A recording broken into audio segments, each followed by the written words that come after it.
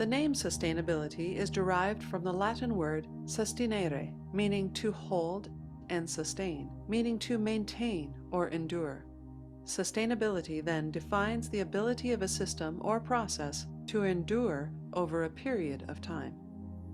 How sustainable something is can be understood in terms of its overall efficiency, in terms of how effective the whole organization is at operating within its environment.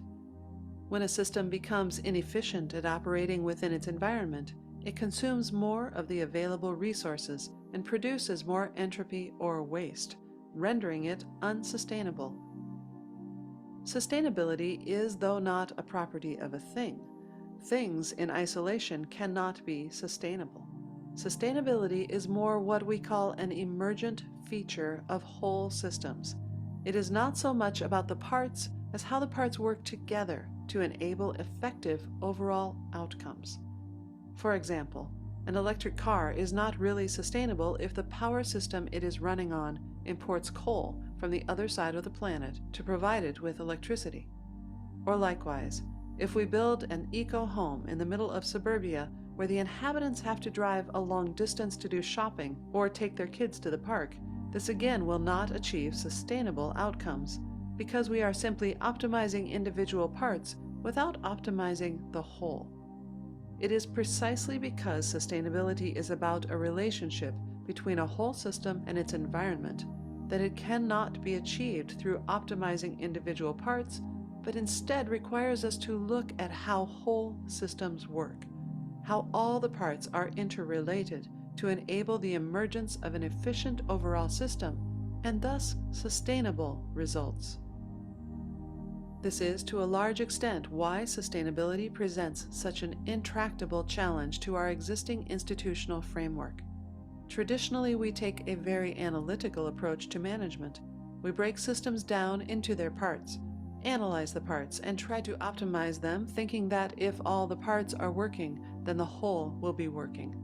In relatively simple systems, this kind of reductionist approach can work, but in something as complex as an entire economy or global supply chain, it comes to be more how the parts are interrelated into the whole that comes to matter.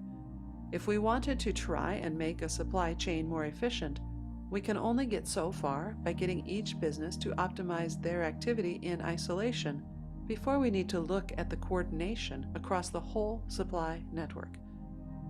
Often when we focus solely on the parts, we simply shift problems to the whole organization, and because of that, we stay getting the same overall ineffective outcomes and unsustainable results.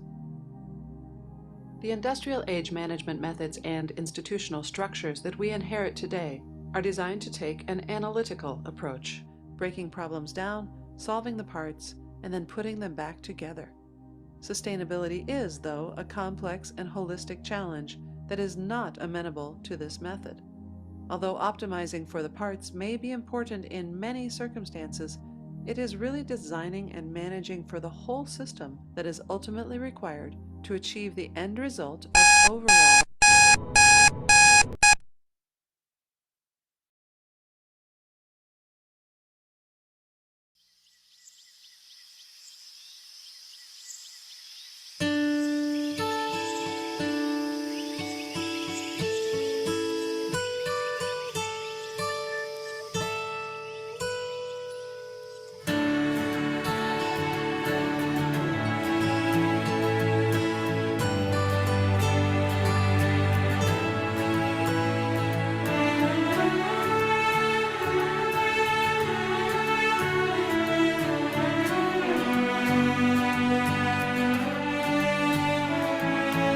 फूलों ने जाके बूंदों से पूछा, बूंदों ने जाके मिट्टी से पूछा।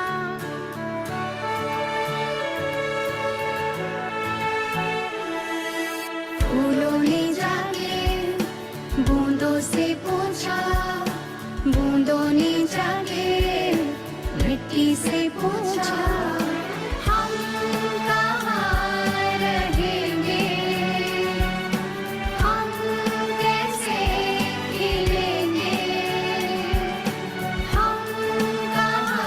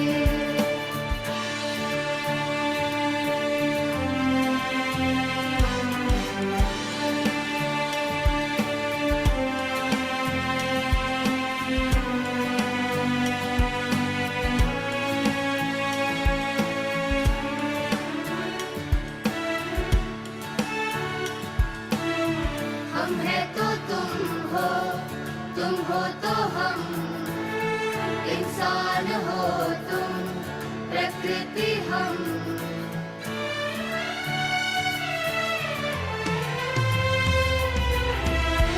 हैं तो तुम हो तो हम, इंसान हो तुम, प्रकृति हम।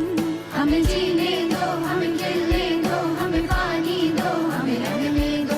हमें जीने दो, हमें खिलने दो, हमें पानी दो, हमें रंगने दो।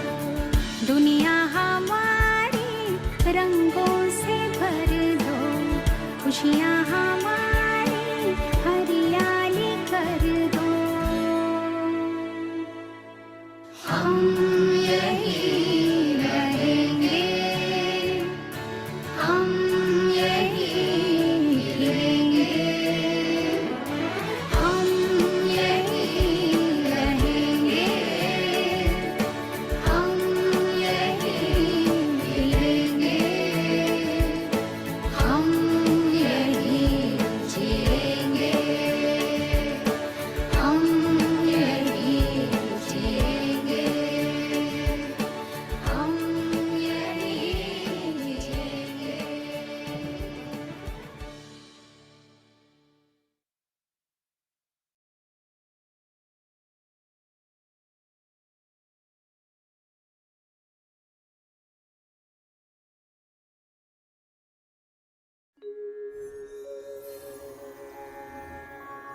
वक्रतुंड महाकाय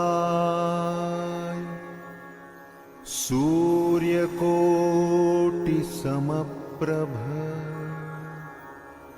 निर्विघ्नं कुरु मे देव सर्वकार्येषु सर्वदा।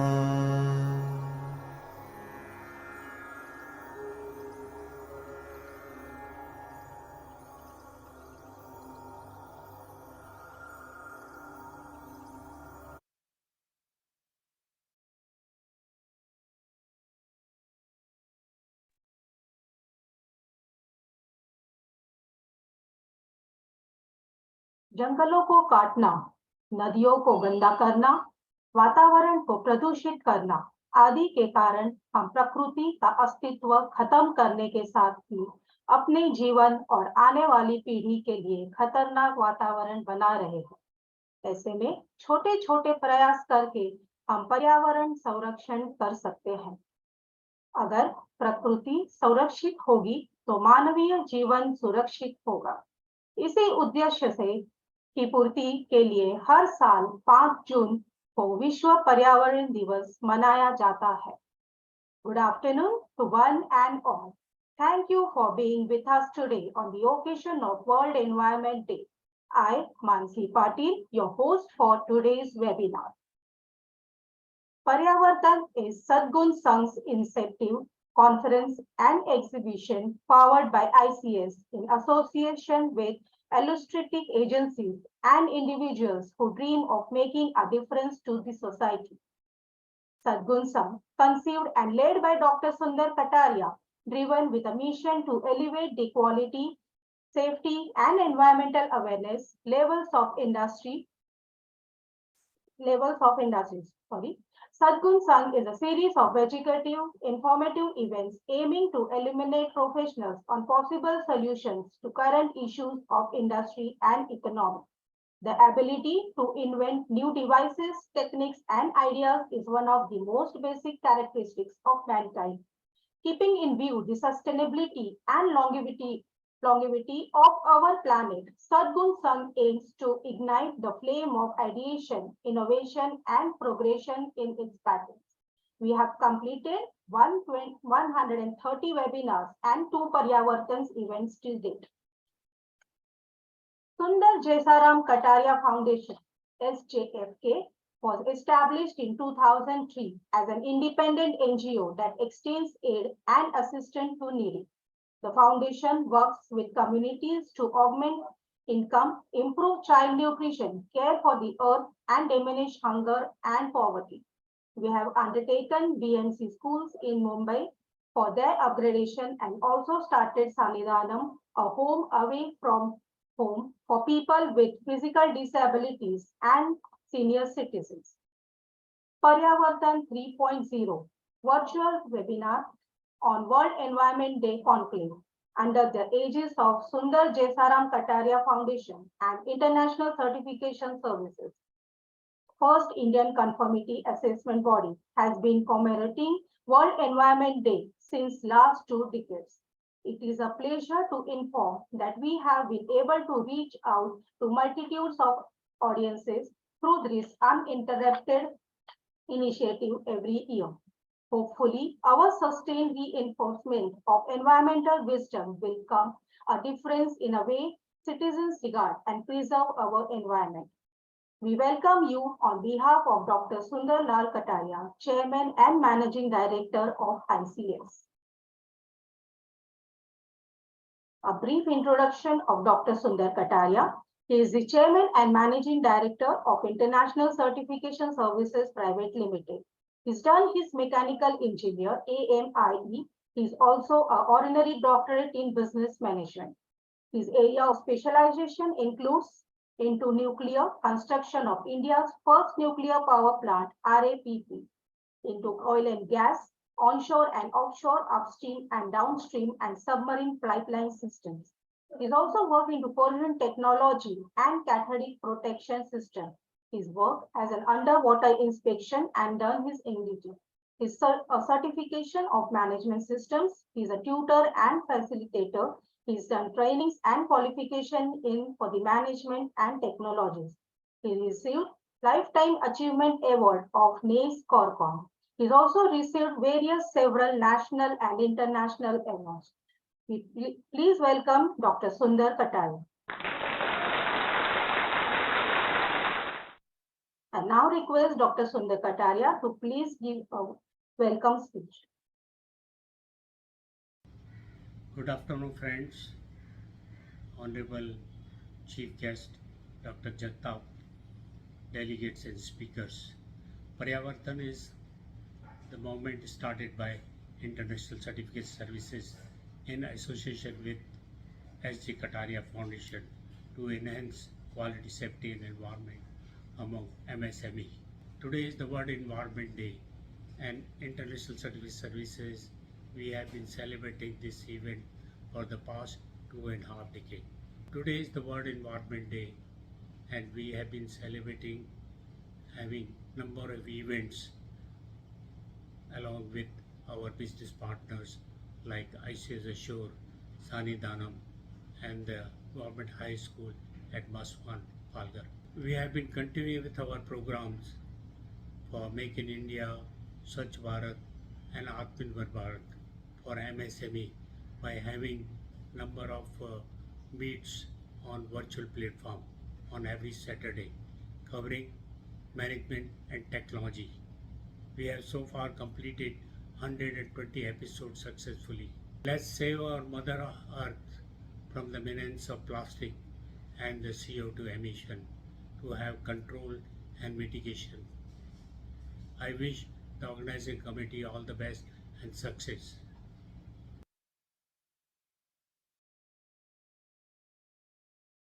Thank you. Thank you, Dr. Kataria. Earth has long changed human minds to observe and reflect. Just by our mere inspection of our planet, we gain important knowledge of science and of ourselves. And it's safe to say that nature has power way of teaching our wisdom and healing us. I now request Professor Sudesh Sharma to please introduce our chief guest, Professor B.N. Jagtap. Yeah. Thank you, Mansi. I mean, it's an honor and a privilege to introduce the chief guest of the day. I was just wondering, basically how to, let's enliven the environment a bit, let's not make this conclave or discussion a very serious affair. Let's converse, let's talk like normal human beings. And Dr. Jagtap, I wonder, where should I start introducing him, basically? I think Dr. Jagtap is the life force. Chemistry, chemistry has been the life force ever since the Big Bang, I reckon. And even today, we are here because of the Big Bang, you know. So everything around us is chemistry, and the person addressing this gathering is the most distinguished, most renowned personality in the field of chemistry. Uh, what more introduction? He is a distinguished scientist by endowed by the government of India. You know, the designation, it's not that it's just an add-on to his title, it's endowed by the government of India. DS, Distinguished Scientist, Director of Chemistry Group at BARC, a former director. So, a director at BARC, you know, you can imagine his, and how humble, how modest he looks, you know, his looks uh, actually they conceal a lot of Dr. Jagtap, you know, a lot of Dr. Jagtap. So today we are here to hear, you know, the iceberg that's inside him. You know, the vast reservoir of knowledge, insights, experience, exposure, you know, abroad, exposure in India, exposure to most of the, you know, prestigious teaching institutes of this country. Like he still visits IIT, visits Homi Baba National Institute. He's the editor of INS journal. So overall, he's a catalyst, you know, a catalyst everywhere. So I hope he'll be a catalyst for this event also. Most welcome, Dr. Jagtap. It's a privilege and honor. Thank you. For me to actually, you know, the list of your awards is so long. You know, I would just mention two of them, like, you know, Indian Society for Molecular Physics, Jagadguru Shankaracharya Award, and a couple of other awards. And I mean, hats off, sir, hats off. And so it has been so modest of you to have accepted addressing a gathering on the digital mode, despite your very busy Saturday today, you know, very busy Saturday. Uh, and I'm sure under your able leadership and with the competence of the current committee, INS is going to expand its outreach multifold, continue with its seminars, its lecture series, its webinars, its symposiums. And sir, please act as catalyst and create some chemistry between the participants here. Most welcome once again, Dr. Jagtap. Yeah.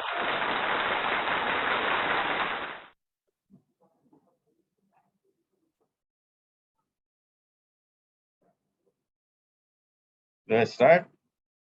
Please, sir, please.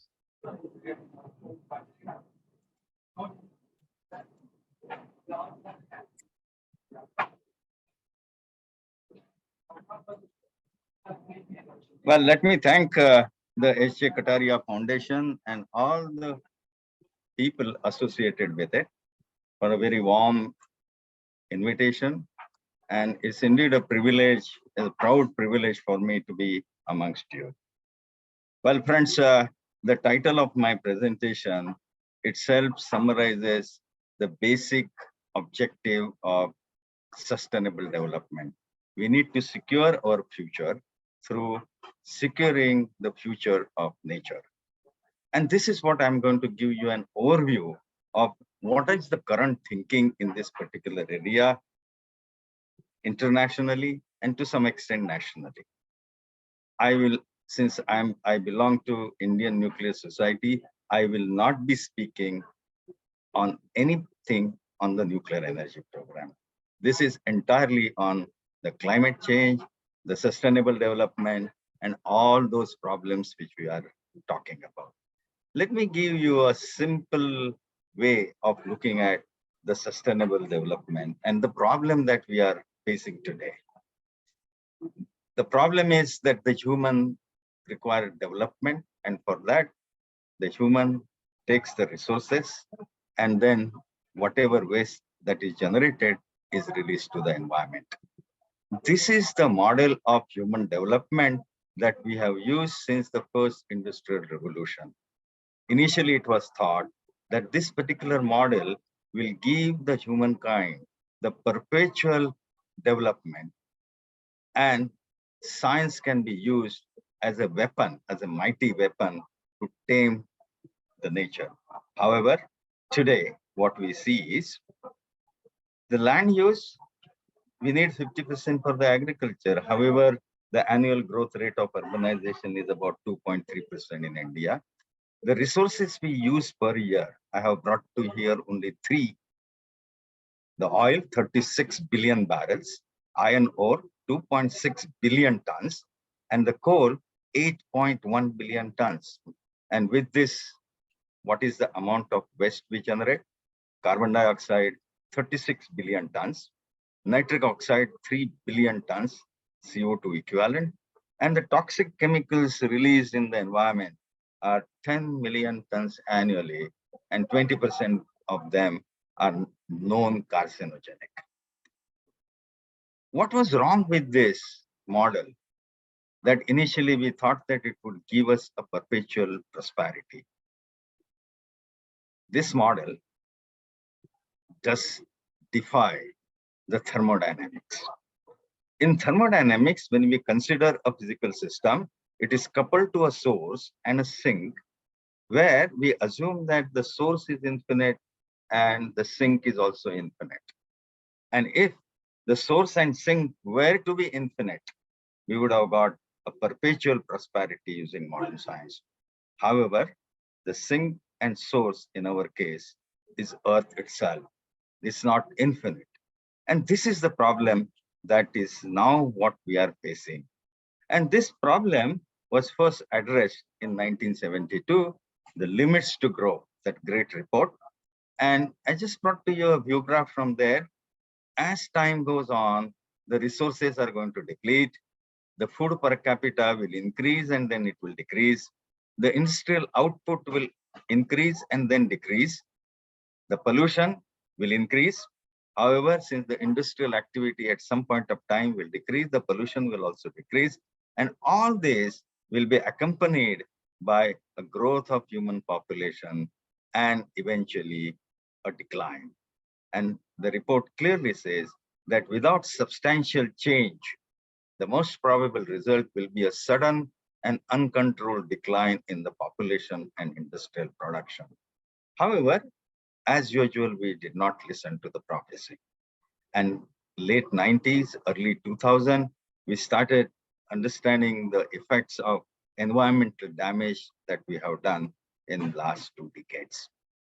What we understand today is that the stability and resilience of the Earth system and the human well-beings are inseparably linked. We also understand that the 5 components of the Earth system, the atmosphere, hydrosphere, geosphere, biosphere, and cryosphere, are interlinked. And therefore, the whole problem of the Earth system, we need to look at it holistically and in an integrated manner. We just cannot think only of reducing the temperature of this planet or maintaining at 1 degree or 1.5 degree, but we need to also look at its overall effect on the other components of the Earth system. And we also know this, that the human processes have put the Earth system on a trajectory moving rapidly away from the stable state. How do we quantify this? And this is what I will bring to you from the very latest publication in Nature. What this particular work tells us that there are 8 components. You can see here the climate, aerosol, phosphorus, and nitrogen are related to the food production, the groundwater, surface water, natural ecosystem area, and the one important is the functional integrity, which talks about the retaining the ecological functioning in the human dominated areas. And what is happening today is the position, the Earth, this is indicated by this black dot. Now you should look at the climate. The green one is the safe circle, which we have already breached. Today, the temperature is 1.1 degrees centigrade, the rise in temperature from the pre-industrial area, and 1.5 degree is that line which we should not cross. We have already breached here the safe corridor. Same thing has happened for the aerosols. The global warming has also effect on the nutrition. the nitrogen fixation abilities of plants are decreasing. The groundwater and surface water, you can see we are slowly approaching that safe corridor. And if we breach that, there's going to be a disaster. The natural ecosystem areas are also decreasing. And the functional integrity of about 40% of the land on this earth is inadequate for continuing the ecological activities. This is the situation as of 2023. And if you look at what would happen by 2050, when the world's population will grow by 41%, energy demand will grow by 56%, and food demand will grow by 53%, and domestic water, the largest component, it is going to grow at 234%. So in few years from now, we are going to breach the safe line for water and many other criteria. As of today, where are the hotspots of this transgression of the Earth system boundaries? And you can see here, they are in the thickly populated area and largely in the developing countries, and India is a part of that. And these transgressions have created a greater pressure on achievement of the Sustainable Development Goals of United Nations. We got to achieve them by 2030, but these transgressions are really posing a great trouble. And that's why in 2022, India's rank in the Sustainable Development Goal achievement was 121. Now, if you look at it, where are the issues in India? Now, energy is often discussed, so I'm not going to talk much more about it. We know that the share of the fossil fuels is 91%, and in the electricity production is 75%. And then there is a huge government program. Finally, it will end up in solar energy, wind energy, hydrogen energy, nuclear energy. All this we know of. But what we do not talk is about the water. We know that the 54% of India faces high to acute water shortage. 60 crore people are at the high risk of water disruption. Over 10 crore people are living in the areas of poor water quality. Pollution has affected 75% of our water sources. Rivers are dying due to industrial and domestic pollution. We are paying a huge economic cost, and that amounts to about 6% of GDP. And it is estimated that by 2030, India's water demand will be almost twice that of the supply. So this is where we are going to bridge that particular safety line. At the same time, if you look at our cities, 14 of the 15 worst polluted cities are in India. 25 lakh people die every year due to pollution. Average particulate matter, I talked about the aerosols, is 68 microgram per meter cube. Biodiversity, India has lost 6,68,400 hectares of forest during 30 years. And nearly 18% of India's 2,603 tree species are threatened with extinction. And I just brought to you pictures of some of those plants which are near extinction. And when I talk to school children or college children, they immediately recognize this red sandalwood thanks to that movie Pushpa. And the poverty and health, the number of poor in the country is 13 crores, 14% children are undernourished, 14 lakh children die every year before their birthday. The high mortality due to chronic diseases, 22%. All this tells us how hard we need to work to achieve these sustainable development goals by 2030. Now, when you talk about the sustainable development goals, the sustainability rests on three pillars: the climate action, economic progress, and social justice. And that is here. We require a new paradigm of science and technology that cares for people as well as for the nature. We cannot continue with the development model that was initiated in the first industrial revolution. We need a different thinking. And what is that thinking? Internationally, people are talking about. And this thinking is somewhat not strongly appreciated in this country. And this particular thinking, the new paradigm, is called a sustainability science. And I have brought to you from the website of Proceedings of National Academy of Science, USA, what is sustainability science? Sustainability science is an emerging field of research dealing with the interactions between natural and social systems and with how those interactions affect the challenge of sustainability, meeting the needs of the present and future generations while substantially reducing poverty and conserving planet's life support. And over the years, people have gathered the major problem areas in the sustainability science, and a large amount of work is going on elsewhere, not in the country. I'll just flash you some of the topics which are being addressed.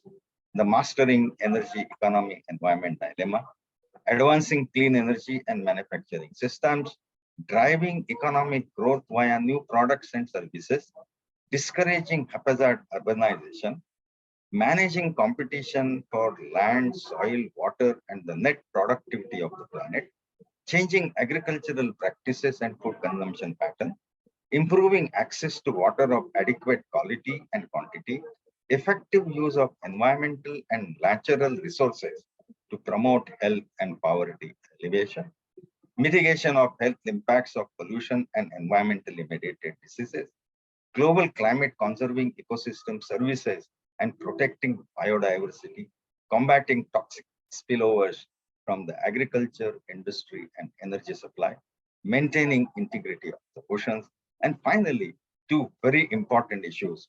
What are the practical trade-offs between the human well-being and the natural environment? And suppose if we propose an alternate pathway, then how can the sustainability of the alternate pathway be evaluated? Or are we going to come to know about it after 100 years? Unfortunately, we have not been doing much work in any of these areas.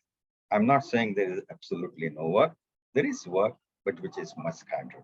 We need, as Americans and Europeans say, that just for the particle physics research, we have developed CERN.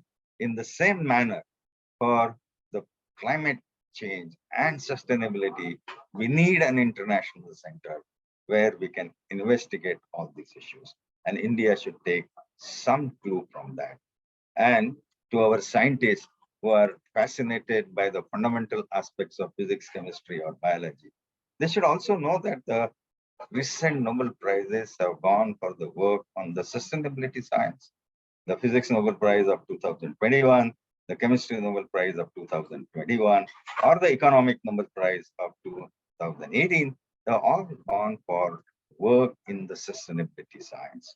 And this is what we need to note, that the world is now started recognizing the contribution to the work of sustainability, which anyway happens to be the most fundamental problem of our existence on this earth. At the same time, I always make this statement that the effective technologies did not be complicated. We have always an issue that we should have a very complicated technology. We should have, but at the same time, there are simple technologies which can help you. And one of my students, he did one great job, and it's a very simple technology. And how he helped the environment, I'll just show you.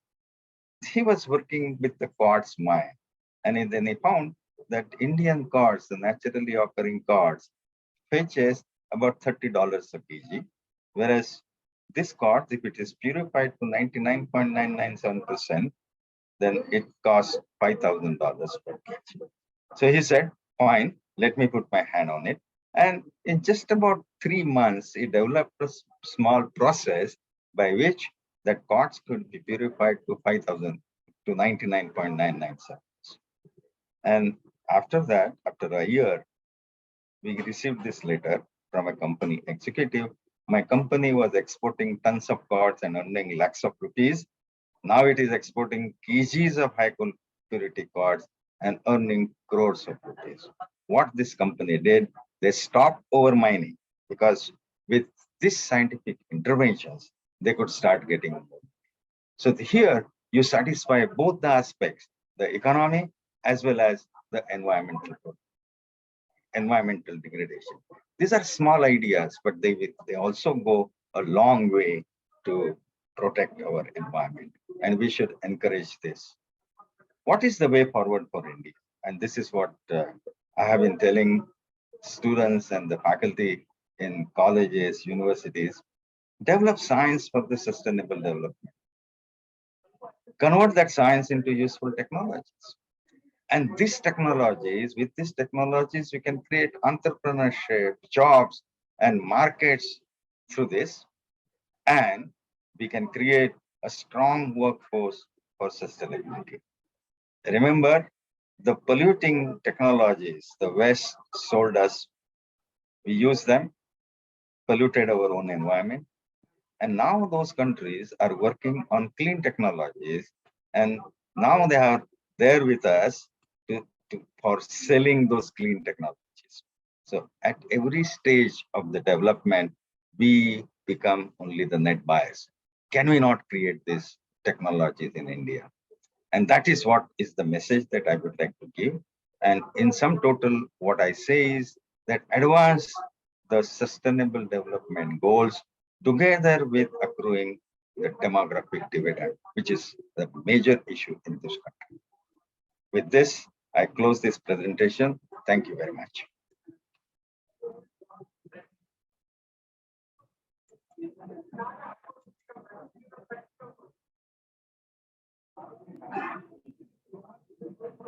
Thank you. Thank you, Professor Jagtap, for enlightening us with such a wonderful presentation. It's a high time we need to think on climate action, economic progress, and social justice. Please accept a small memento on behalf of us. Okay.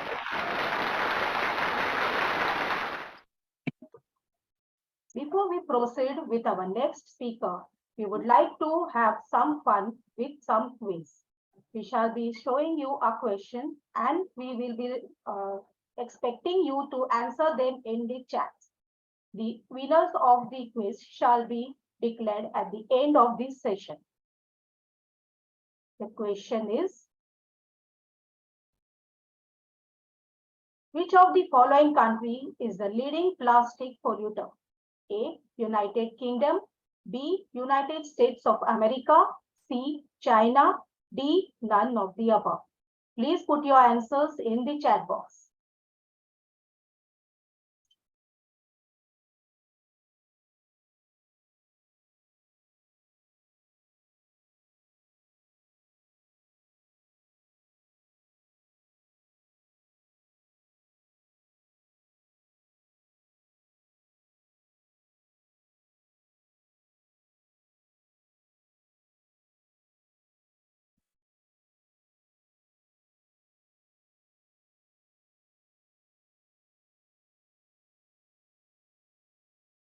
The correct answer is C, China. Changes in lifestyle, rapid urbanization and industrialization have led to an increase in water consumption throughout the globe. Today, we are losing fresh water at a rate much faster than it could be naturally replenished. To avoid water crisis and to ensure the availability of fresh water for future generations, there is a need to form policies regarding water conservation and also to implement them effectively. We have Dr. Anil Mehta with us today to enlighten us on water conservation. Please let me introduce him. Dr. Anil Mehta is also known as Jal Purush of Rajasthan. He was the principal at Vidya Bhavan Polytechnic, Udaipur. He's done his BE in Civil Engineering, ME in Irrigation Water Management Engineering, PhD in Integrated Water Resources Management. He is known as Jal Purush and citizen engineer and has been working to protect and conserve lakes, rivers, and water resources for the last 30 years. He is the founder of Jeel Saurakshan Samiti, JSS. He has served at the AICTE core group for preparing roadmap of conservation of lakes of India. He has also served as ordinary visiting faculty at International Center for environment audit, and sustainability development. He has played an important role in eco-restoration of Ahar River of Udaipur and developing effective sewerage system of Udaipur. He was the signatory of Udaipur Declaration 2015, Healthy River, Healthy People. He has been awarded by various organizations. He is the recipient of the Dr. Yashwant Rao Kerkar Award for Environmental Conservation Works. He has been honored by Zee News, Tarun Bharat Sangh, Teri, Abhinav Rajasthan, and various such organizations. Please welcome Dr. Anil Mehta. Over to you, sir. Thank you very much for inviting me to this conference. Am I audible? Yes, sir. Okay. So Dr. Jagtap has very elaborately discussed about the environmental issues and the impact. I would rather talk about more about water. Dr. Jagtap mentioned about the situation of water resources in our country. So I would add some little more on that issue. First, let me share my presentation.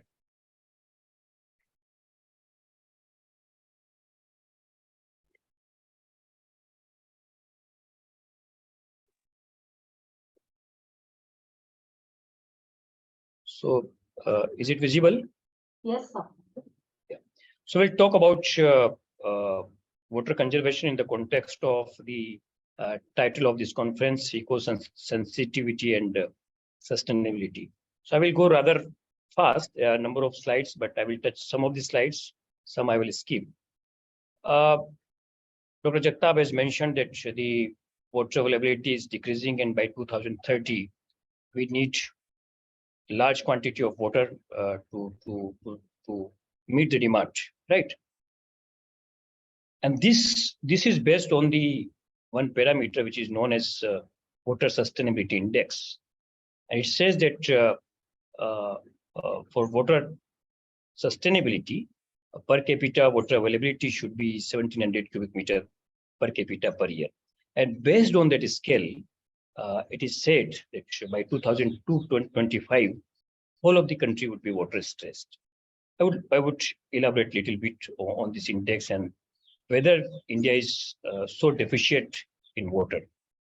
Dr. Jagtap has also said that 54% of our water resources are in bad condition. In fact, we are facing two problems simultaneously. In some parts of the country, the water is declining, depleting like anything. Groundwater is depleting. And on the other hand, we are getting the floods.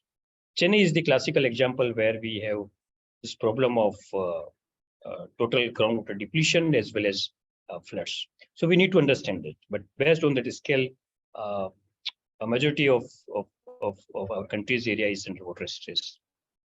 The other problem which the country is facing is the hydrological deterioration of our water bodies because of the degradation of the catchment areas from where the water bodies receives water, because of the obstructions in the drainage channels, stream flow channels, because of excessive silting, because of degradation of the catchment, our water resources are drying. And it is also the fact that within 2-3 rains, the water bodies gets water. So total drying up and early filling, both phenomena we are seeing in our country. Unfortunately, we have limited our definition of water bodies to the water body itself. For example, we take as a lake itself, we do not talk about its catchment and its downstream. When we talk about the river, we just talk about the river course. Actually, the river is not just the river course, or the lake is not just that water bounding area. It is much more than that. And it is always said that any water body, lake or river is reflection of its catchment. But in our country, we are deteriorating our catchment areas like anything. I already said that for the most of the rivers, the floodplains are highly encroached upon. In fact, we do not see any floodplain. Almost all rivers of the country, they are the encroachment and on the floodplains of the rivers. We do not have any catchment basis of planning. Still, our country is, based on the administrative boundaries, whereas it should be on the river basin boundaries.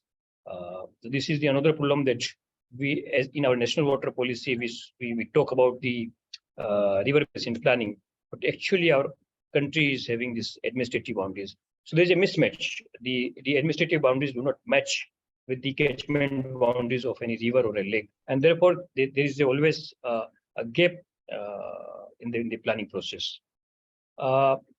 Then we do not have any water budgeting, though there are many models available. What we call the systems approach, the process of mathematical modeling is there, but we do not, do any water budgeting. That if I get that much amount of water in a particular year or in a 10 period span, the amount of water which would be delivered for various purposes, the evaporation which would naturally take place, and the seepage that would happen. Adding all that, the minimum level of water should be maintained in any water bodies in order to sustain the aquatic system. So that kind of water budgeting which we are not having. We are, excessively withdrawing the water. I've already said we are extracting water from the ground. Even in water bodies, when the water dries up, we dig the tube wells and draw the water. And the another problem which is there in almost all the water bodies of the country, which we call the morphological shrinkage. We are encroaching upon the river bodies, water bodies in the floodplains, in the littoral zones. We do not have any correct definition, which I already said. So the lakes and the rivers and water bodies all are shrinking like anything. I've just put this note from an Australian scientist that why the shoreline area is important, why the floodplain is important, why the what called the littoral zone of the lake is important. It is said that its bark is important to any tree. Similarly, the shoreline, the littoral zone, the floodplain, they are important for survival of any water body, say river or a lake. That is the biggest problem, that we are destroying all our floodplains in our littoral zones and the shoreline of our water bodies. And that is really basically we are killing all the biological processes that are important for survival of any water body. Unfortunately, we have changed the definition of the boundaries. I've used two terms: maximum water level and highest flood level, or the FTL. So we are limiting our definition to the FTL, means when the water flows in any river and if it is stopped up to the brim, we consider that is the river boundary. Actually, we are missing that the river is not just the river, it is the floodplain, and the lake is not just when it is full up to the dam or the embankment. It is much more than that. So that idea is missing, and therefore we are all the shapes of the rivers and water bodies, they have been altered. This is another problem, that the islands which are located in any water body, they are important ecodiversity or biodiversity zones. But unfortunately, these islands are now given to the hoteliers and for the constructions, and that is the reason that the important biodiversity zone of the river and the rivers and the lakes is now under threat. We know that in the country there are many embankments which are centuries old. For example, I live in Udaipur, the beautiful city of lakes. The embankments are very, very old, some 400 to 500 years old. But there's no, attention on the safety of the embankments. We are doing many alteration on the name of beautification. I've given you this slide that tube wells are being drilled on the embankment. We're putting pressure on the embankments, so the embankments are not safe. So embankments are in bad condition. The boundaries are reducing. The problem of pollution is there. What we are doing is the need that we need to think that in order to sustain all our water bodies, in order to sustain the biodiversity of water bodies, what we need to do. The next problem which our water bodies are facing, which we all know, the ecological and limnological problems. All kind of waste, whether it's a solid waste or liquid waste, everything means Dr. Jagtap has said, Earth has now become a sink. All our water bodies are now becoming the sink. They are they are our dump yards. Go anywhere in the country, we are putting all sorts of waste in our water bodies, and therefore there are the problem of eutrophication. We are losing all our aquatic life in many of the lakes and rivers.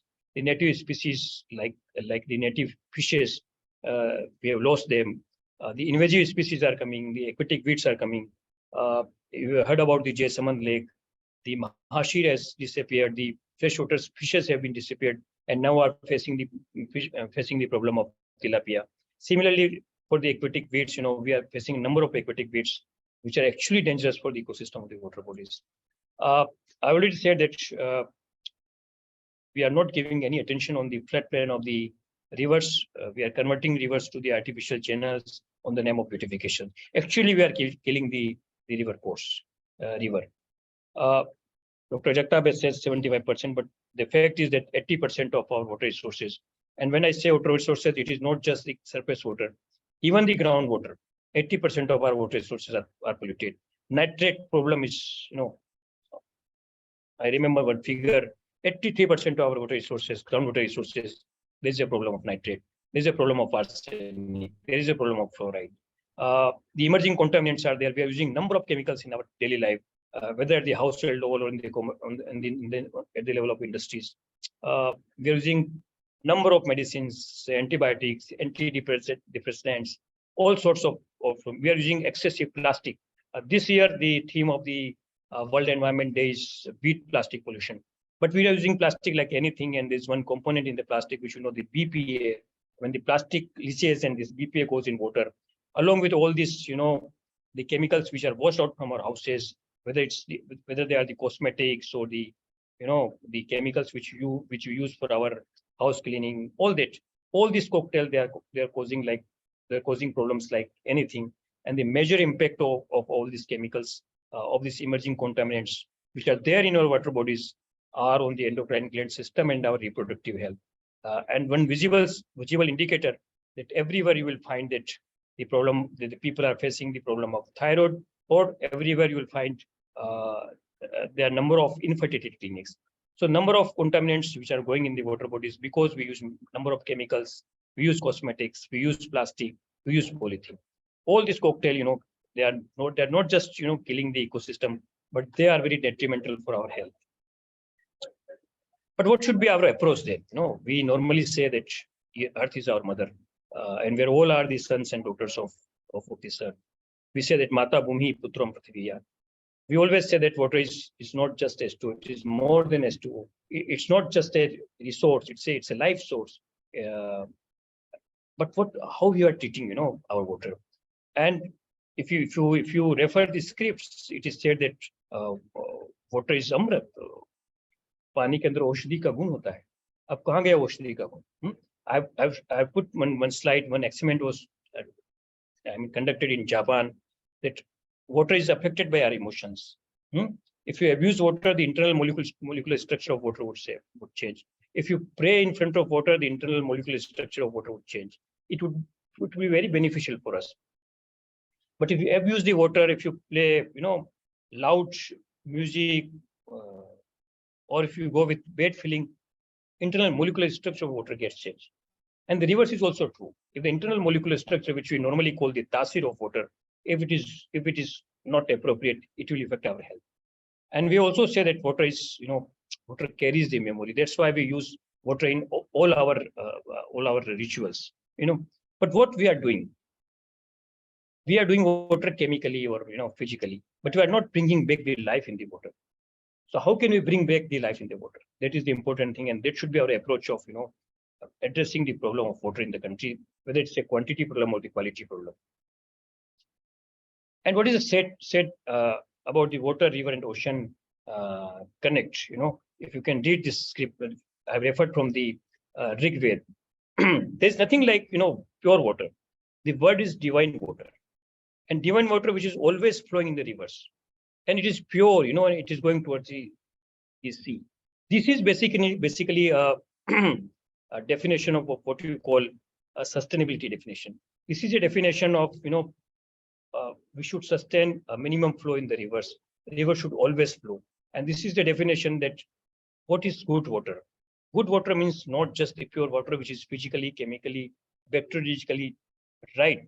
It should have divine properties. And how can we bring back that divine property? in water. I already said, I mean, this is the definition of sustainability. If you give the water security and definition, sustainability definition given by the World Bank and the Asian Development Bank, this concept is there, But the country which is practitioner of all these concepts, where the whole community was involved in the water conservation and water management, what has happened today? And that is the biggest question, that we need to define water sustainability and sensitivity towards the water resources in a new way. And that is the biggest. I will also refer this slide that if you go in any geographical region or ecological region of the country, you'll find that the people together have constructed various water resources. We call them the traditional water resources. That means they were having the understanding of agroclimatic zone, they were having the understanding of local climate, they were having the understanding of the local topography, local soil, and based on that, they have developed the various water structures. That means scientific understanding and wisdom of water management was there in our society, but where we lost that. This is the question, and that we need to address. I will give the example of Western Rajasthan, where the rainfall is just 100 mm. India's average rainfall is around 700 mm. Western Rajasthan is getting almost nil rainfall. Cherrapunji is getting 11,000 millimeter rainfall. But if you go in Western Rajasthan, you will find that culture is very rich. The people are, very soft spoken. The music is very good. The food is very good. All rituals are very good. And over that, if you analyze the entrepreneurs of the country, most of the major entrepreneurs of the country, they are from the Shekhawati area or the Western Rajasthan. Means any society which is eco-sensitive, which is water sensitive, that would be the enterprising society. If you are able to manage the water, every drop of water, you would be able to manage everything, whether it's a human resource or the financial resource.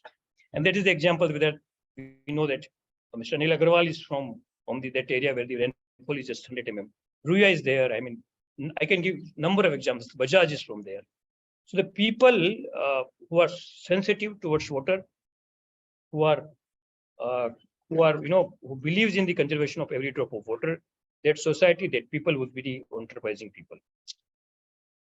I will refer one more, mantra from the text, which is Om Dyo Shanti Shanti Prithvi Shanti Shanti Rapa Shanti Roshada Shanti Shanti. You can read it. But what does this mean? When we wake up in the morning and when we read this, what does this mean? This whole Shanti mantra is, it itself is a definition of sustainability. Right? If there is a peace in water, what do we mean by peace? It means it should be safe. It should be nourishing. When we say that the earth be at peace, it means that the earth is not polluted. We are not doing anything which is above the carrying capacity of the earth. When we see peace in the sky, it means we are taking care of the air and everything. And if you see the global goals, all these global sustainable development goals, none of them can be fulfilled without water. Whether it's a poverty or say to address the hunger or the good health or the decent cities or the clean water or the sustainable cities, nothing, no sustainable development goal can be achieved without addressing the issue of water. And that's why I put this Shanti mantra. We are the society when we recite all this, but we do not practice it. What does this mean? When I say Apa Shanti, that means I need not to pollute the water. I need to use the water judiciously. That we need to bring in our daily life, in our action. What our Prime Minister has said, lifestyle for environment. And we all read about the integrated water resource management. This is given on our national and state water policies. What is it? It is basically the definition of sustainability, which Dr. Jagtap has also mentioned. Not addressing the needs of this generation only, but the future generation only. Not just addressing the need of humankind, but the whole entire animal kind, entire ecosystem. That is the definition of the sustainability. Our country was that. Our lifestyle was that. Our society was like that. But somehow we have changed everything. I have given one diagram which I call the IWRM tree. What we need? We need, the important thing is that we need people's participation. Enlightened citizens that should participate in to conserve, so that they can conserve the water resources. We're talking about the smart cities, and the entire concept is based on, creating good roads, getting all these IT gadgets. But what is smart? And what is smart in the context of water, right? Dr. Jagtap has said that we are losing 6% of GDP because of this environmental problem. Basically, that is because of the bad water. We are losing 6% of our GDP. If we can ensure good quality water, if we can ensure good sanitation, our GDP would go by 6%. So I defined what is smart. S for safe water and sanitation. M means our mountains and hills should be protected.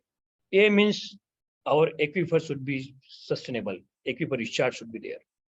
R means our rivers and lakes should be protected. And T means the traditions which I'm talking, the traditions of respecting the water resources, respecting the natural resources. T means not treating them as a resource, treating them as a life source. Because when we say resource, whole economics is there. We are not consumer or producer. I've said our Dhyaya Vakya is Mata Bhumi Putra Mujya. That way we should respect our mother. So this is my definition of smart city. And I think if this is there and the people are healthy, any place, any village, any city would be smart. So we need to change the definition of smart city. Udaipur is where I live is a tourist city, and we are exploiting all our resources in order to attract the tourists. But who are the real tourists? These migratory birds which come from thousands and thousands of kilometers away from their own place. We need to change the definition of tourism. What is ecotourism? What is sustainable tourism? Right? That idea we need to change in order to achieve what we call sustainability. I already said that we need to make our rivers healthy. And now I come to the end of my definition. What we can do today when we are conducting this seminar on eco-sensitivity and sustainability. So I will call it Resolve at 75. 75th years of the independence, we have completed 75 years. What we can resolve. And the first resolve is that we need to change all our administrative boundaries. There should be the river basin boundaries. If we cannot do that, let's start planning on the basis of river basins. Right? We need to protect all the catchments, all the hydrological, what do I say, the catchment areas and all that, the hills and mountains, we need to protect. We need to stop the over exploitation of our groundwater, right? We should go towards the nature-based solution. This is a photograph of Udaipur when our lakes were totally covered with the water icing, right? And then we impose, when we put one eco-technological solution, we introduced 2 weevils, and within no time they control the water icing. So that kind of, similarly for the other aquatic weeds, they are the carp fishes. If you could put the carp fishes, they will control the aquatic weed problem. So we need to go towards the nature-based solutions. I will also show you the river ahead of Udaipur, highly polluted. But we introduce, and you see this slide. If you even pump the water which is located along the Ahar river, you will find froth. You will find all these forms. But we introduce one eco-technological solution. We converge all natural parameters there, some trees, some plants, some microbes, and within no time the river gets rejuvenated. So we should go towards nature-based solutions which are not cost expensive. The energy footprint is 0, the space footprint is 0, no chemicals required, and people's participation is there. So this resolve we should take that in order to solve the water pollution problems, we will go towards the nature-based solution. And nature-based solutions are the only way when we can bring the life in the water. Otherwise, you would be able to treat the water chemically, physically, and biologically, but we would not be able to bring life in the water. If you want to bring life in the water, use the nature-based solution. Another result which we can take is that we will reduce 75% use of water, whether it is in agriculture or it is at the household level, right? If you just put an aerator on your tap, mist or aerator, what we call it, you will save 80% of your water. It means that if you are using 500 liters of water in your house, if you put aerator, you will be able to save 300 liters of water. That means 1 lakh liter per year. So what do we say? Money saved is money earned. Water saved is water earned. We need to do that. If you can use the rejected water of RO, if you can use the reuse of, the SC water, water which is rejected. One important thing, if you stop food wastage, in country it is said that around 70 kg of waste is food is wasted by us. Very dangerous. Many people are not getting food and we are wasting the food. But food, in order to grow the food, we need water, right? So if you just start saving the food, you would be able to save the water. If you stop leaking of your taps, you would be able to save the water. And simple experiments. Don't give full glass of water. Person sips, take one sip and then put, and then water gets waste. Half glass water, cutting water, that is sufficient. Why you use all these showers and all that? You can actually bath in 2.5 liters of water. It is sufficient to take a good bath, but you can use half bucket. You can go for rainwater harvesting. And why I'm saying that, by simple actions, you can almost save 2.5 liters of water. You're all Bhagirath, right? And if you save a single drop of water, you will save that drop. Either the groundwater would be saved or the surface water would be saved. I have cited some of the examples. In order to grow 1 kg of rice, we need 2,500 liters of water, right? In order to grow 1 kg of potato, you need 287 liters of water. So when you waste one potato, it means 25 liters of water is wasted, right? So we need to change it. We need to stop this food waste in order to save our soil, in order to save our water. There's a problem of siltation in our water bodies. You can make a resolution today. Just go on any river side or lake side. Just go and take out at least one bucket. You would save. You would serve this country like anything. You would serve the mother earth like it. Just start. Just start your own action, and you would be able to save this mother earth. Last part, I would say that we always say there are the 3P approach. Start for your own level, then take it to your place of work, and then make it a public movement. Personal, professional, and then public. And when I say about sustainability, I will always say about it, not just 3R, say 10R. And 10R starts with respect. Respecting our mother earth. If you can do that, respecting all our life sources, water, soil, air, the earth, you will be able to attain the sustainability. That's why I've given the definition of 10R for sustainability. And start with your own, make the people aware, involve them, and then make a public movement. So personal, professional, and public, adopt this 3P approach and make this earth sustainable. I would say our future depends on what we do projects. So let's start from today itself. Thank you for inviting me. Thank you.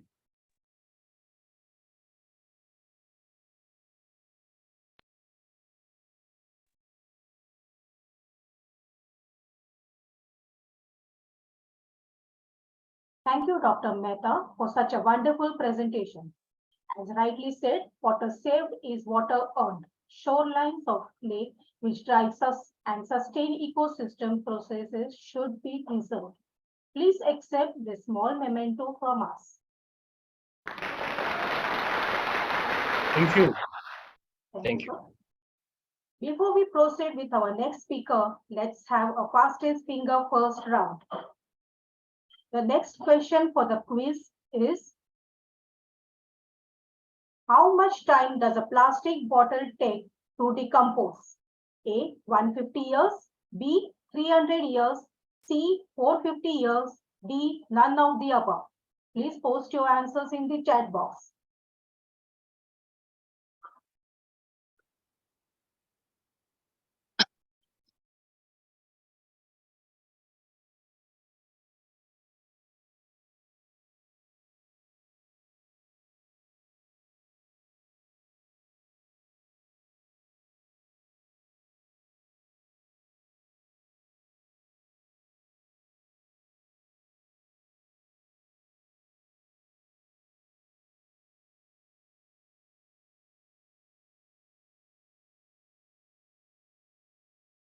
And the answer is C, 450 years.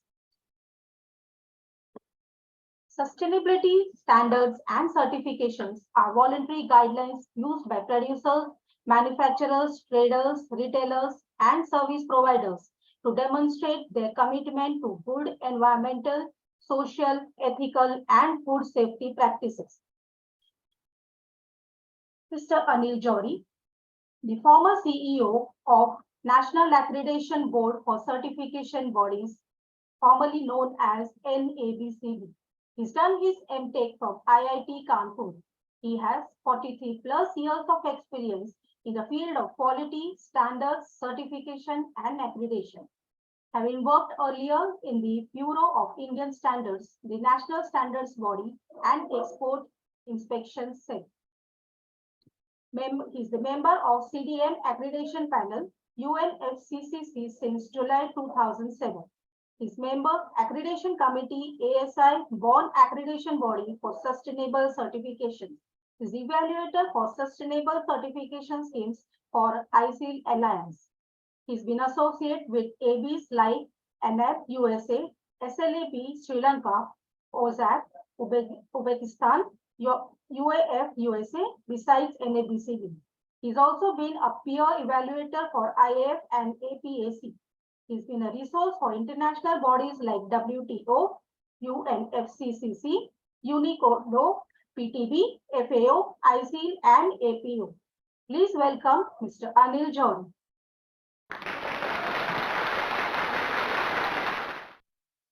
Over to you, sir. Good afternoon. Thank you very much for this introduction. Let me start by complimenting Mr. Kataria and his team. Saturday after Saturday, I receive communications about webinars being conducted. This is truly amazing that you can keep up this pace of having webinars every Saturday, and yet, attract an audience. It's a great effort. My compliments to you. I have, as has been said, I have chosen a topic which is increasingly talked about these days, about sustainability. We are talking sustainability, climate change, environment. So there are different words. Sustainability is a huge topic with many, many aspects to sustainability. So I have chosen the topic of sustainability standards. Indian industry faces multiple challenges, and I'm talking in relation to standards only because that's my area of expertise in relation to compliance to standards. We know that many products and services have health or safety implications, and therefore they are regulated, which means standards are enforced by law. These are called technical regulations in the product area, and they're let us say simply called regulations for products and services. We are aware that sectors like food, drugs, electrical appliances, LPG cylinders have been regulated for years in India, and some of the services like education, healthcare, aviation, etc., are also regulated. In other sectors which may not have health and safety implications or environment implications, or national security implications, or deceptive trade practice implications, there are voluntary standards. The interesting part is that even in regulated sectors, there are voluntary standards. So you meet the regulations first, and then there are demands for voluntary certifications also. This is a global practice. There's nothing new. We had our own PFA Act. Now it's called FSSAI has Food Safety and Standards Act. We have our Drugs and Cosmetics Act. We have compulsory BIS certification now for LPG cylinders, cement, etc. It's on since 70s and 80s. We have regulation in education. Healthcare is not so well regulated, but attempts are being made. All this has been codified in in WTO agreements.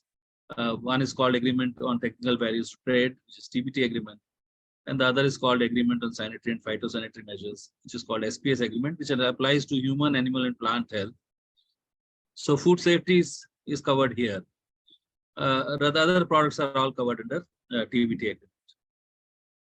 Now, the WTO agreements say that you can have regulations on grounds of health, safety, deceptive trade practices. An example is health. We know drugs is an example, food is an example.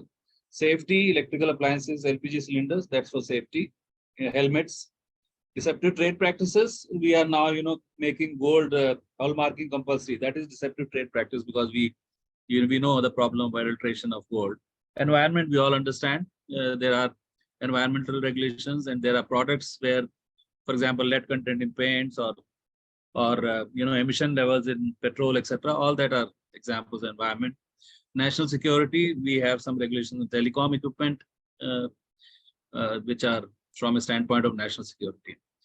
WTO also says that you should use international standards as far as possible. Services also, there are additional grounds. Apart from the above grounds, there are public order and privacy of data. We are still not having a data privacy law in India. So there are two sectors now. One is the regulated sector, the other is the voluntary sector. In WTO terms, technical regulations means mandatory standards. Standards means voluntary standards only. That's a WTO definition. For that, the WTO definition came, we used to use terms mandatory standards and voluntary standards, but no longer. It's technical regulations and standards. Regulations, as you would understand, is a responsibility of the government because it needs power, it needs a legislative instrument. Private sector can't create a legislative instrument. But the standards, that is voluntary standards I'm talking about, are generally driven by the market, especially in developed economies. In developing economies, government set up national standards bodies for obvious reasons. The environment was not so mature. But if you look at Europe and if you look at US and Canada, you'll find that even national standards bodies are in the private sector. Of course, there are other private standards we'll talk about. So what's the challenge in the market for an industry? First, you comply with the domestic regulations where they're regulated sectors, food, drugs, whatever. If you want to export, you meet the importing countries' regulations. And these are typically more stringent than ours. I mean, the fact remains after so many years, we are still shy of having international standards in our regulations. Even pharmacy, where we say we are the pharmacy of the world, we have still to adopt WHO GMP into our regulations. So when it comes to exports, you have to do something more than that. Therefore, I mean, my advice has been that we should base our regulations on international standards and we should adopt international standards as quickly as possible. I think there's no reason today that we should have differential standards, but unfortunately, it still continues. And in the other sectors, there are voluntary standards, even in, as I said, even in regulated sectors. Now, earlier we understood that voluntary standards are typically by the national standards body in different countries. We have Bureau of Indian Standards in India, which was earlier called Indian Standards Institution. As I said, the bodies are private in other countries, but they have a strong connect with the industry. But standards are, even if we are a governmental body, BIS is now hugely governmental. It's a statutory body established by an act of parliament. But please remember the standards that BIS makes are voluntary. They have 22,000 standards. All of them are voluntary, unless the government notifies the standards for compulsory compliance. So howsoever governmental the national standards body may be, its standards are always voluntary. BIS has more than 21,000 standards today.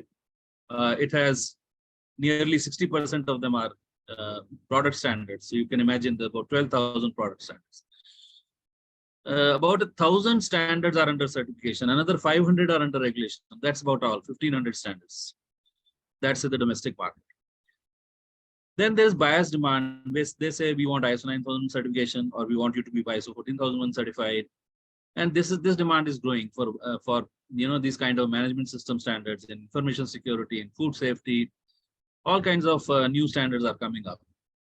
Then there are some industry-driven voluntary standards like IATA 16949, which is in auto sector, or AS 9100, which is in aerospace sector, where big manufacturers got together and they wanted to make sure that their supply chain, which is very scattered, one plane may have thousands of components coming from tens of countries. They want to make sure that their supply chain is, adhering to quality. And similarly, TL 9000 telecom.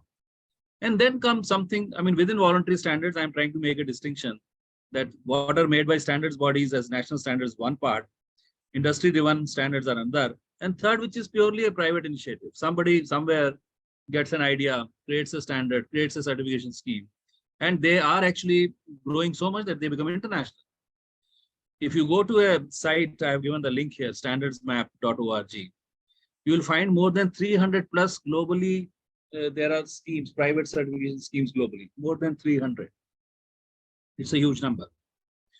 Now, there is, in those private standards, some of them are called sustainability standards. Now, they're a very rapidly growing breed. They are generally made by private players. They are blessed by stakeholders. They may not always be participatory. They may not always be transparent. And these are going to rise, as concerns about sustainability and climate change are rising, as you can see around the world, there will be more and more sustainability standards developed. And sustainability standards mean certification schemes. It's national standards bodies only which make standards after standards, may not always be certification. But the private standards, when they are coming up with the intent of having a certification. So you can imagine that this is going to rise. And there are so many aspects of sustainability that can be covered. It could be energy conservation, it could be water conservation, it could be recycling, it could be reuse. So there's no common criteria that what is a sustainability standard. It could have many aspects. And they could cover both products and services. For example, there are standards for ecotourism. In fact, in India also, I'm associated with a scheme owner called LCCF, and they are developing a standard. Shortly, they'll announce ecotourism standards. We recently made in a relating to PPEs, we are now saying there should be multiple use PPEs because too much waste was being generated with single use PPEs. We have developed a scheme for hospital laundry, so to say. So that's also a service, laundry service. It is under Andhra Medtech Zone Limited, AMTZ, who are creating some certification schemes. So that's also a sustainability standard because you are creating a service which is promoting sustainability. Who makes them really? Actually, anyone can make them. Please remember, sometimes I'm asked this question, is there a legal authority needed for voluntary standards? My answer is no. There's no legal authority needed because anybody can make a voluntary standard. Any institution, any individual can create a voluntary standard. There's no legislative instrument needed like it is needed for regulation. If you want to regulate, you need power. That power can only come through a legislative instrument. But there is no such requirement for voluntary standard. Of course, national standards bodies and ISO, IEC, which are the international bodies, can develop standards. But anyone can develop standards. Private players have been more progressive, so sustainability standards have come from private players more than from ISO, IEC or national standards body to begin with. There is an organization called ICL Alliance in London. It's a membership-based organization. During COVID, will you believe it? During COVID, the number of sustainability standards who are members there has doubled, nearly doubled. You can understand that indicates to me that there's a huge push for sustainability standards in the market right now. That during COVID, when everything slowed down, the development of sustainability standards has increased. And they also evaluate schemes and they evaluate the processes of sustainability scheme owners. How do we tackle them? Now, who is the first person affected when a sustainability standard and sustainability certification scheme comes? I mean, it's there in food, it's there in agri, it's there in textile sector. It is the industry which gets affected first. So to my mind, industry bodies should be the first ones to engage with those sustainability standards owners. Unfortunately, that's not happening in India. The industry bodies have done nothing at all to engage with the sustainability standards owners, to have a voice, to raise their concern. Not every sustainability standard developed in the West is suitable for Indian conditions. But our industry bodies, unfortunately, on matters of quality have not been enlightened enough. Even after 75 years, even the best of industry bodies, I can tell you, are not enlightened enough when it comes to quality. As I said, there are more than 300 plus sustainability standards in the market. Somebody needs to study how many of those affect Indian industry. 100, 50, 70, 80, whatever. Ideally, government should fund this study because it's for entire India. But even sector-wise studies could be done. I don't think anybody has come forward yet to do that kind of stuff. Many of these standards actually allow local certification schemes to be benchmarked. For example, in forestry, there is something called Program for Endorsement of Forest Certification, PEFC, or there is something called Global Gap, or there is something called Global Sustainable Tourism Council. Global Gap is for good agricultural practices. They allow that you can have a local scheme and it can be benchmarked. They have a set of criteria and it can be benchmarked against that criteria. Some initiatives in this direction have been taken. I mean, NCCF, as I said, I associated with them. They have actually got their forest management certification scheme endorsed by PEFC. And their agroforestry certification scheme is called Tree Outside Forest is under endorsement right now. INDGAP, which was developed in QCI, I was there in QCI and I led the development of INDGAP, which is India Good Agricultural Practices. It's being benchmarked. From last I heard, it has been benchmarked by global gap. So once the scheme is benchmarked, INDGAP certification will be treated globally equivalent to global WAC certification. So our farmers in, for example, in Nasik, who go for export of grapes and are going for global gap certification at huge cost, may save some money by going for INDGAP certification, which will be recognized as equivalent. So what we need to do is we need to recognize all those schemes which allow such recognition or benchmark. We also need to identify which organization is best suited for developing and managing such a scheme. Because these schemes, developing is easier. My own experience of having developed about 10 to 50, more than 15 schemes today tells me that developing a scheme is easy. Getting it, accepted in the market is a huge challenge. Managing is a huge challenge. And now normally government would not be the best place to be parking these schemes. The government doesn't have the kind of agility and flexibility which is needed. So preferably, I would say there should be non-governmental organizations who should lead this kind of effort. We also need, suitable expertise, because these schemes, as I have seen, involve not only domain expertise, but also expertise of the kind I have, for example, conformity assessment, accreditation. This combination is absolutely essential. My own experience tells me, without yoga experts did not know how to certify yoga teachers. We told them how to certify. We went along with them and we did. So in various domains, you will have to marry these two to get the right expertise. Some schemes also have a provision for national interpretation. Rather than not going as far as recognizing a local scheme, they say you can have some flexibility in interpreting different clauses in the context of the national conditions. Then we need to do this part. We develop national interpretations. I remember we developed a national interpretation for global gap standards. I mean, scheme is a separate issue, but there is a national interpretation of global gap standards, which is applicable, and certification bodies have to use that national interpretation when they certify in India.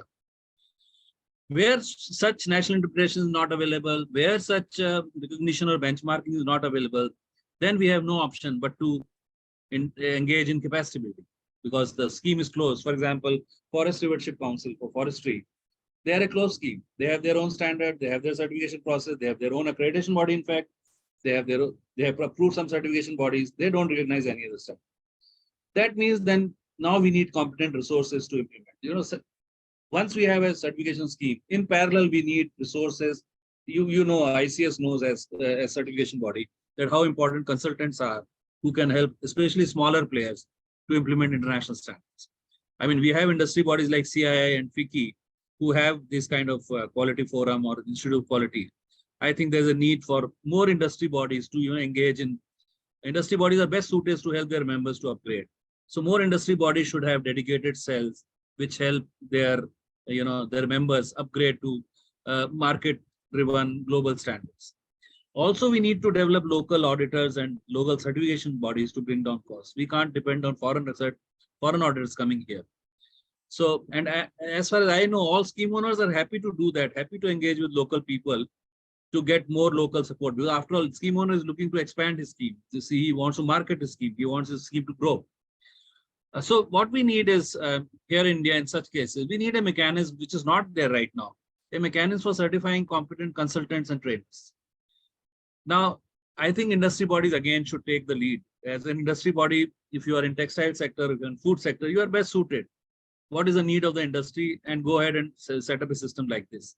Because in the absence of this, two things happen. Either the industry struggles very badly to find the right person who can guide them.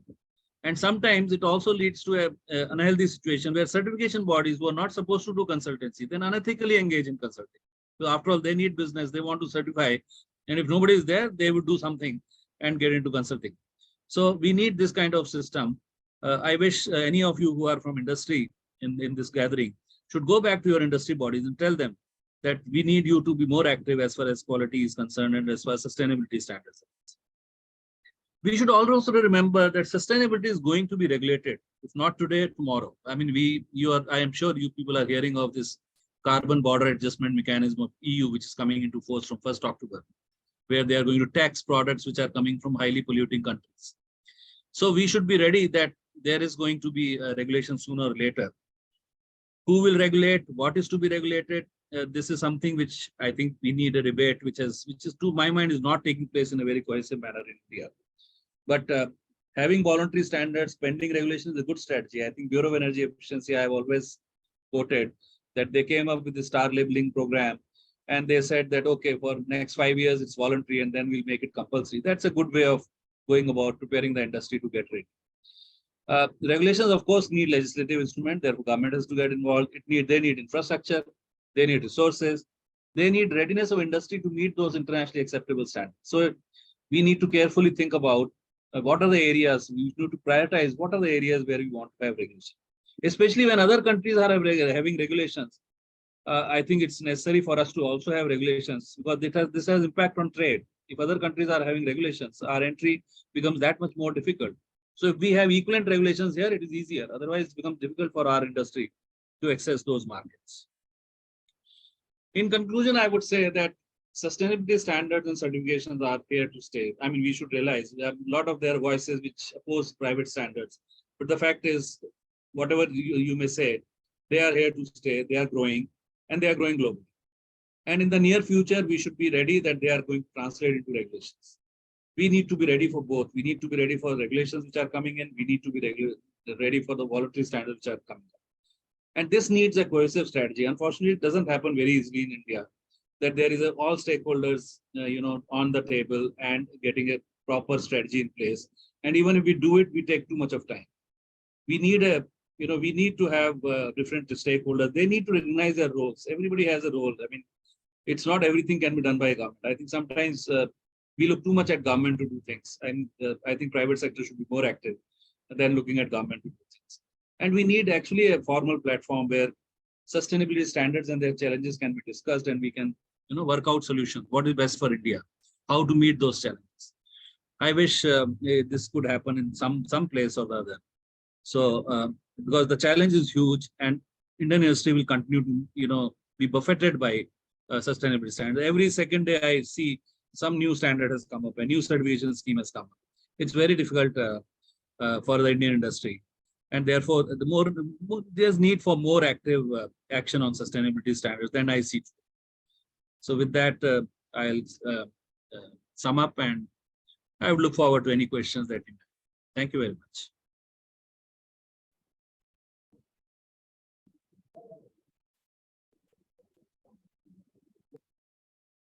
Thank you, sir, for enlightening us with sustainability standards and how to tackle them. Please accept this small memento.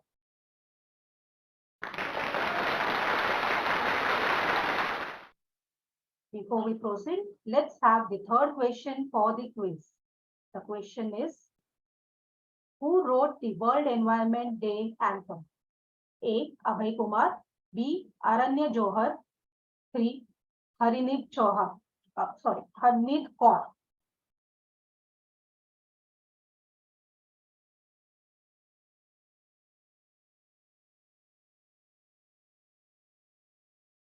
Please post your answers in the chat box.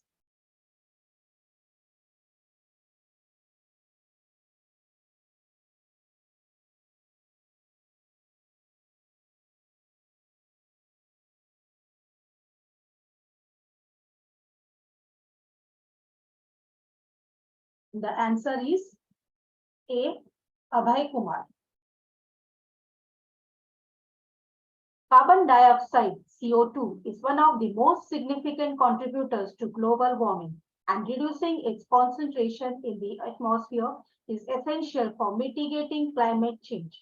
Please let me introduce Dr. Nabeen Aryan, who will take us through technological advances of CO2 utilization to mitigate climate change. Dr. Nabeen Aryan is the Associate Professor at University of Southeastern Norway. He's done his MSc in Environmental Science from Tribhuvan University. He's also done his PhD from Technical University of Denmark in Environmental Engineering with fellowship from Novo Nordisk Foundation, Denmark. He has over a decade of work experience from Norway, Denmark, Belgium, the Czech Republic, India, and Nepal, especially in research and development work. He is serving as an associate editor for International Journal of Environmental Science and Technology, Springer Nature publisher.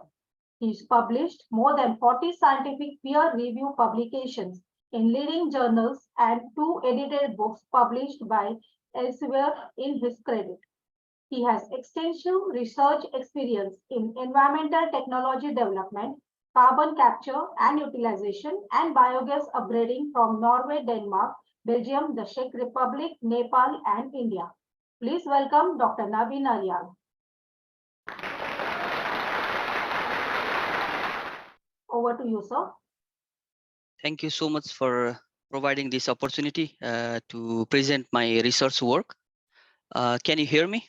Yes, we can hear you. That's good, because sometimes it's very difficult because in online we speak and some technical error may occur. Thanks, Sundar Kataria sir, for providing me this excellent opportunity to present my research work that I have been doing when I was working in ICS and when I was also working in different institutions in Europe and Asia. I am an associate professor at University of Southeastern Norway. And just to give a short introduction about myself, I'm originally from Nepal, and after my education, I work for International Certification Service Private Limited, more closely with the Sundar Kataria sir, that I have done more than 100 industrial audit within ISO 9001 and 14001 in Nepal, and especially in north part of the India. So somehow when I was working with the Sundar Kataria sir, we discussed a lot about the fact that that somehow the standard that the ICS is editing and certifying, maybe we need to move a bit close to convince the industry to adopt the environmental technology, so that they can either treat the water they are coming from, or they should increase the efficiency in different way. So that motivate me to get the more advanced degree from Europe, and thanks to European Union. So through the fellowship, I got a chance to have another master's degree in environmental engineering from leading universities in Europe. And after that, I did my PhD and postdoc in Aarhus University and Technical University of Denmark, more on the carbon capture and utilization. And after that, I am currently working as an associate professor here in Norway. So my research area is CO2 utilization and biogas, and also the gas fermentation. I think those are the very critical factor that we need to address in coming century to address the climate change and global warming issues. But not only the environmental perspective, but also the economical perspective. So if you see the recent development in India, the government is installing the large scale hydrogen production plant. So therefore the gas fermentations to produce the chemicals and fuel in our different industries are also getting highlighted. Therefore my research is directly related to the topic that this conference is aiming, and also the ICS is trying to address. So just to show where I'm working, this is a Norway map of the Norway. So I'm a bit south part of the Norway. Therefore, I don't have this 6-month night and 6-month day. Usually, when I talk with my colleague from our region, they discuss maybe I'm located in really north part where the sun never sunshine. It's not the case. So the USN is located in different campuses around Oslo. So I'm pointing. I guess you can see my pointer, and we are located in different region, and we are mostly dealing with the engineering subject. And therefore, if anyone would like to collaborate with us, that would be excellent to make a collaboration from Europe and India and so on. Let's talk about the CO2, and just to introduce the CO2 emission for non-scientific the person who is attending this conference. So this is a one small actually the animation coming from the from let's say the animation is taken in from the New York City. So if you see the area of New York City, where you can see the size of the carbon dioxide is emitting in the 0.58 seconds. So if you wait for at least an hour, then you can see the transportation in New York is like this big, which is really, really big. And if you wait for 1 year, then the size of the carbon dioxide emission is like huge. It's a huge. So therefore, the carbon dioxide is emitting in every second. If you take globally, then it's compiling, and I think that we would not see the earth if we place this animation within the top of the earth. And therefore we need to work immediately how we can reduce this carbon dioxide emission and ensure that there is no any global warming effect in upcoming days in our motherland. Just to give some positive highlight, it's not that the scientific groups are not working to do something for the reduction of CO2. There are a lot of technological advances is going on around the globe. So just to give the positive message that scientists are working together to utilize the carbon dioxide. So if you see this carbon dioxide, which where we can utilize the gas in two way. One is non-conversion way, that is the direct application of the gas. So for example, in Norway, there are a lot of oil refinery, so they collect the gas and then they can use for the enhanced oil recovery. That means after separating the gas CO2, it can be pumped back to the geological earth, and they can get the more oil, which is called the gas recovery, which is one example of direct application. So another one is we can use the carbon dioxide as a feedstock for our industry. Of course, for that we need energy that can be coming from hydrogen, as I explained earlier. Maybe other energies are coming from different sources. And then we can use this process within the chemical process, biological, photochemical, or chemical process, and we can produce the different feedstocks by utilizing the carbon dioxide. So today my presentation will be a bit focused on photochemical and electrochemical conversion of carbon dioxide by using as a feed in order to produce the renewable fuels and chemical commodity. I'm mostly working with the technological development, which is called the electrochemical or bioelectrochemical process, and where I want to bring you back to our school level. If you remember our chemistry, then if you have carbon dioxide, one molecule, and if we have 8 electrons and protons, which is coming from here, from the membrane, then we can perfectly make a methane, and methane is a source of the fuel. And now a lot of transportations like buses, at least in Norway, and I don't know the recent development in India, but a lot of transportations companies are trying to move forward to use the locally produced biogas to provide the service in the transportation. So if we have microbes, and those are the very smart guy, easily available in anywhere, so they will use this carbon dioxide to produce the methane. So this bioelectrochemical system is just like the normal electrochemical cell, which you can compare with the battery system, where you have a anode and you have a cathode, where in cathode we can reduce the carbon dioxide by taking the electrons directly supplied from the different sources to produce the methane. So therefore we are actually trying to develop the technology together with the different partners. The partners are also in India, like IIT Roorkee. We are collaborating to develop this technology. Just to go a bit in detail, how does it work? So if we use the renewable sources to supply the electrons, then perfectly we can use the renewable sources. For instance, in India, in Tamil Nadu, for example, there is a lot of wind power, and also the solar is everywhere in India and Nepal. Probably this energy can be supplied to the microbes or system, and not only the methane that we can produce, but we can also produce the acetic acid, which is also an industrially relevant compound. Not limited to the methane or acetic acid, we can use the different sources. I mean, the source of carbon dioxide is also critical.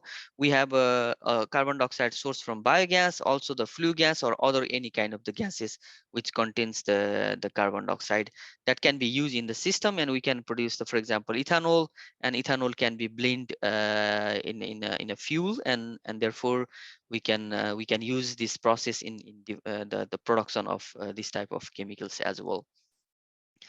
Just to show you an example, those are actually the microbes. When I took the image, those are the live microbes, and these type of microbes are actually responsible for the reduction of CO2 to production of the any kind of the chemical. When we take the example of Indian scenario, in India, there is a lot of biogas, which means now there is somehow the competitions with the carbon dioxide as well. So if we can couple with the carbon dioxide, which is coming from biogas plant, where we can separate the methane and use as a fuel, and rest of the CO2 that contain biogas. I mean, maybe we need to understand that biogas means it has a methane and it has a carbon dioxide, which is the mixture of two gas. Therefore, after separating this methane from the biogas, we can use. But what about the CO2? The CO2 is emitted on the atmosphere. Therefore, this technology can be directly coupled with the technology, and perhaps we can reduce this CO2 as a sources, and to produce the extra methane, and which can be used as a transportation fuel. If you want to know a bit on detail about the technology and what are the emerging other technologies as available, which you think is interesting, then you can download the book that we have published, one book in Elsevier, which is called the Emerging Technology and Biological System for Biogas Upgrading. Then you will have a more detail on technological insight as well. In previous slide, one of the speaker, I think the Anil Mehta, Dr. Anil Mehta was presenting. He was showing a pond in some part of the India. Then, if we have this pond, if we live there, naturally we can treat. So, how it can done? So, just to elaborate his picture. So there are different types of the microbes. Actually, it's on the lake, for example, or any kind of the nature. So those microbes are responsible to degrade or to consume the CO2 or to clean the environment. So thanks to these microbes, you can see this single cell, and those are a bit in 5 micrometer scale. Those are the single microbes which are actually responsible for the cleaning of our environment. And what we are doing is learning from the nature. We are trying to bring that in a lab, and so that we can develop the technology. And where my research is more focused on the interaction. So how microbes and material, or how the microbes interacts with the nature, and so that we can clean the environment, or we can produce the chemical commodity by using the carbon dioxide or the other gases as well. So if you have an interest to do to have a more knowledge on how this microbes material interaction can happen, so this book will publish in next month. Probably you can download from the Elsevier, and you can have a more insight than how we can clean in our natural system, or how we can develop the technology by using this microbes material interactions based technology, which is called the biofilm based technology.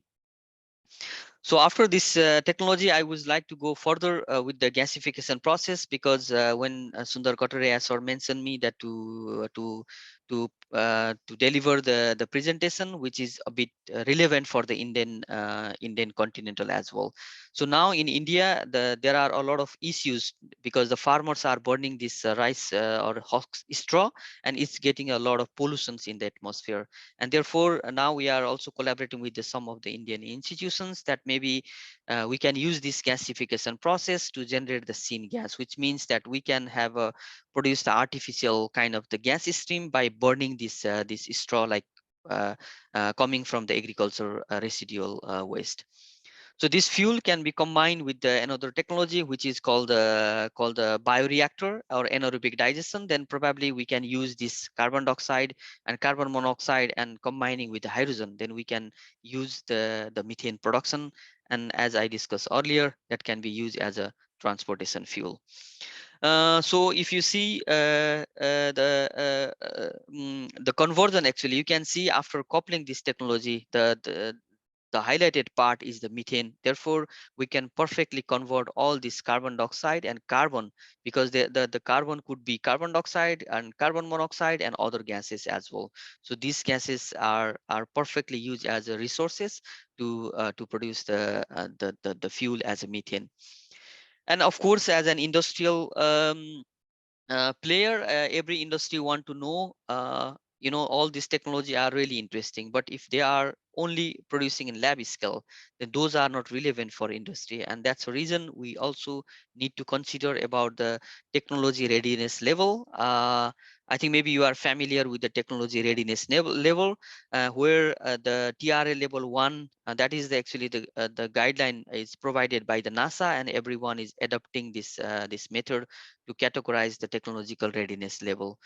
So if you have any concept which is working in the field, that is we call the technological readiness level 1, and then if you go further down, then 9 will be the kind of mature technology that is ready. If we consider in terms of ICS work, then it's ready to go for the certification and implementation of the different standard. I mean in the full scale application, but you can do the certification in each stage.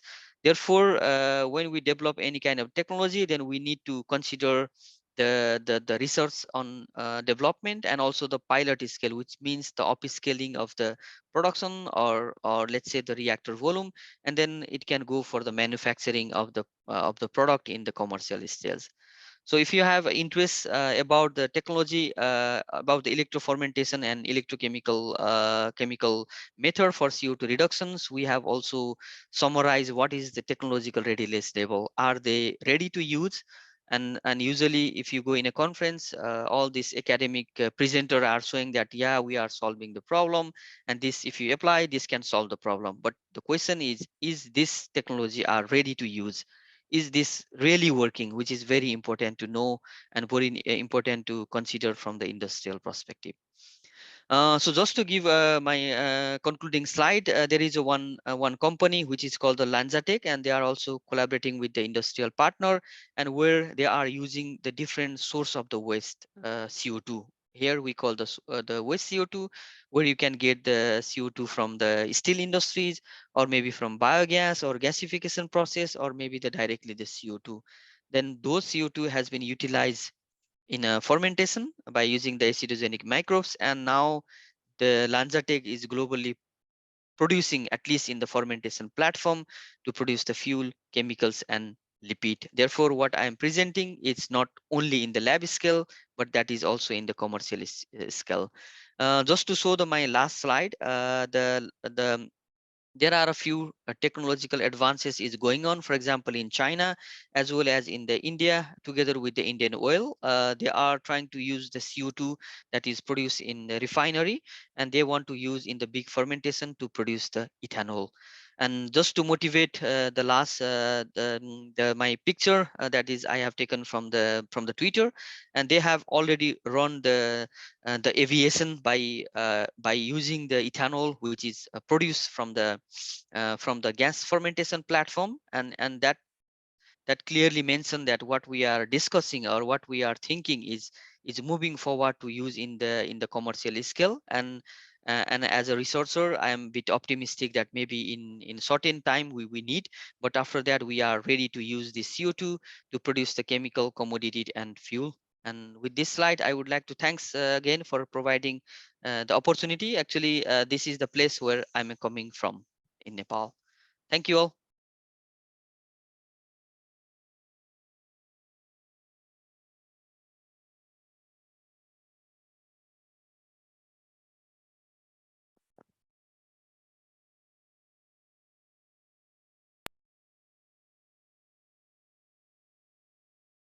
Thank you, Dr. Nabil, for sharing your research on how CO2 utilization can help mitigate climate change. Please accept this small memento.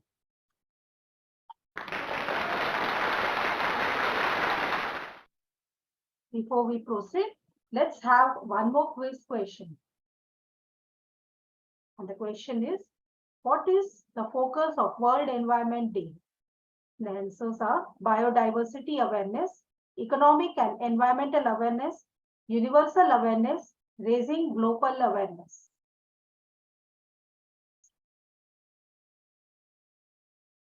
Please put your answers in the chat box.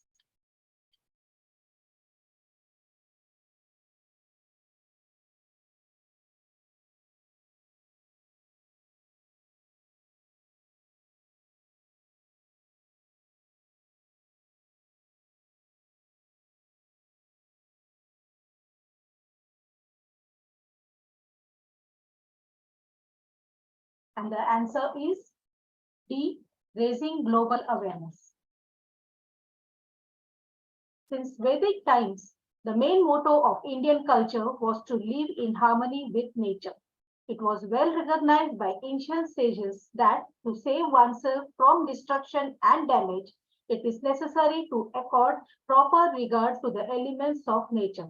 We have with us our next speaker, Ms. Anjali Tripathi, who shall present us on India's ancient eco-friendly system and why environment protection present scenario.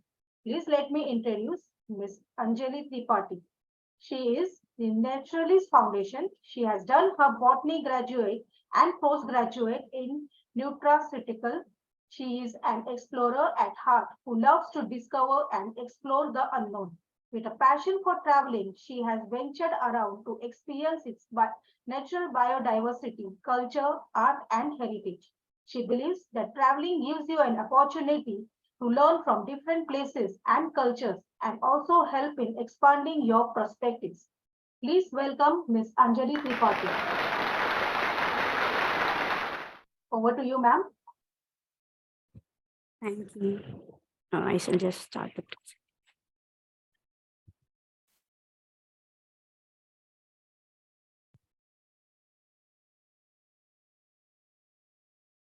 I hope my screen is visible.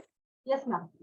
Okay, thank you. Thank you so much for the opportunity. I've been hearing from the start of the session, and I feel a lot of thing has been covered, but I'll try my best to give you one more perspective of things that is happening or that has happened already in our ancient system. So I just wanted to start with this very unique concept, which I really love, is the sacred groups. A lot of places around India, around nations, have something which they consider as very sacred, but it is inside a national park or inside some mangroves. And this sacred groups concept has really been one of the things that has helped us to still conserve nature. Because as a human, if there is a plant, we would try to destroy it, have a different type of development that we consider. But if there is a little bit of sacredness attached to it, a religious spiritual value attached to it, we try to save it. And there has been an instance of lot of places across country, and there are a lot of tribes across India who practice such. One is Bishnoi, one are Warlis. I could share Warli example because I am from Mumbai, and Warli tribes or Warli tradition is very close to us. So there is a place known as Are, where they have Vagoba. We say Vagoba is a leopard, but leopard is considered as Vagoba, and that particular animal is being sacred there. He's being devoted there. Even there are instances of man-animal conflict, but still people around this particular area still have their own conservation technique of having one of the way to do a devotion to them, and also have one of the place to place it out. Here, one of the photo you can see is one of the south from the Wayanad south part, where they do different kind of tradition inside the sacred groups to maintain its religious value and also to protect the nature. Such a beautiful rainforest around it. When we go to a photo around here, that is like where we will be coming from, how ancient has been getting degraded to the present case scenario. This particular photo is of a mahua tree, but slowly how we have been degrading. A mahua was a big thing in all whole of north, where people used to just cultivate mahua. It has like multiple usage, but slowly it has been degrading, and there is very less number of trees now available because there is a change of trees. You might know there are native trees and exotic trees all around the world, and native trees are really important to us because they have importance and they are made for that particular system. Like we are native to India, but people have started bringing trees that grow very fast, and then they stop the cultivation of the trees that are already existing. So that is like a very basic concept which really says a lot about our ancient system, where we were conserving nature, but also we were gradually being religious, being spiritual, and also being part of the spiritual journey we want to be. So I have presented in such a way that we get a gist of ancient and also how the ancient things has been coming up. So this one, the last one, this ancient system. Just I okay, yeah. This one was earlier also talked in two of the slides, the dams, the water conservation. In the water conservation, how there are different types of dams. It was not never just a lake. It had different step wells, check dams. There were bore wells, all conserving nature, all conserving water and doing a rain water harvesting. But what is happening now? All this structure has been getting depleted. There is no such structure. There are structure available, but we are not in mood or in conservation mode to go and use that. But slowly, gradually, there has been changes observed in current scenario where people, one of the example that I have added is of Rajasthan, where they have started, there are step wells. This one is also one of the step wells, and every step well photograph you'll see on Google, you'll find a different structure that is made on the structure, on the geographical condition. It was never, if it is at height, so there's a lot of rainfall coming in, it would capture water. So there are different condition they would make sure while making a bore well or by making a step well, and that was used. But at current scenario, it is how all our nadis are turned into nalas. Same situation are being into all the other rainwater harvesting structure that is present from our ancient time. So at ancient time, we were more smarter. We knew water would come, water get lost it. There is a lot of rainfall coming in. We had made such structure. But now we are getting depleted. We know, okay, water will come, will go, but there is not much of usage. So there are few initiative that is happening where every door to door people are going and having rainwater harvesting in their home or in the society to conserve water. As we can see the statistic, how gradually the groundwater level has decreased. 61% is very big decline in groundwater conservation. And this groundwater is just not for us. It is for all the wildlife that is surrounded in that particular area. It is also for us to make to have our crops. If the water groundwater level decreases, same goes with the food. So if we have something going bad here, that will surely impact the other part of the which is crops. As we all can know, the drought condition has been increasing all across. Maharashtra is one of the prime example where there has been drought every year. There is rainfall, but the rainfall is not there in that particular area where it is needed a lot. And one of the good example that we can see from ancient times are the buildings, how the houses has been created. The houses still, there are places, even in my village we find this house which is made of mud. It might not give you that particular comfort, but it will really give you all the thing that you need. It is sustainable. The first biggest thing is it is sustainable. It is made by the people who live there. There is there's a personal touch that I or we might not be able to give to the building that we are living in. That personal touch makes us more conserve and have our buildings sorted and have it more. But now what is happening? We are doing modern construction. This modern construction is good, fine. We are growing up, we are doing development. But how is this construction happening? On a cause of pollution, on a cause of putting all the construction elements, which is waste, into the rivers. A construction at a fine place could have been a good thing, but the wastage, the usage of wastage, or the waste management system that we also heard some time back, the waste management system has to be so strong that even the development should not be on the cost of environment degradation. There has been a lot of instance. Sand mining is one of the, like, people have been just taking out sand from one place, so there is a degradation of sand in one other place. And there might be more stories from all of us here who have such houses still intact and who are very close to such houses which are made by us, which are made by stone, animal dung, or cow dung in particular at most of places. And it is designed in a way that maybe the square feet is small to live, but it is very convenient. You can be comfortably around that. And as I was talking about the water, there has to be how we were practicing farming earlier in our whole ancient system, and how it has been changed, and now how it is impacting us also by the small change we do here, how it is impacting in the present scenario. Ancient system had very organic farming. We had very less usage of pesticide. We were not much using pesticide. We were okay with not using pesticide and making it less. But now we want a mass production. We want to do for a mass production, and the quantity might increase, but the quality it has been degrading a lot. And as we have been doing all the practices which is leading to the climate change, we can see how climate and crop yield have also decreased by 6%. And 6% is a huge number if we talk in particular. And every year, as IPCC, which is intergovernmental panel climatic change committee, that has also shared how 1.8% increase in climate change is getting. And very soon Arctic Ocean would be just water. There would be no ice, and that would impact the polar bear that is living there. So everything is a cycle. I feel the ancient system was made in such a way that we followed every small step very particularly. This, if we were doing farm practices, we had animal husbandry happening, so all the manure that we were getting from the animal husbandry was used in the farm. But now, even for that particular manure, we are paying extra money, and we are not sure how much clear or how much organic that particular waste is. And if we want the organic waste, now we have to pay more, like a good amount of money to get the organic waste, which can be clearly made in our own household. A lot of us might know the concept of kitchen gardening, or how we can do very small manure making at home. Just so I can also share, just have all the wet waste at one place and just keep it for some time. And even there are multiple process, you can put some soil or you can put earth form in, they would do a natural degradation. But even keeping that particular setup at one place can have automatic bacteria and other thing to do a degradation, and you would have a whole manure for yourself and also for the neighbor.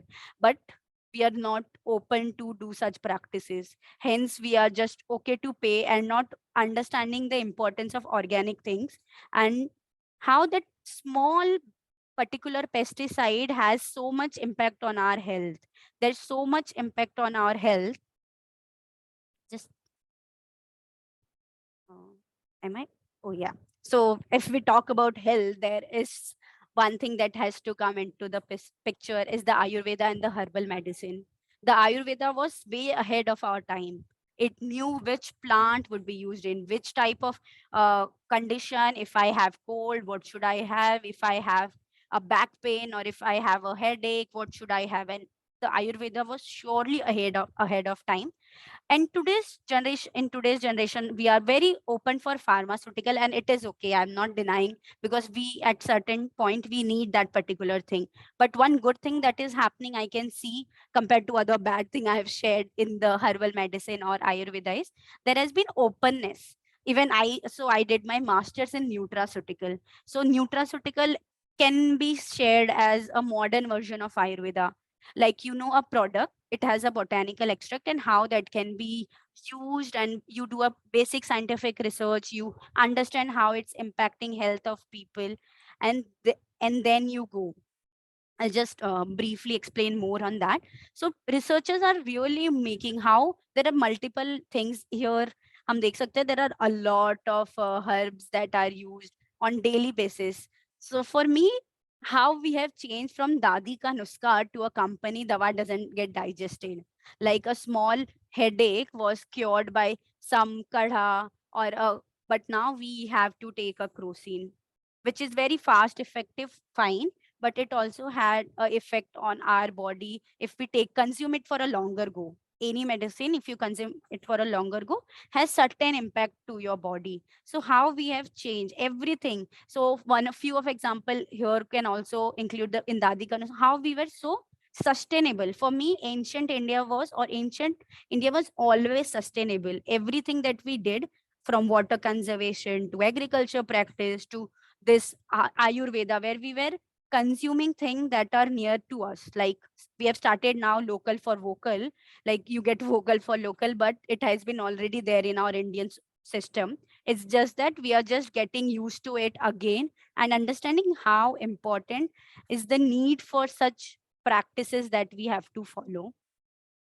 And let's get more into, like, we have talked about ancient system, which is good, which had its own pros, which had its own cons, because maybe the knowledge did not pass to us very अच्छे से, and we could not implement it.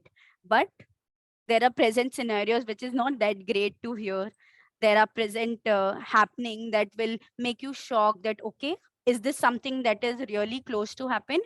Are there so many things that are happening and we are really less aware? So there is something known as IUCN, which conducts a lot of surveys and get if the species, for example, we can take mango. If mango is endangered, which means it will get over very soon, like it is on the very urge of getting endangered or vulnerable.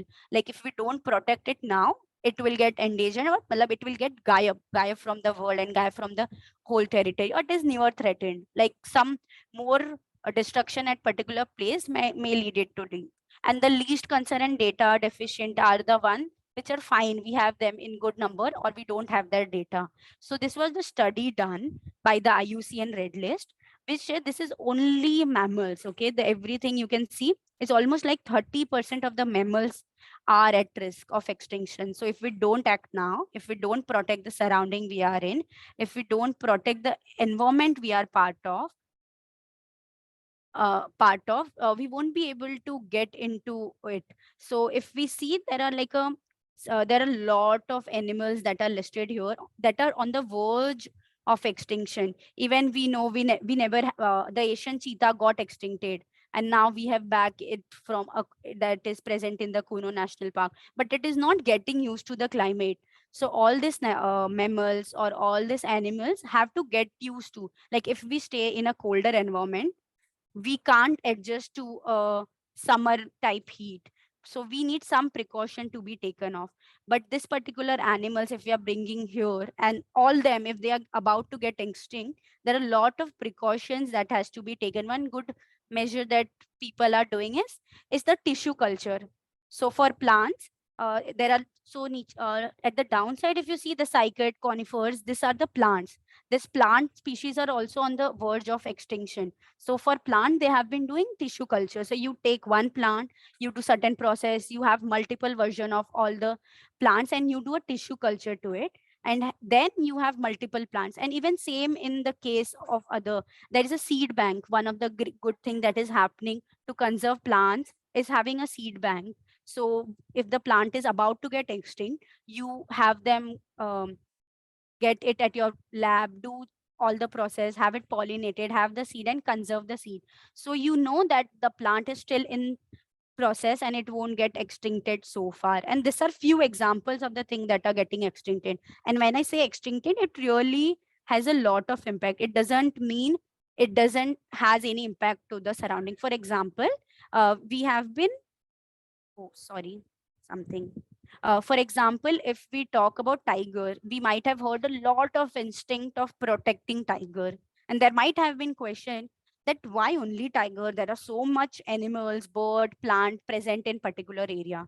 So a tiger is at very top of the whole ecosystem chain. If we protect tiger, all the ecosystem around the area would be protected. And then it is the very win-win situation, as tiger is a very big gigantic animal and people are very attracted to it in particular because it looks beautiful. It's in cat family and people have some attachment to tiger as it is our national animal. So we have certain attachment to it. So if we conserve tiger, it has a whole database of things getting the plants, the deers, the small insects, everything in that particular habitat would be protected. Here, if you can see, if my slide is visible, are few examples of thing that has happened in past or example of things that are happening still now. So there is certain word that we have been facing overall is climate racism, that says ki someone else is doing the whole climate change and using a lot of carbon dioxide, secreting a lot of carbon dioxide, but someone at Uttarakhand, for example, in India case, is the one who is facing it. So there are a lot of landslides happening in Uttarakhand where people are dying, and then there is dam construction is in Uttarakhand, which is also leading to a flood situation, which is not by the people who are present there. There are a lot of tourists doing a lot of waste, and that is being impacted.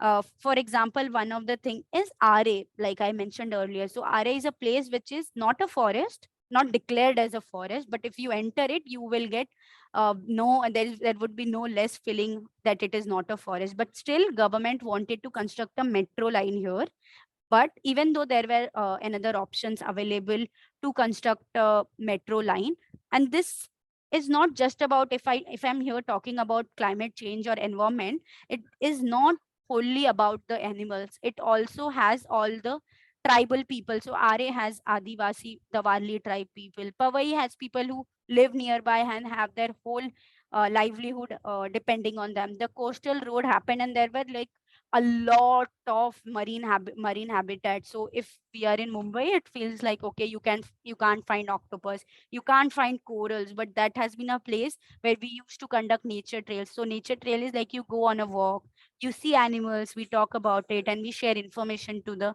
participant and the eco warriors who are accompanying it.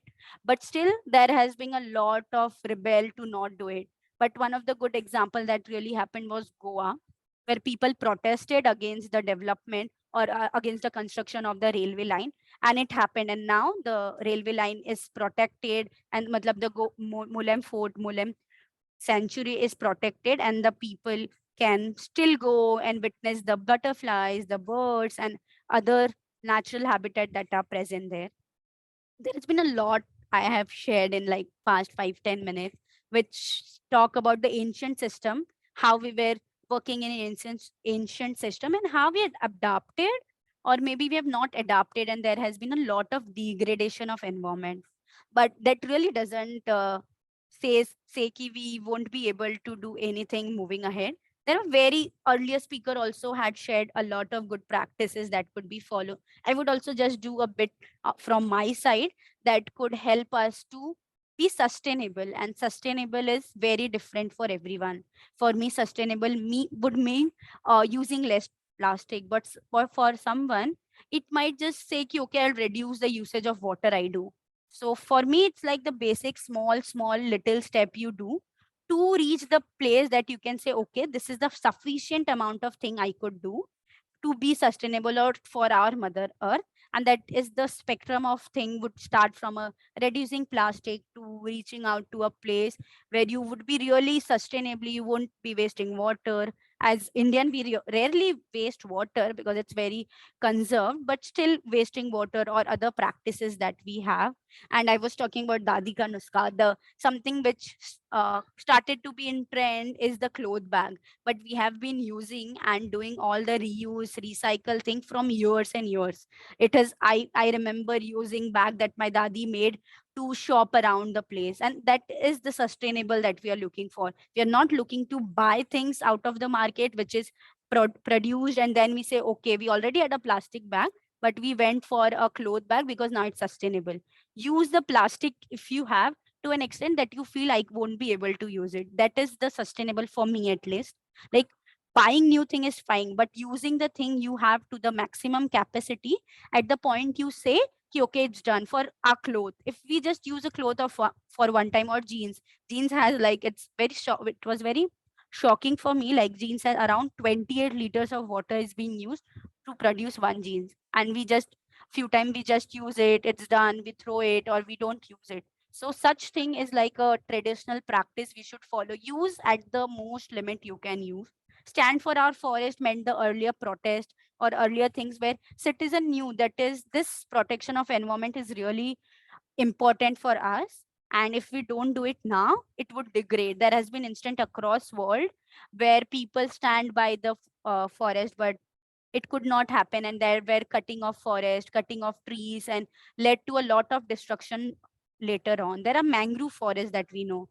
So a lot of places around Mumbai, people claim there is no mangrove by cutting out trees, just burning out the mangroves. And when the survey is done and people will see, okay, there is no mangrove, let's make a sitco plant, or let's make any other plant who would work out there. There is a there is a BKC ground, who is also prime example, where there were mangroves, but now you can't see, you can see very less of them. So there are multiple example. As a citizen, as an active citizen, or as an environmentalist, you should stand by our forest, our environment condition, which is all around us. And one is like the public transport, if it is possible, like at a lot of instant it might not be, but using public transport as much as you can. If you can avoid private vehicle for now, avoid it. and use public transport as much as you can. And the kitchen gardening, so reducing waste is also one of the thing. If we reduce waste, we would help it not go into the landfills, because landfills are getting bigger and bigger, and we don't have multiple landfills to put our waste. If I have a banana, the peel can be used for my kitchen gardening rather than throwing it out. Or if I have a bottle which is broken, I can use some way creatively and decorate it and use it, or have it recycled in some place. So reuse is the best, and then you reduce and then you recycle. So that could be one of the cycle that I follow, and that can really help us be very conscious citizen, that we are conscious for our environment. We have been listening from past an hour or so how things have changed, how laws are coming in practice, which are telling ki that is this is the certification that would be required for you to moving ahead and have a lot of good instance in the nature. So let's try and be aware of all of that. And that's all from my side. I can just, so this is one of the quote I think we can read. This is from the Veda. Let there be peace in the heavens, the earth, the atmosphere, the water, the herbs, and the vegetation. Among the divine beings and in Brahman, the absolute reality. Let everything be at peace and in peace. Only then we will find peace. So the gist can be, let's try to protect everything which is surrounded by us. That can be plant, animals, birds. And then we would all be in peace and all be very happy seeing all the changes around us. So yeah, thank you. This is one of the word that I had photographed. It is the cormorant. It is also known as Panicha Kavla. So yeah, I would just end it here. Thank you. Thank you so much. Just stop the presentation. Thank you, ma'am, for enlightening us with the ancient system and present scenario on various environmental aspects and how to tackle them. Before we proceed with our next speaker, let's have the quiz question.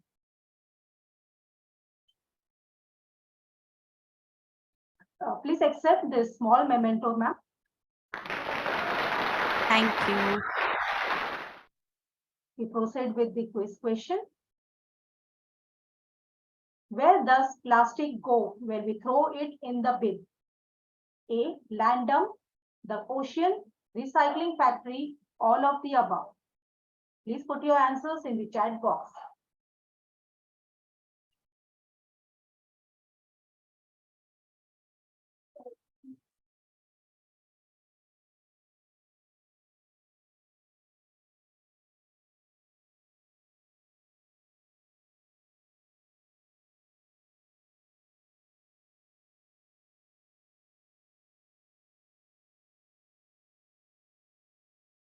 The answer is D, all of the above.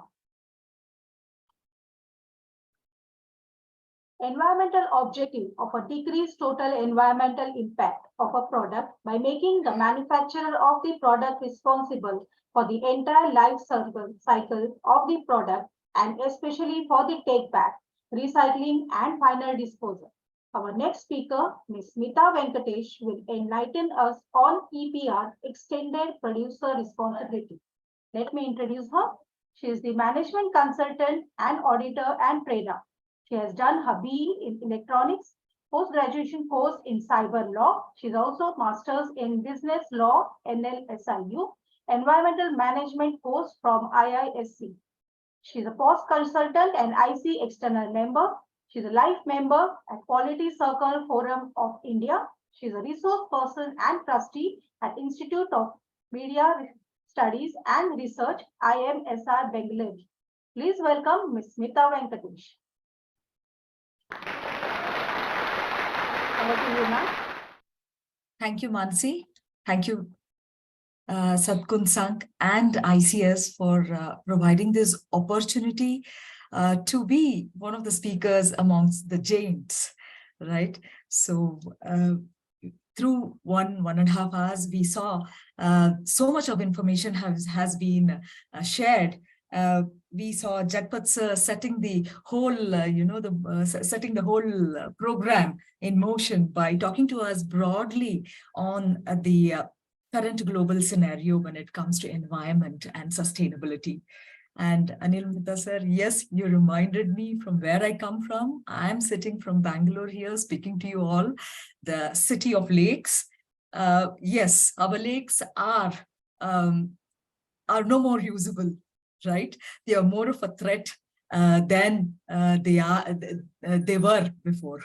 And we had Anil Jauri sir talking about global standards. And the topic I would also be talking would be one more standards which has been given to the industries to fulfill, right, as a compliance. Navin, that was great listening to you. And I hope you have the solution for our capital, Delhi, when it faces the problems of the farm, the farm residue being burnt in winter, right? Anjali, that was wonderful. Yes, we also have sacred groves in the Western Ghats of Karnataka. And yes, biodiversity is something we have to work towards too. And yes, we have to remember our, the forefathers, foremothers, and remember the little nuskas, what they used to do, and use it.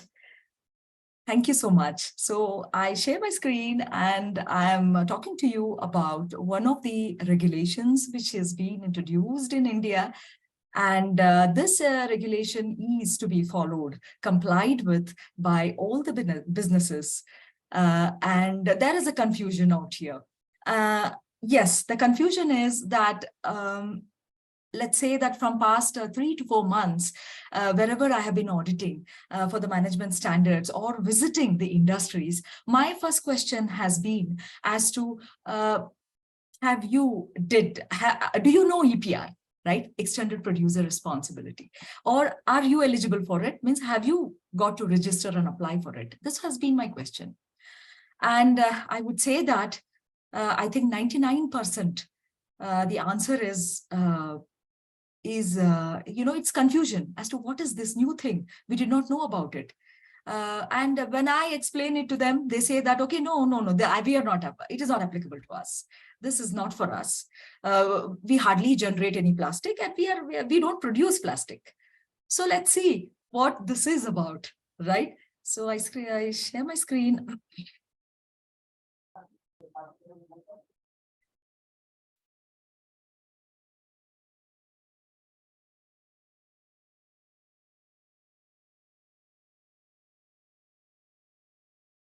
Yes. So it's a small understanding of what is extended producer responsibility. And here we would be talking about a little background and what's the policy about and applicability, because extended producer responsibility is not only for plastics, it's for some other products also. And is it a solution towards net zero, right? The zero waste circular economy, or which of course is going to go to the end point and the target, what we are looking for, not to cross the 1.5 degree Celsius temperature raise, which already we have done. Okay.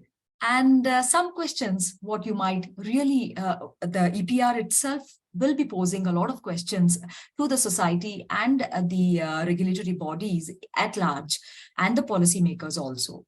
So when we are talking about what is an EPR, EPR is nothing but basically, whatever waste was generated historically, the waste was considered from the point of, collection, that is collection point of the waste, and then how do they dispose it using different processes.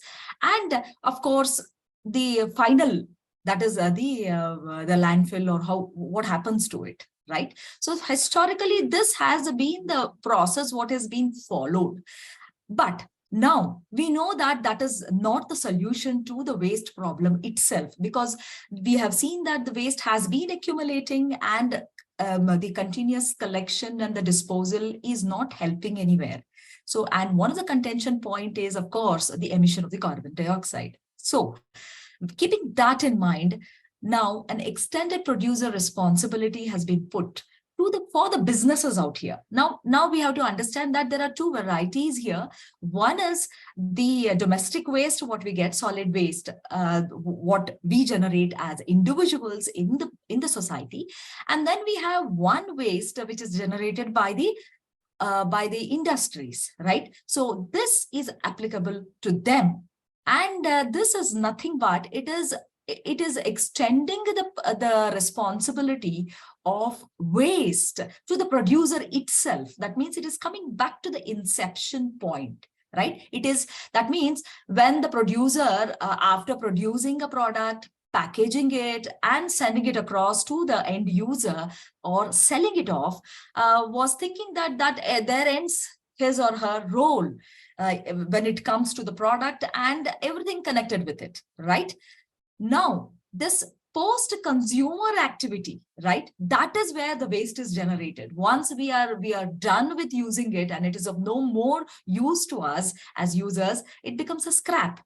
Now, what do I do with it? Now it is my responsibility. It started with the small step where, you know, the producer was asked to mention how to dispose it, right? Along that is in the instruction manual for the product, please do mention or put it on the label of the product where to dispose it after use. It started with that. Right now, we are going a step ahead because now we do not have time at all. The time is ticking for the planet. So it is a do or die kind of a situation for us. And keeping that in mind, this particular thing has been introduced. And what it is, it changes the life cycle perspective now, right? So it is going to drive not only the collection and responsible managing and disposal of the waste, it is talking about the inception itself. That means it is going to drive a lot of points, lot of many issues which surround the net zero. Okay. And one of them, or rather the primary one of them, is the life cycle perspective. We all know when we take up a product inception, the realization of a service or a product, that is cradle to grave.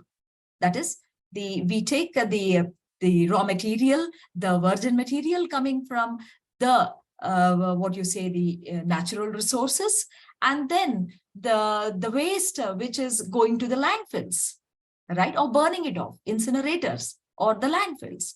So this was the topic. This was a linear economy, take, make, and throw kind of an economy. But now this is giving boost to the life cycle perspective. What we have to take up, that is a cradle to cradle kind of a perspective. That is, nothing is going to go wasted. Everything will get back into the economy, right? So I'm going to use that 4 R's to realize this life cycle perspective. That means, as Jagtap sir was mentioning about, we are going to put less stress on the mines. We are not going to dig up our earth to take out the precious rare metals, right? Because when we are doing that, we are emitting carbon dioxide.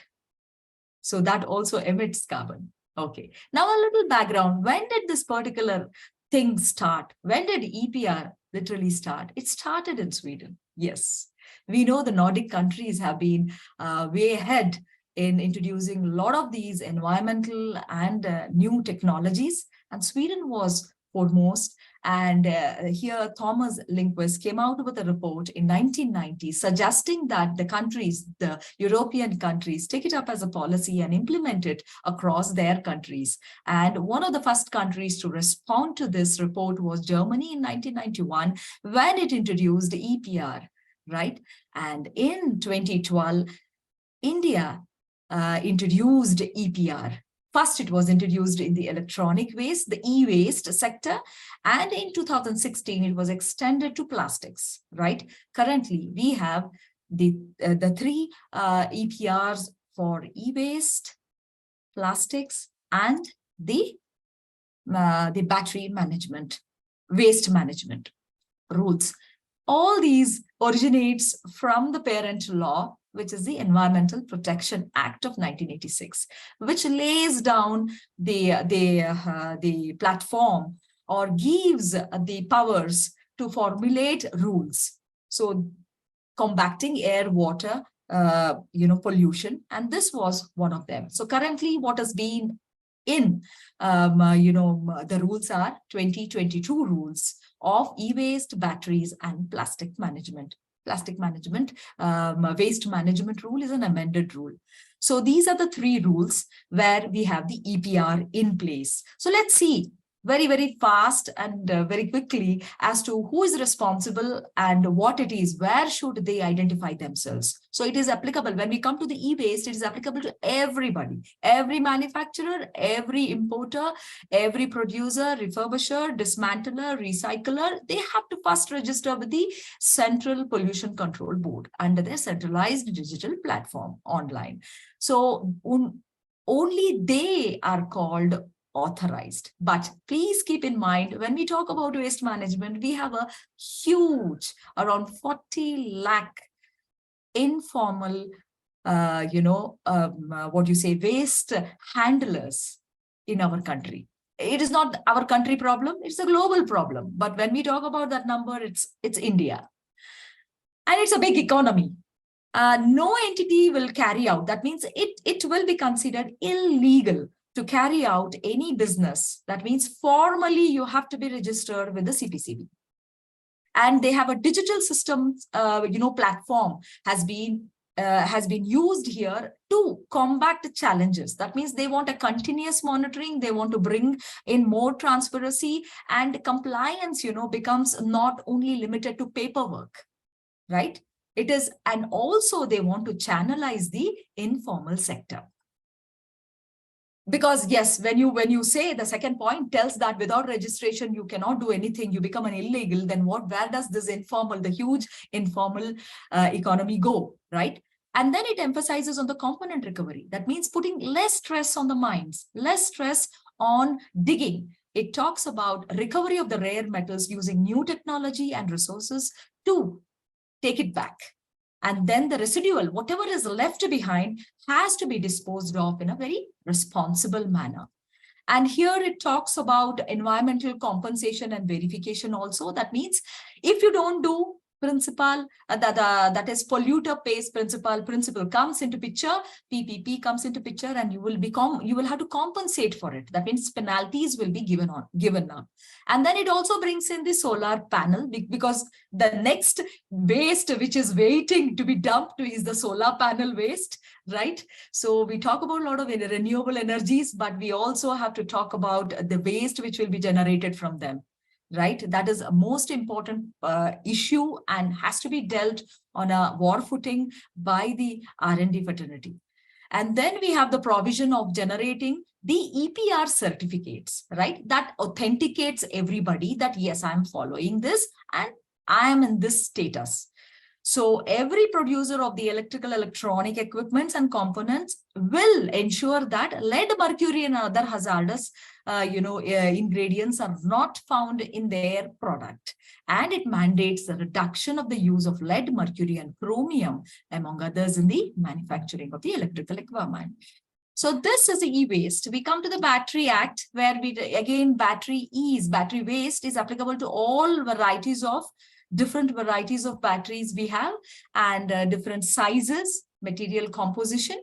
And again, here they are trying to streamline the informal sector, and they are trying to bring it down to a single point collection and recycling, because they want to have accountability there. That is where the major pollution is happening. And that hits the groundwater, right? We know that. And producers, recyclers, and refurbishers of batteries have to be registered online, again on a centralized platform created by CPCB. And further, these same recyclers and refurbishers have to register with the State Pollution Control Board. So they come in the same portal, because under the state, the SPCB becomes a monitoring authority, right? The regulating authority, the person who, the body which makes the regulations will be the CPCB, and that will be taken up for monitoring by the SPCB. So they have to register for both. Now comes the plastic. Yes, beat the plastic pollution is the slogan for this year's Environment Day for June 5th. And plastic has become from magic material, it has become a mammoth mess. We all know that, right? So it is everywhere. It has invaded our life. It is a very good material, a magic material, but we don't know. When we don't handle anything responsibly, it becomes a mess for us. So here The rules, that is the plastic waste management rules, talks about different varieties of plastics, that is the high polymer plastics. And then comes the plastic packaging, right? So it talks about how this has to be handled with care. Now, these are the two options given here and the different categories. Where do they fall? The packaging falls under rigid plastic packaging. Second category is flexible, right? We have more than one layer there. We know that, right? We use different products and different packages which comes with it. And for different reasons, of course. Then we have multi-layered plastic packaging, Tetra Paks. And then in the fourth, we have the plastic sheet or likewise, which is being used. Now, this can be compostable plastics also. Please remember that all of us, means all the industries which are generating plastics, it can be in packaging also, right? Please, we should remember that when we are talking about plastics, it is not about the plastic manufacturing, right? It is not producing plastic. It is producing plastic down the process. In your process, you might be making an automobile. You might be making a medicine. You might be doing a food item, right? You cannot just sell it out like that. You need a packaging for it, to transporting it from one place to the other. Now, that is what we are talking about, right? So anybody, that means a retailer, let us say a shop, which takes the food items from different makers, right? And then sell it to the end user. Now, this is what happens, right? There was a scheme where the milk Tetra Pak container, one of the milk producer and seller came out with this option where they said that if you return us 4 empty Tetra Pak, then 1 filled Tetra Pak will be given to you free, right? That kind of a principle or a model EPR is looking for, right? That means as a producer, as a seller, now what it will do, it will take it to the retailer section. It will say that it will give this particular incentive to the retailer. Give it to your seller. So tell them that if you give back the Tetra Pak to me, I'll give you 1 filled, right? So this is what has been the intention of the EPR. So when it comes to the parties here, we have different categories. That is where the industries are getting confused and they don't know in which category they fall in, right? So let's see what are they. We call it as PBOs, that is producers who make this plastic packaging. Importers, that means I am buying something. Let me say I am importing a laptop. Now it comes packed, right? Or I'm making a laptop, but the packaging, I am bringing it from outside, right? To pack my laptop. Now all this comes here. And then brand owners. Let us take the big brand owners. Let us say I am buying Apple product. I am buying HP. I am buying Samsung. Now these are the brand owners. Okay, refrigerators. Correct? Anything, if it's a brand. So they also are responsible here. So that means it is going to the starting point. Apple doesn't make anything. It gets it made. Right? Now, they cannot say that I'm not responsible. Somebody else is manufacturing it. I'm just putting my logo out there. They're using my technology, my patented design to do it. Right? No, you are responsible for it. So this is how it is. The brand owners. So that is a PBO, producer, importers, and the brand owners. So brand owners will be responsible now to tap the down the line supply chain. Right? So now tell me who is missed out here? Nobody is missed out. We have the EPR. It is said, even in the G20, when there was a discussion on it, it was declared that some of the nations came out with this thing that India has one of the best scripted EPRs.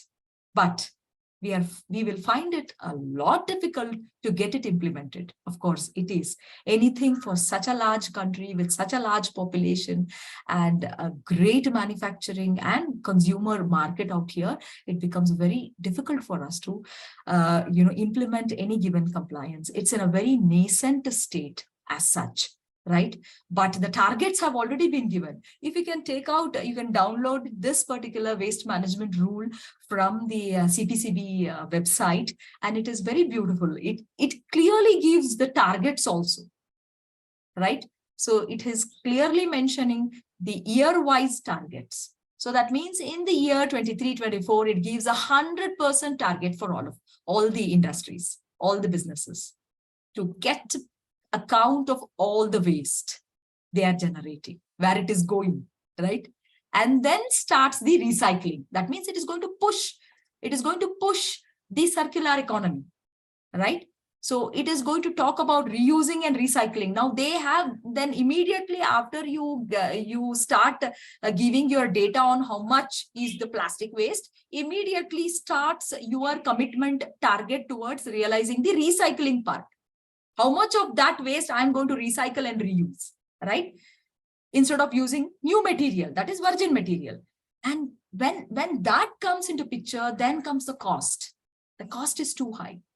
Can MSMEs afford it is the first question, because they are the major part of our economy.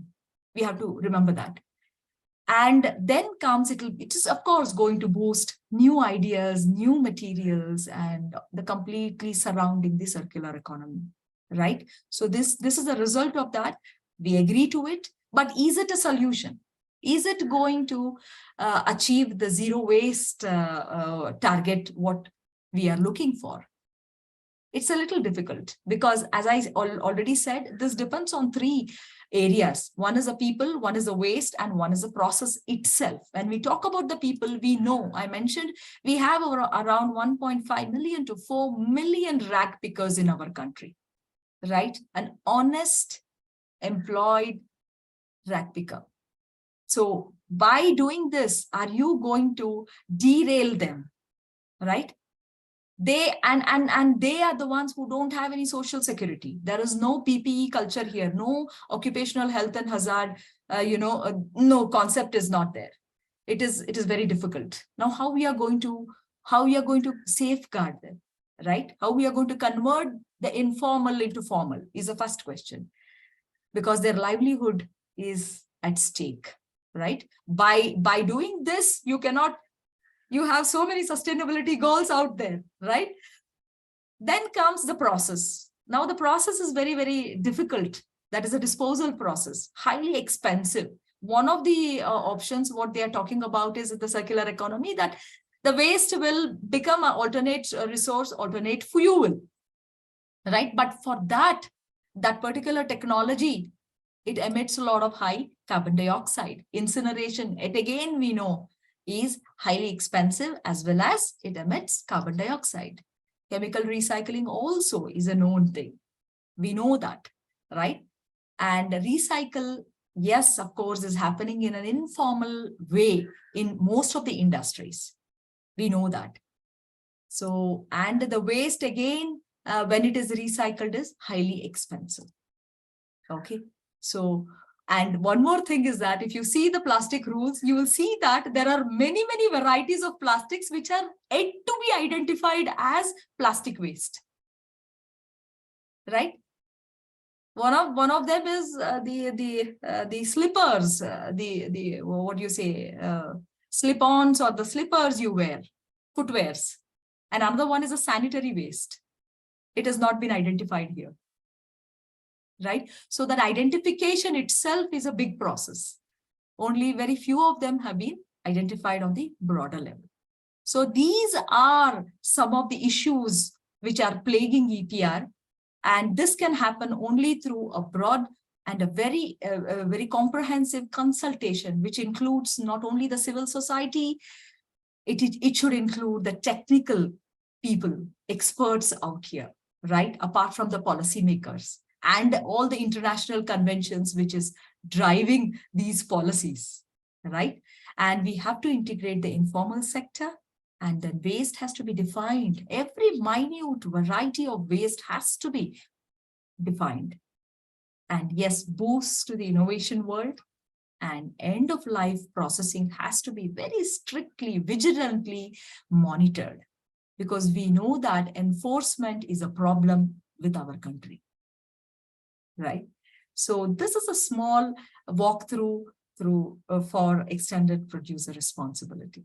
I hope I know you will have a lot of questions, but with a given time limitation, this is what you will be taking back a little more than what you knew about extended producer responsibility. Thank you. So it is time for us to walk the talk, right? We have to start doing and stop talking. Thank you. Thank you, Smita ma'am, for the wonderful presentation. Please accept this small memento.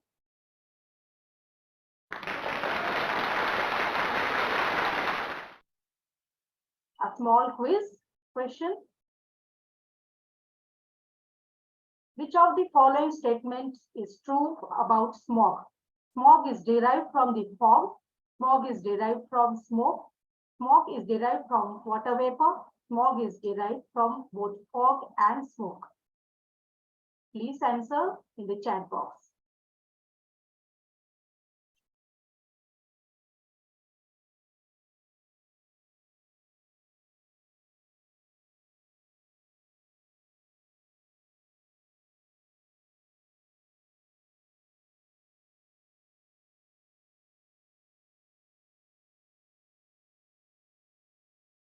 The answer is D.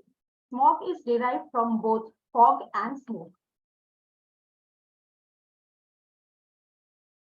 Oil plays a vital and vast role in our society as it is organized today.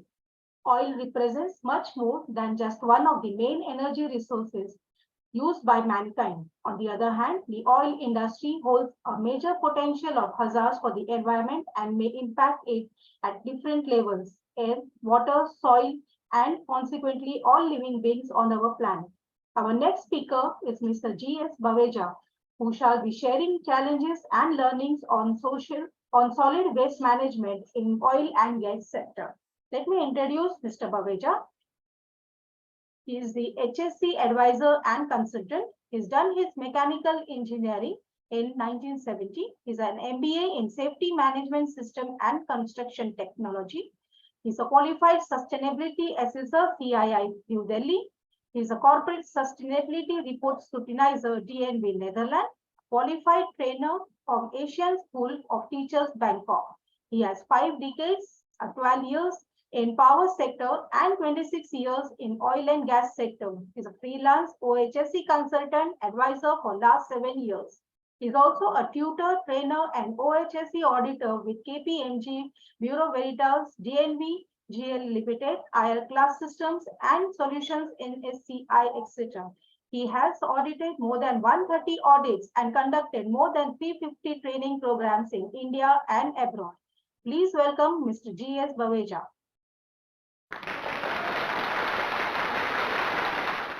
Over to you, sir.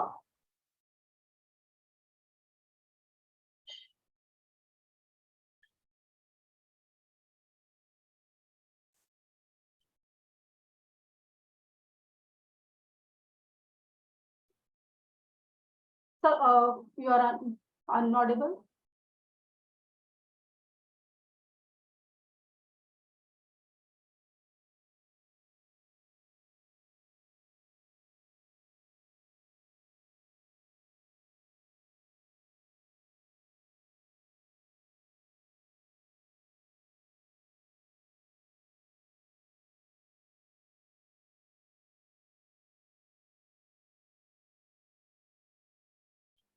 So we can't hear you. So please unmute yourself. No, sir.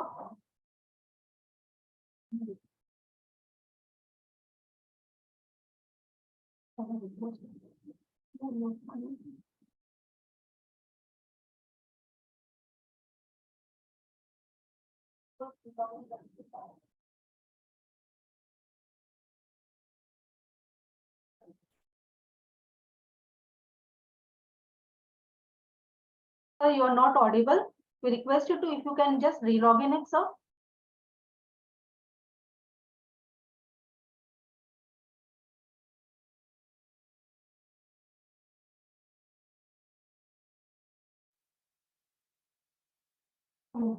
So we can see your screen, but we cannot hear your voice, sir.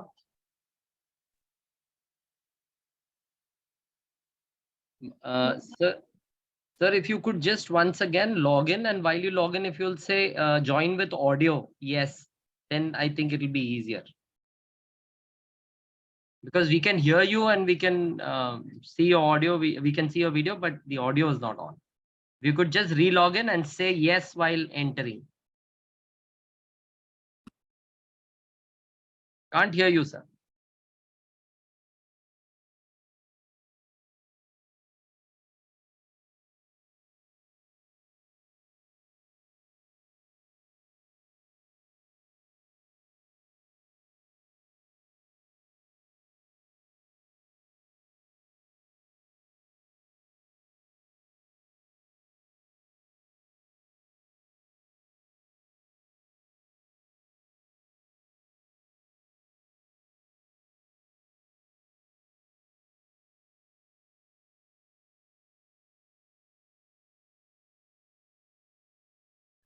Just give us a minute till Mr. Baweja rejoins us.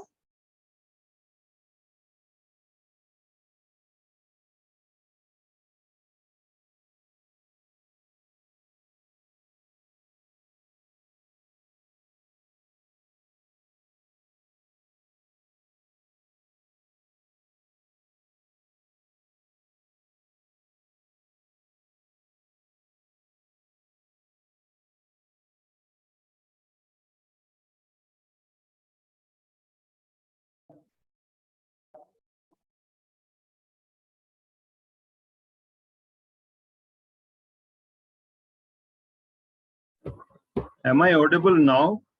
Yes, sir. You are audible now. Thanks, God.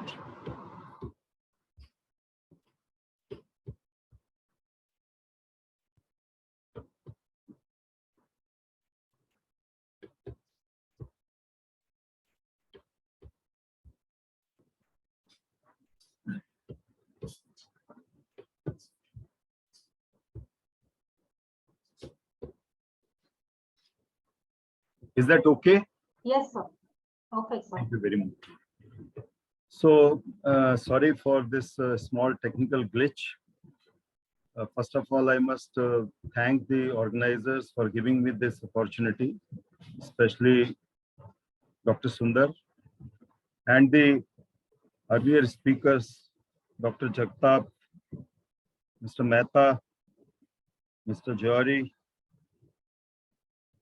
Mr. Nabin, and of course, two lady speakers, Miss Anjali and Miss Smita. Going through all these discussions and all these talks which have been very well scripted and talked, one thing comes to my mind is that the title of this particular session, which has been called as Paryavartan, is the right word. It really means Paryavaran mein Parivartan.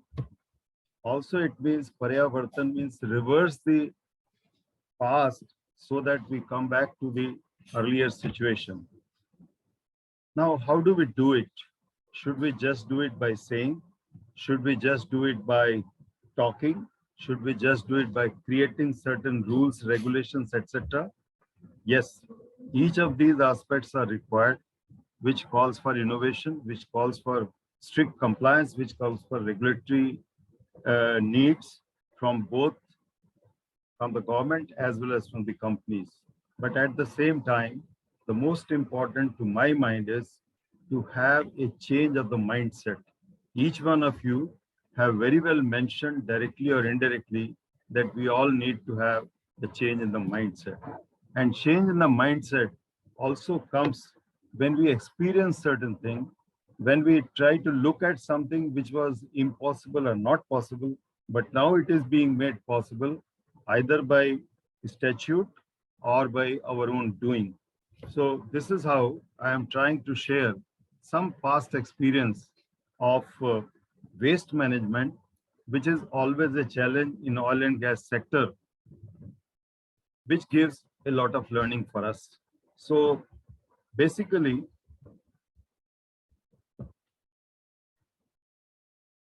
why waste management? There is no need to, elaborate further because I know time is running and there is no need for me to spend more time in the slides which already have been directly or indirectly spoken to. Of course, we are talking of ESG risks which are there, and we need to integrate with the sustainability and try to bring resilience which is the need of the hour for any corporate. We are also talking of value chains. When we are talking of value chains means the gain for me if I am doing something.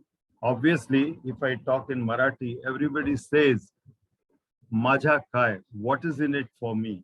Once we understand what is in it for me, it becomes the easy talks for all of us to carry forward our thoughts and to carry forward our situations.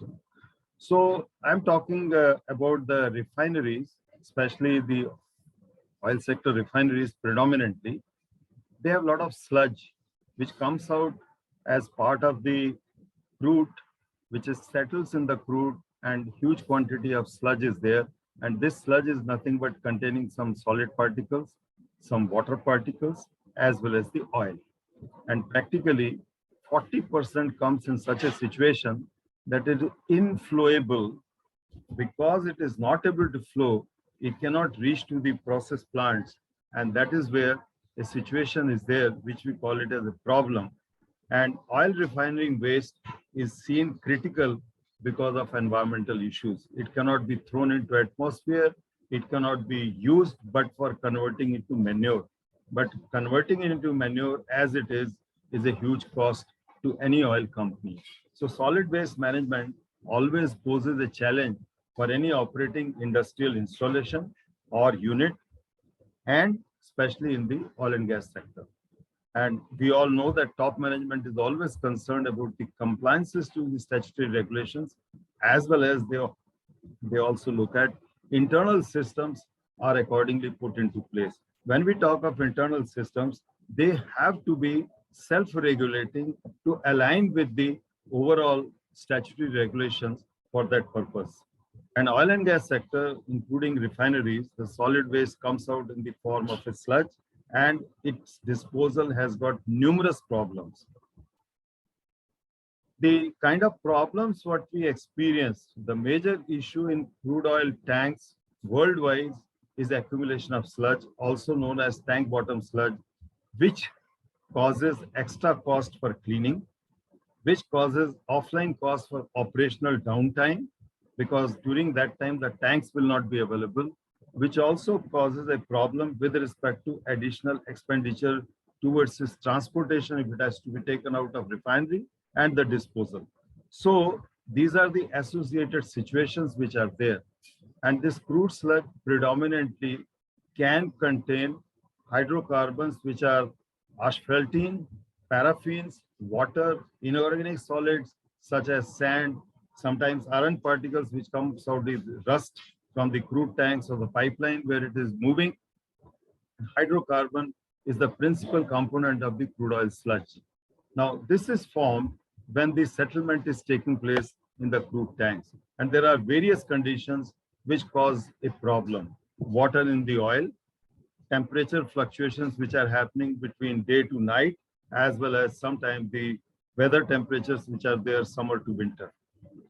Feedstock, the kind of feedstock which is coming, the kind of crude which is coming, which source it is coming, whether it is congealing type, whether it is having more contents of impurities, or whether it is having a easily flowing Middle East, which we call it a softer crude.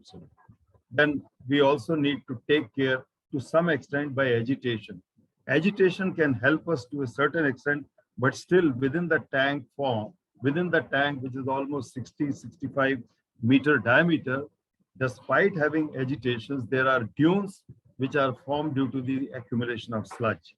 So this sludge creates a reduced storage capacity over a period of time because sludge keeps on getting settled, and to that extent, the storage capacity of the tank gets reduced. Reduction in capacity will gradually increase without a pre-planned preventive maintenance which is necessary to be taken care of. As the capacity of tank begins to reduce, so too does the throughput of the plant as well. And many circumstances further add to woes with respect to storage tank, which are required to be taken care.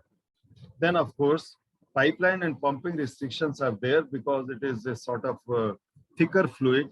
Whenever crude oil is pumped from the storage tank, it leaves a residue on the downstream of the pipe with a high velocity sludge, asphaltene, clumped together and solidified with the pressure and the temperature changes which are happening. And obviously, over a period of time, the buildup is very high. It becomes hardened inside the pipelines, as well as it becomes hardened in the rest of the system which are there. And in the worst cases, the pipeline can rupture if it is getting too much solidified and still we are trying to push. It is going to create a problem and it adds to the, the spread of the sludge which is there. The main disposal issue associated with oil sludge is that it is classified as hazardous waste and therefore needs to be sent to expensive hazardous waste facilities, which Madam Smita just some time back have told that Pollution Control Board has given authorization to some of the handlers, and few handlers only can handle it. And uncontrolled handling of oil sludge often leads to severe and long-lasting environmental pollution situations. The solution is to break down the crude oil sludge in situ in its condition to its base hydrocarbon, resulting into as much as close to zero waste. So this is all the background. And I am talking of early 80s when I joined Bharat Petroleum.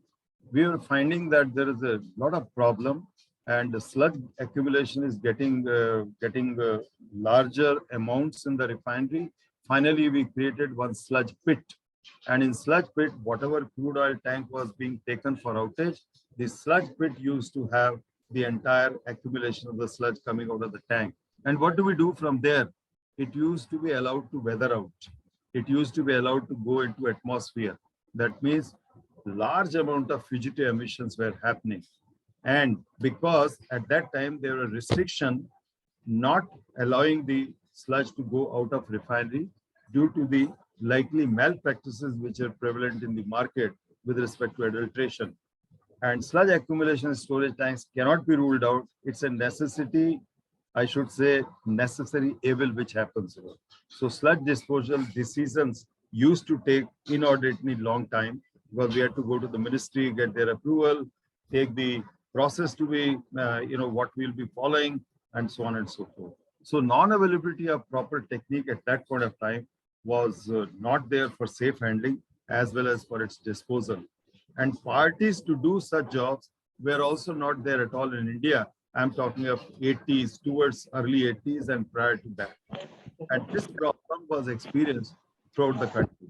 At least in my own refinery, if I take one refinery example of Mumbai refinery, till the 80s, the large quantity, almost close to 70,000 tons of the sludge. Can I continue, please? Now you can lie down for a minute. फिर चाहिए तो नीचे. This exercise I do. Yes. In the morning I do yoga. So अभी Can I continue my talk, please? पर है अगर exercise चाहिए तो कर सकते हैं. Just a moment, sir. Excuse me. अगर कंफर्टेबल रहेंगे तो he can. Should I stop or should I continue? There is some lot of disturbance which is coming. Anyway, thank you very much. This removed storage tanks cause limitation of capacity and it has got a fire hazard and also it has got a fugitive emission while weathering during the sun, and it was a net loss due to unrecoverable hydrocarbons in the form of sludge. In course of time, many experimentations took place. It was found possible to recover oil content by use of steam heating, making the sludge flowable to reach to the process plants. And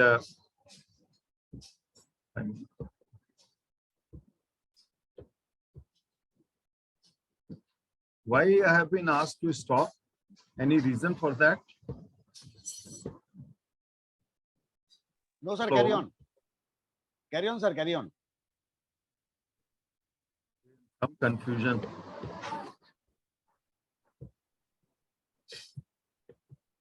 Carry on, sir. I'm trying to come back. Yeah. So many techniques at that time were developed, and other techniques deployed was to use certain chemicals to disintegrate from silt as well as the water particles and extract the oil content to the extent possible within the oil tank itself. To some extent, it helped a lot, and but this too had its own limitations. Subsequently, sometime in late 80s or early 90s, Terry came out with a beautiful experimentation after a lot of work in the laboratory that there could be zappers which will convert this sludge into the manure by bioremediation. So obviously mimicking from the nature and trying to go to this aspect. But in this process, who was getting fatter? Obviously zappers were getting fatter because they are well fed with the crude oil.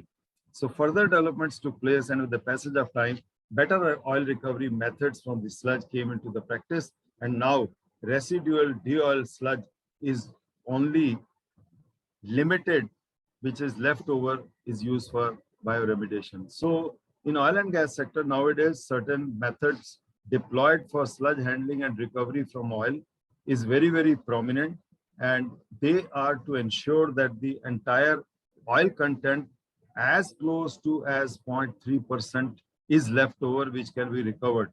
Water content is also duly taken into account.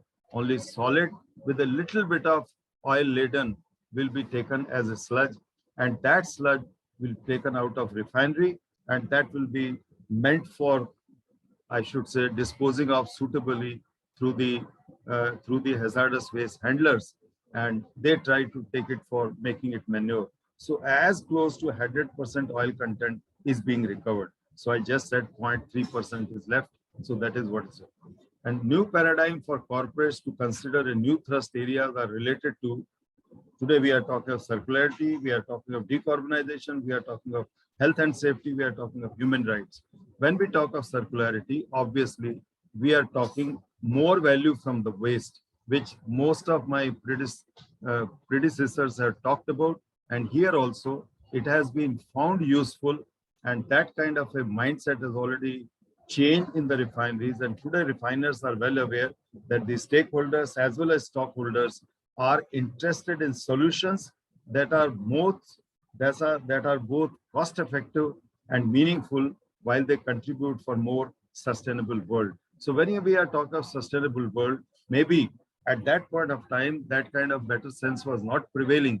But today people have realized that any kind of such kind of a sludge, instead of being sent out just for disposal, better we recover as much oil as possible, because each drop of oil recovered is a directly useful and improves the bottom line of the corporate. And once this better sense has prevailed, our managements are talking with respect to circular economy. I will not go into the cycle of this circular economy, but I am basically talking that we are referring with respect to decarbonization, we are referring with respect to reducing the so-called sludge generation from the source itself. And when we are talking of reducing sludge generation by the source, obviously there is a higher thrust, higher attempt to make the system more clean and more appropriate for best operations and for the operations which are rightfully to be taken into account. Of course, while we are doing this job, we also have to look at occupational health and safety aspects in the workplace, as well as whatever PPEs are required, requisite fire prevention factors are required, they are to be taken into account. There are people who are also talking with respect to wage parity, job security, but these are some higher level of sustainability which may come for tomorrow for discussions, for future times for discussions. But notwithstanding that, I would like to say that obviously what we mentioned in the beginning, ESG risk integration of sustainability to build resiliences is the need of the corporates. And wherever we can understand there is a value chain improvement with respect to certain processes, obviously the corporates will always make a beeline to follow that. It relates to emissions, it relates to unsafe working conditions, it relates to wages, whatnot and whatnot. But ultimately, when we are talking with respect to sustainability, and sustainability has to take care of all these aspects in its gambit. So these factors pose ESG risk to the corporates, and we have to manage these by integrating into the system, by integrating suitably. When we are talking of refinery activity leading to the sludge, there are various processes where the sludge creation happens to take place. And these kind of sludge, it may be oily sludge, it may be biological sludge, these sludges do pose a problem. It used to pose much higher problem, but today, with a lot of technical advantages and innovations within in-house, many things are being taken duly care. And so instead of looking oily sludge as a waste, refiners are now looking at as an important resource. So I'm using this resource once again. Whatever oil is recovered, it is a beneficial towards the bottom line. And removing solid waste is minimized, and which reduces the overall disposal for the offsites also. So this is what I basically wanted to share. Our current philosophy, I am talking of the many more new things which are being adopted, but with paucity of time, I am not getting into all these aspects. But yes, sludge cakes are being made, thermal desorption methods are also being used, compressed into the minimized cake size of the boxes, that is also being done. So finally, I will say, of course, these are the different methods which are being adopted, like microwave heating is being used. Again, it's a technology which is being adopted in the refineries, in some of the refineries. Then, of course, there is a complete pyrolysis process by which we are converting the sludge into a energy, which is the order of the day. That is what we talk. So there are different methods which are available. There are different advantages, and each of them are got coupled with the associated disadvantage. I try to capture it. Those who are interested from the technology and technical part of it, it may be useful for them. And solid waste, I will say that still there are scope for improvement. I went to many industries. Recently, I came across in one of the industry where the old used RCC structures of the old roads, which is called rubble or which is called debris, they are being smashed and getting converted into the concrete blocks. And those concrete blocks are beautiful paver blocks which are being used for pathways, parking, etc. And of course, I should not say, but I'm just giving the name for the sake of people's knowledge that this kind of job is extensively being done by Godrej and Boyce Limited. They have got a separate plant for this sort of conversion. I saw in Singapore, from similar kind of situations, they have developed a new sand. It's again a product which, of course, was developed by the National Singapore Technical University, but now it is being populated and it's being extensively used, again, using for various purposes of road construction and other, constructions which are not very high load bearing requirements, but moderate, like pathways, etc., etc. But as I said, we are still to go a long way. When we go around, we still find that ash filling or refilling into the redundant coal mines is also posing different kinds of challenges. Like we have to get, when we are filling it back, we need to get the same level of consolidation like the the mine itself. If that consolidation is not taking place, that can pose different kind of situations at a later date. I went to many of the other mine areas, especially the copper mines.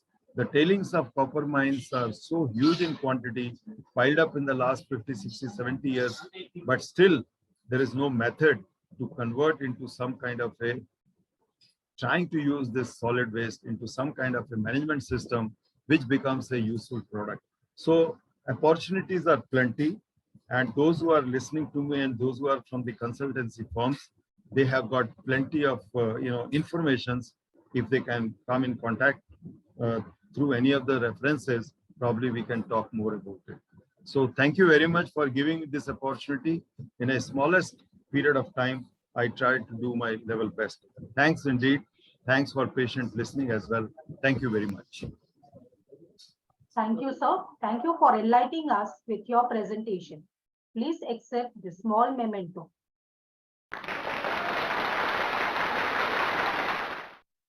Before proceeding for the panel discussion, let's have one more quiz question. The question is, what is the theme of this World Environment Day this year?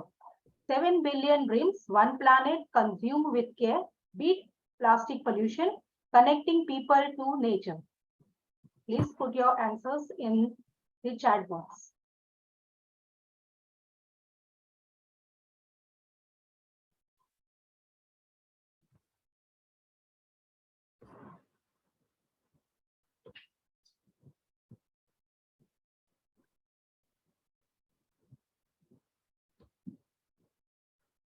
And the answer is B, beat plastic pollution. A good discussion increases the dimension of everyone who takes part. I would now like to invite the speakers for the panel discussion. Let me introduce Professor Sudesh Sharma, our anchor for panel discussion. Professor Sudesh Sharma is the Senior Scientific Officer with DAE NPCIL for 30 years. He is a visiting professor at business schools. Currently TQM consultant and MDP facilitator, corporate communication consultant to technical sector. He's done his BE Mechanical, post-graduation in management, ISTD in training and development. He's a quality management, environment, health and safety training and development, corporate communication, nuclear engineering. Please welcome Dr. Sudesh Sharma.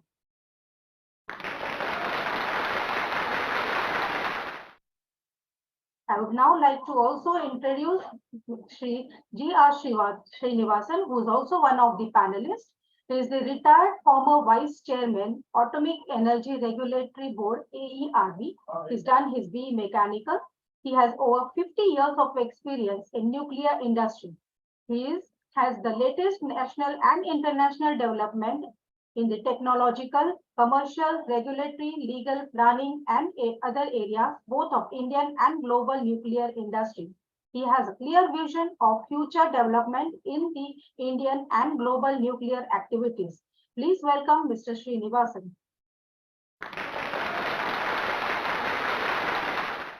Over to you, Sharma sir, for the panel discussions.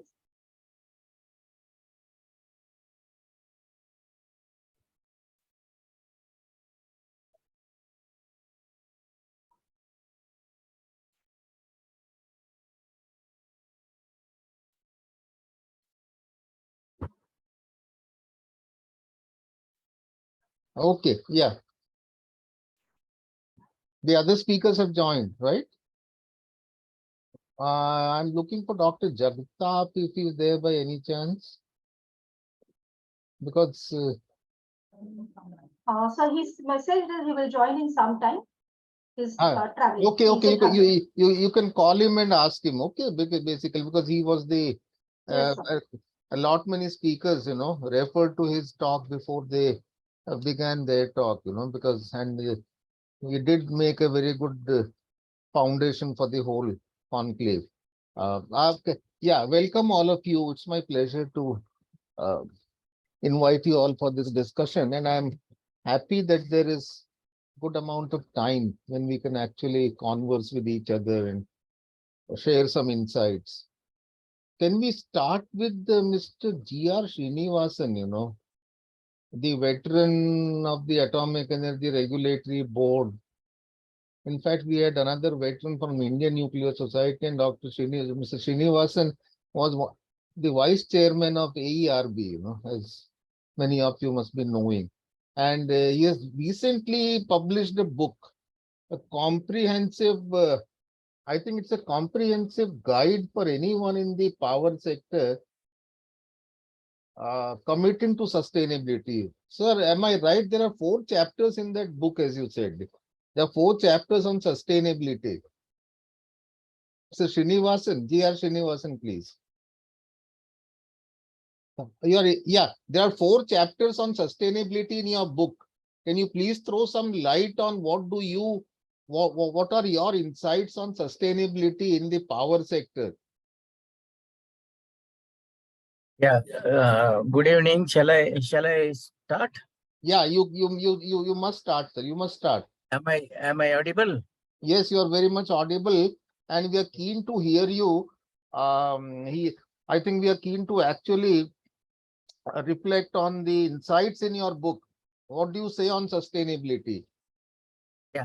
Okay. I will talk a little bit on sustainable development to start with. In fact, that's the topic of today's program. I must say, start by telling that nature protects us if it is protected. And at the same time, United Nations have come up with a concept of sustainable development. Mr. Jagtap has explained the classical definition of sustainable development. But in simple terms, it is protection of environment, conservation of resources, consistent with development. So it's a very balanced one. It doesn't neglect development. And as you all know, development is very much required for quality of life. In fact, if one has to have, for example, human development index of 0.9, you should have 5,000 kilowatt hour per capita. It's just an example. And so United Nations worked out 17 sustainable development goals. But 7 decades ago, Mahatma Gandhi ji said that the earth, the air, the land, the water is not inherited from your ancestors, but it's borrowed from your children, and you must give it to them in the same condition in which you received it.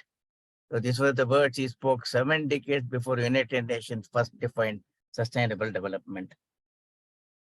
People talked about climate change. In fact, it is now almost the centerpiece of almost all discussions.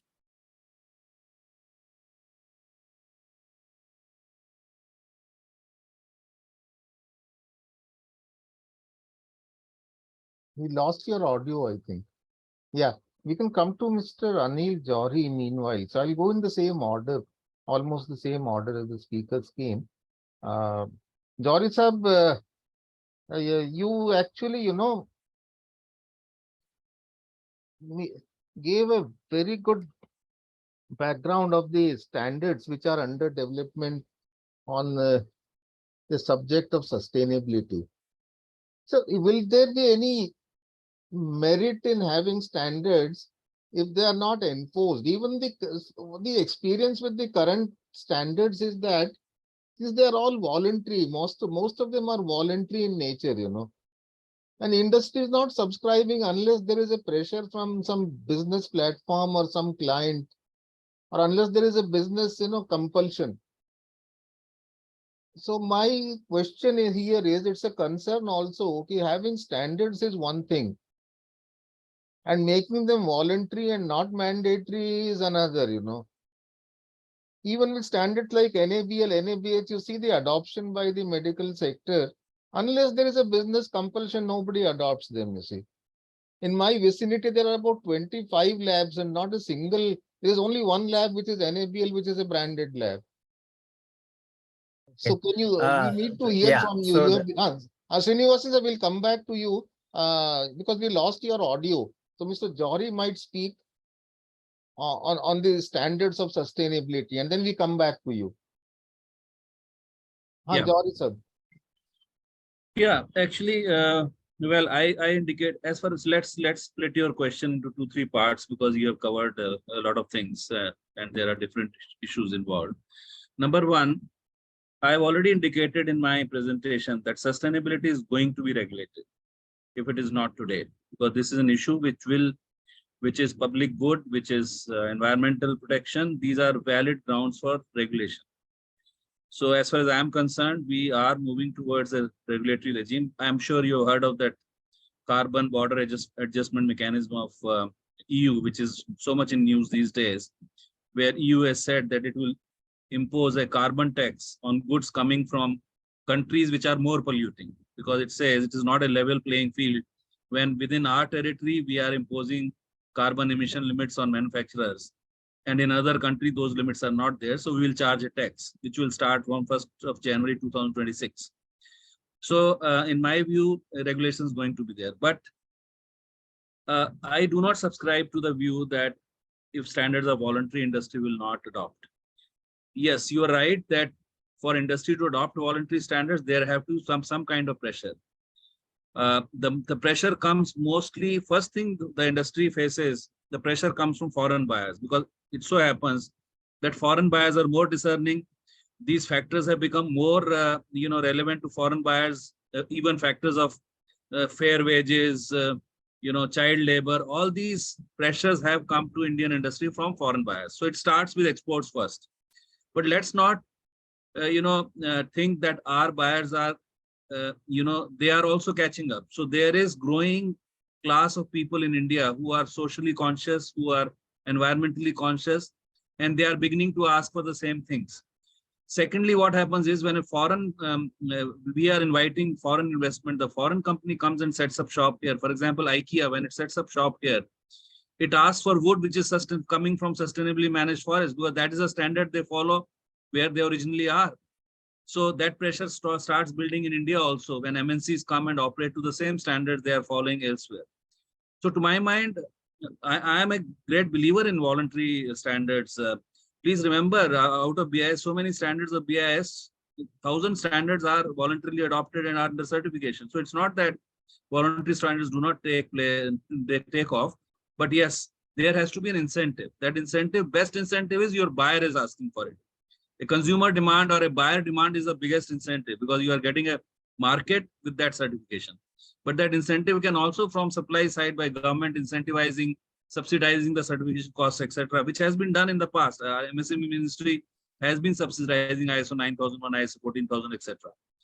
So that is my answer to your first question about enforcing standards on a mandatory basis. I do not believe every standard should be enforced on a mandatory basis. But yes, every voluntary standard needs a pressure, an incentive, an ecosystem in which they get. At the end of the day, every manufacturer will think, whatever I do should earn me more clients and more money. And why not? That's the purpose. So why not? The second part that you said about NABH, NABL, I have absolutely a differing view. Please remember, I was part of the organization where NABH was set up. I just joined when NABH was set up. So I am aware of why it was set up at that time. NABH was set up to attract medical tourism. It was set up to showcase world-class standards, world-class facilities in India to the world. It was not set up to certify every hospital. No, that was not the purpose, and it will not happen. Same is true of NABL. NABL accreditation is meant to demonstrate that we have world-class medical labs, testing labs, calibration labs. That does not mean that every lab should be. I am opposed to making accreditation compulsory. In fact, government has recognized this. There is a Clinical Establishment Act, that was passed in 2010. Unfortunately, because states have to adopt it, only 12 states have adopted it. Only 6 union territories other than Delhi have adopted it. Under Clinical Establishment Act, there are minimum standards being set. They have been set for the labs. You can go and see them. And recently, they have been approved for hospitals also. I was part of that meeting on 16th of March. They would be notified shortly. I believe that as far as quality journey in healthcare is concerned, it has to begin with enforcing the minimum standards, which are regulatory standards. They are under regulation. The state should adopt them and enforce them. Accreditation is not the answer to mass healthcare. So accreditation should remain voluntary and should be incentivized by in various ways by regulators. Regulator can also say that if you are accredited, I would assume that you are meeting the standards, the minimum standards also. And by insurance companies, like it was done by IRDA. So to my mind, like CGHS says that we'll only use NABH accredited hospitals. That's an incentive. User incentive, that's a user. CGHS is a user. So I believe that in healthcare, my view is entirely different. I am opposed to accreditation being made mandatory. If you ask me, ICMR, when COVID testing started, ICMR did the right thing by choosing NABL accredited labs for RT-PCR technique to begin with, about 55 labs to begin with, but later on made a mistake by insisting on NABL accreditation for COVID testing, which led to our facilities were not scaled up because not every lab would come up to the NABL standards. And then we faced the problem in the second phase when we did not have enough facilities of COVID testing. They should have been better advised to stick to the minimum standards and say that those who meet minimum standards will be allowed to do COVID testing. So on healthcare, I have a different view. But on manufacturing, because we want to export, we have to be world class. Our labs have to be world class. They have to be enable accredited, and we have to adopt international standards in manufacturing, because we are talking of exporting our products as well. So the scene between services and manufacturing is slightly different.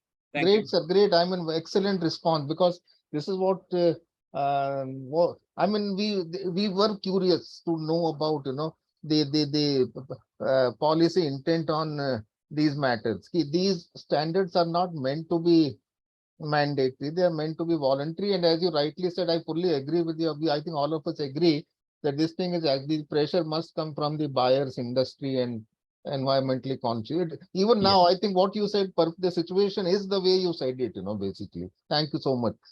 Can we come back briefly to Mr. Srinivasan? Sir, are you hearing us now? Can you finish your point on sustainability?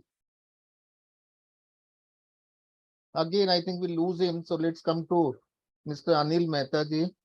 Mehta साहब, आपने ओम शांति और Shall I start now or somebody you else must will? start now. You must start. Sorry. Yeah. Okay. I was just talking about energy transition, which includes many things. But important thing is countries are deciding to phase out fossil by 2050. In India, as you all know, it will be 2070. There are many details of energy transition, but the most important one, I think, is that it is emotional. It is reskilling is involved, restructuring of economy is involved. There is a word called just transition, and so we must now do a just transition. I wanted to come back to energy transition, and there are only 2 green sources now which can replace fossil fuels. But it's not only the power sector, which is only 24%. It's the other one, like process heating, hard to decarbonize industries like steel, chemical plant, petrochemical plants, which use both power and process heat. So there is a lot of challenges here, and it requires a tremendous teamwork. We have to do many things which we have never done before earlier. Now, nuclear is a very unique power source which can satisfy 2 different conflicting things. Like, for example, SDG 7 says affordable and clean power to all, which is what developing countries would like to concentrate on. But developed countries would like the world to concentrate on SDG 13, which is climate change. Nuclear is able to satisfy both these groups because it is green power, so a lot of power can be produced. So we will get power to all the people, and at the same time, since it is a green power, the climate change situation will be quite different. I'm very happy to see renewables are growing, but the demand for power is growing faster than what renewable can give. There is a gap which needs to be filled up. What I am really surprised is why it should take a Greta Thunberg to tell that we should go for solar and wind. The solar has been there and wind has been blowing for millions of years, but it's only the last 50 years that we are trying to concentrate. It's a little bit of an unfortunate situation. We should have done it long ago. Nuclear and renewable are very favorable twins. Nuclear can operate on a hybrid in a grid, and in a grid, if there are more nuclear, it can accommodate more renewable. Okay. As far as India is concerned, so we would no like conflict. to hear. We would like to hear another view. Jory sir, do you have any counter views on this? That nuclear and since your topic was sustainability too, do you fully agree with what Mr. Srinivasan says on nuclear and renewables? Are these I two want sources? somebody to oppose. No, I don't think he'll oppose. We just want to say it's a panel discussion. We are not making a policy. I'm afraid this is not my really area of expertise, but whether to make a choice between nuclear and any other renewal. So I would rather not comment where I do not have expertise. No worries. Any other speaker? Any other counter views on the firm conviction of Mr. Srinivasan that renewable and nuclear are going to be the future sources? Anyone, please. Sir, can Yeah. I? Yeah. I think what Srinivasan sir is saying is right. Yes, of course, because making power out of the nuclear technology is actually very easy, and that we can satisfy that big numbers or the volume what we are talking about. But yes, whenever we say that, naturally the responsible way of producing also comes into picture. And if something goes wrong, even if a small thing goes wrong, we know what happens. That is your So- genetic Hiroshima, ma'am. The DNA of Yeah, Hiroshima. absolutely. That's the Hiroshima DNA. Because the reactor does not kill people. The bombs kill people, you know. Bombs Yes. kill people. We are not So I talking. think we need technologies out here because we cannot take that big risk. So maybe technologies where it becomes more safer, you know, You whatever need to, I kind think, of a generation you are I doing. think you need to visit Kaiga plant, which is in your vicinity, you know, Karwar. Yes. Please go and visit it. You will be amazed, you know, that I mean, it's a very good, and I think everyone here, I mean, a visit to nuclear plants is now open to all bona fide citizens of this country. So And please, India as such, we have not had any problems. you will not have problem because everything is, you know, self-regulating, you know, there. Yes. What is not self-regulating is nuclear weapons, you know, but that's not our focus of discussion. No, That's not. See, a bomb is designed to explode. A reactor is designed to control, you know, basically. This is the difference. A bomb is designed to destroy. A reactor is not designed to destroy. Anyway, good. I mean, I'm so happy that Dr. Anil Mehta, आपका model replicable, is your model replicable everywhere? जो पानी की बातें आपने करी, what is your suggestion for others? You know, how can we harness the power of water? How can we ensure sustainability of water? पानी तो नहीं रहेगा सब, पानी तो अभी भी कट हो रहा है सब जगह. पानी की सस्टेनेबिलिटी का आपके पास दो we want to hear two concrete solutions from you. आपने राजस्थान जैसी जगह में पानी पे इतना काम किया है. या doctor Anil Mehta, I think we can only see his photograph. We don't see the person there. Okay, good, fine. If he's not around, I think Professor Nabeen, yeah. Can you please, I mean, say like this question on water? What will be your take on this, sir? Are we going to have a situation where we are going to depend on ROs, reverse osmosis process of desalination, and there'll be no water left? Since you have done so much work in this direction, academic work, research work. Yeah, I think I'm more on CO2 reduction part. So I mean, yes, as an expert, actually, I can have some opinion regarding the water and RO, but it's depend on the locality. You know, if you have so much water in certain area, then you should have adopted a certain technology that is economically beneficial in that location, right? But if you are located in a region where you don't have other fresh water, then of course RO and desalination would be a good option there. So the choice of adopting environmental technology is dependent on the resource available nearby, and then the advances in technology. It same applies when we had a discussion on this. Okay. Let's come to another point now. Yeah. 25 lakh. Sudesh, I have a comment on water conservation. Yeah, please, sir. Please feel free. Yeah. You know, again, I am a power man. So in the power sector, 90% of power producing plants are water intensive.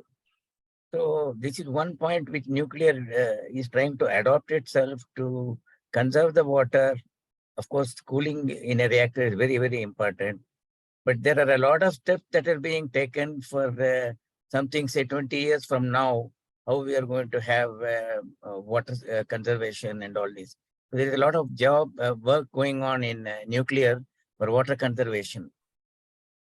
Okay, so thank you. Naveen, is zero carbon practically feasible, or is it just a dream? A quick comment, please. Zero carbon, is it a feasible dream? Is it a feasible option or a pipe dream? Everybody is, you know, off the audio. Any specific reason?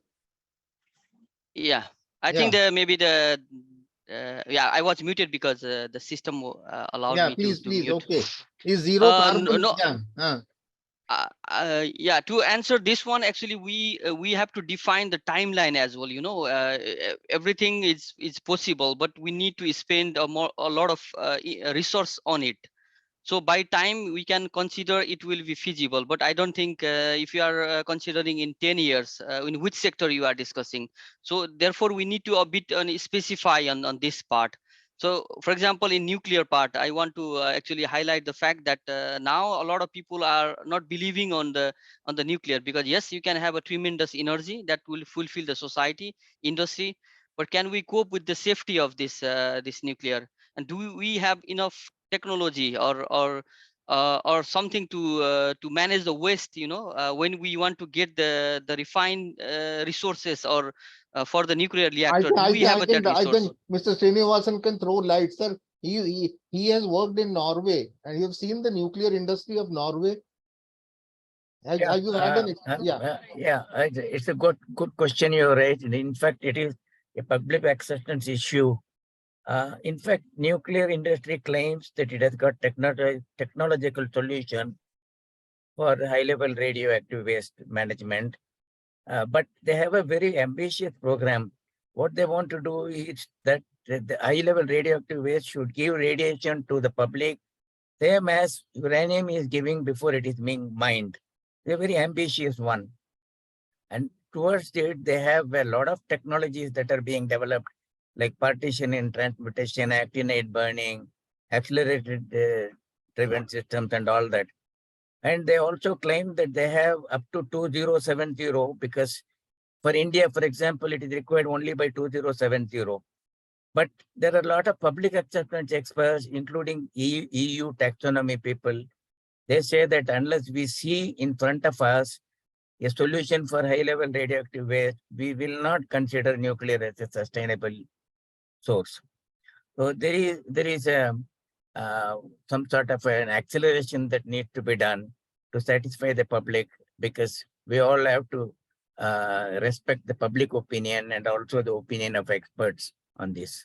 Great, sir. Thank you. Thank you. I think we just have 10 more minutes. There was some interruption. I don't know whether you asked any question. I asked you a question. Is it Mr. Anil Mehta, Dr. Anil Mehta? आपका audio sir ठीक कर लीजिए सब. हमने ये कहा था कि वाटर के बारे में आपका कोई ऐसा मॉडल है जो सब जगह रेप्लिकेट किया जा सके. जो मैंने कहा कि पर्सनल लेवल पर don't worry about कहा. You are an expert in the field of water. That's how we are perceiving you. कहा तो ठीक है, सबने सुन लिया, हमने भी सुन लिया. वो कहे पे कोई हम सवाल जवाब नहीं हो रहा है. सवाल जवाब हो रहा है एक जनरल इंसाइट के ऊपर, बिकॉज हम आपस में भी सीख रहे हैं ना एक दूसरे से. Everything is applicable, scalable. It depends on how you perceive your natural resources. So what I've said, I'm saying it again. Just by changing your personal lifestyle, you can save a lot of water. Secondly, what I'm saying, and I will again say what I said, that by what they're just using the nature-based solution, you can solve the water pollution problems. We have done it in Udaipur on Ahar River, which I've shown in my slide. So what I'm saying, I will again say, ऐसा कुछ भी नहीं है पानी के मामले में जो एक व्यक्ति अपने घर में बैठ के नहीं कर सकता. सुदेश आप नहीं कर सकते, मैं नहीं कर सकता. हर व्यक्ति अपने जीवन में करता आया है. अभी हमारी लाइफस्टाइल में ऐसे परिवर्तन आ गए कि हम पानी का ज्यादा खर्च करने लग गए. अपने अपने स्तर पर अगर हम पानी को बचाएं तो 2.5 lakh litre, which I am saying, I am underlining it.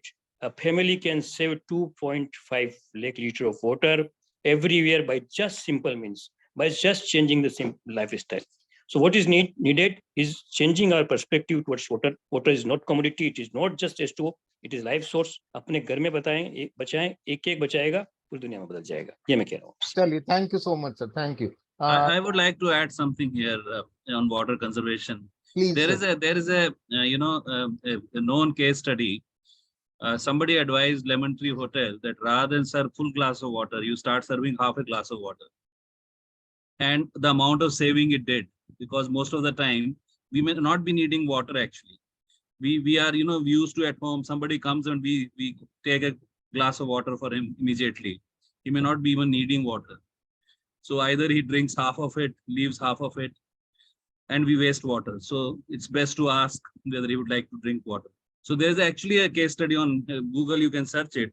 The lemon tree No, many consultant people, advice, many people are serve half adopting. a glass of water instead of full, and how much saving it affected. So there are small things which can, I agree with him, Dr. Mehta, small things which can save a lot of water. Thank you. Great, sir. Thank you. Thank you. I think it's heartening to note that many offices, including a lot of PSU offices, have made a beginning, by actually eliminating those, that lavish flow of water in bottles. People drink half a bottle, but it's actually in events, people are very, very, irresponsible. In the shadis and in various events. In the hotels, if you see, people, I've counted up to 7 to 8 small bottles of water being consumed by one single person.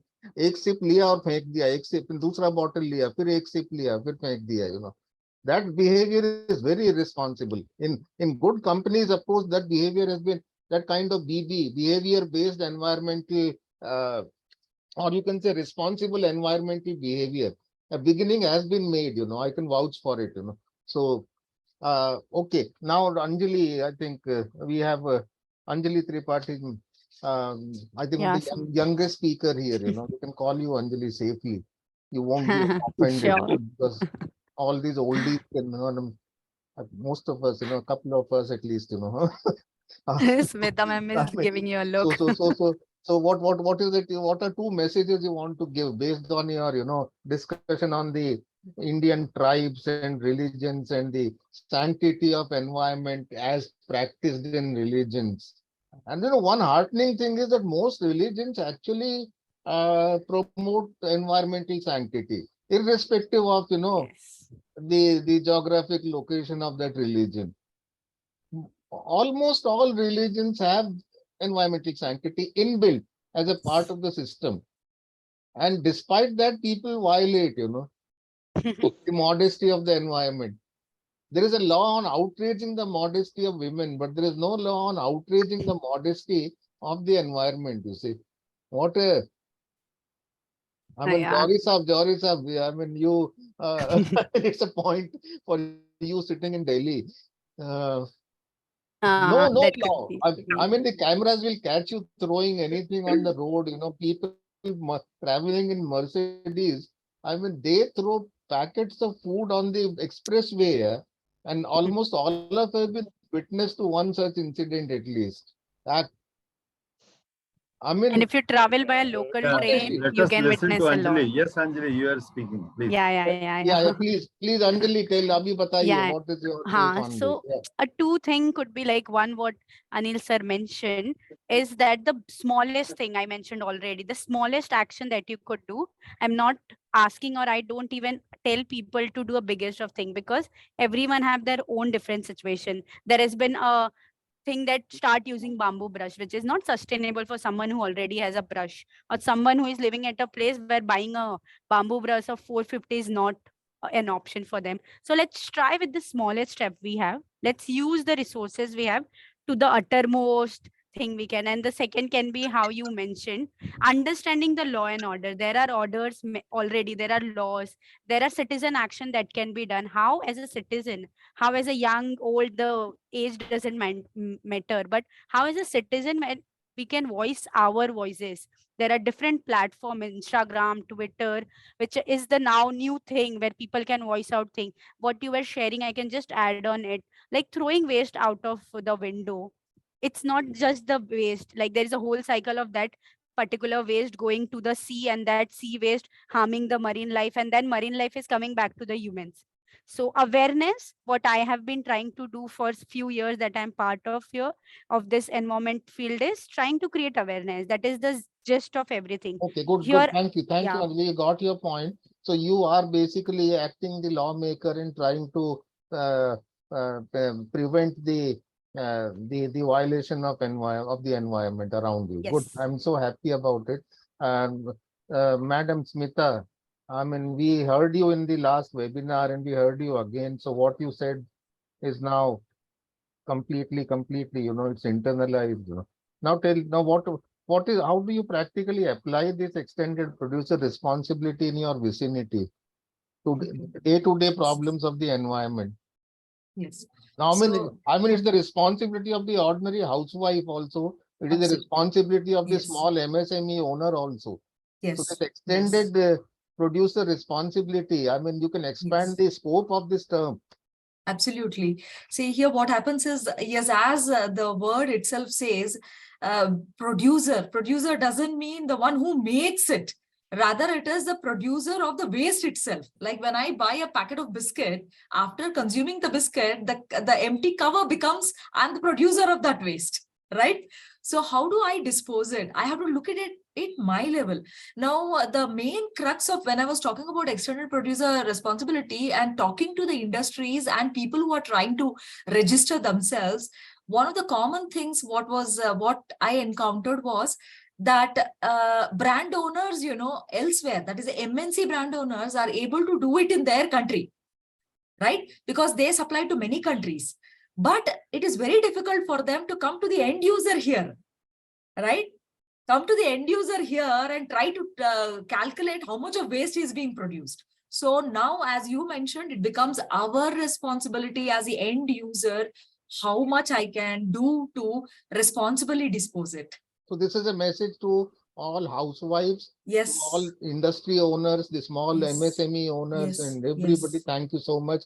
And coming to Bhaveja Sahab now. Bhaveja Sahab, you have been an oil sector veteran. So oil में सब जैसे nuclear में जैसे लोगों को they have a kind of apprehension from the consideration of the environment, What are the apprehensions people have with the oil industry? अभी जो रत्नागिरी में refinery आ रही है, there are apprehensions there, They say that this refinery is again going to bugger the environment.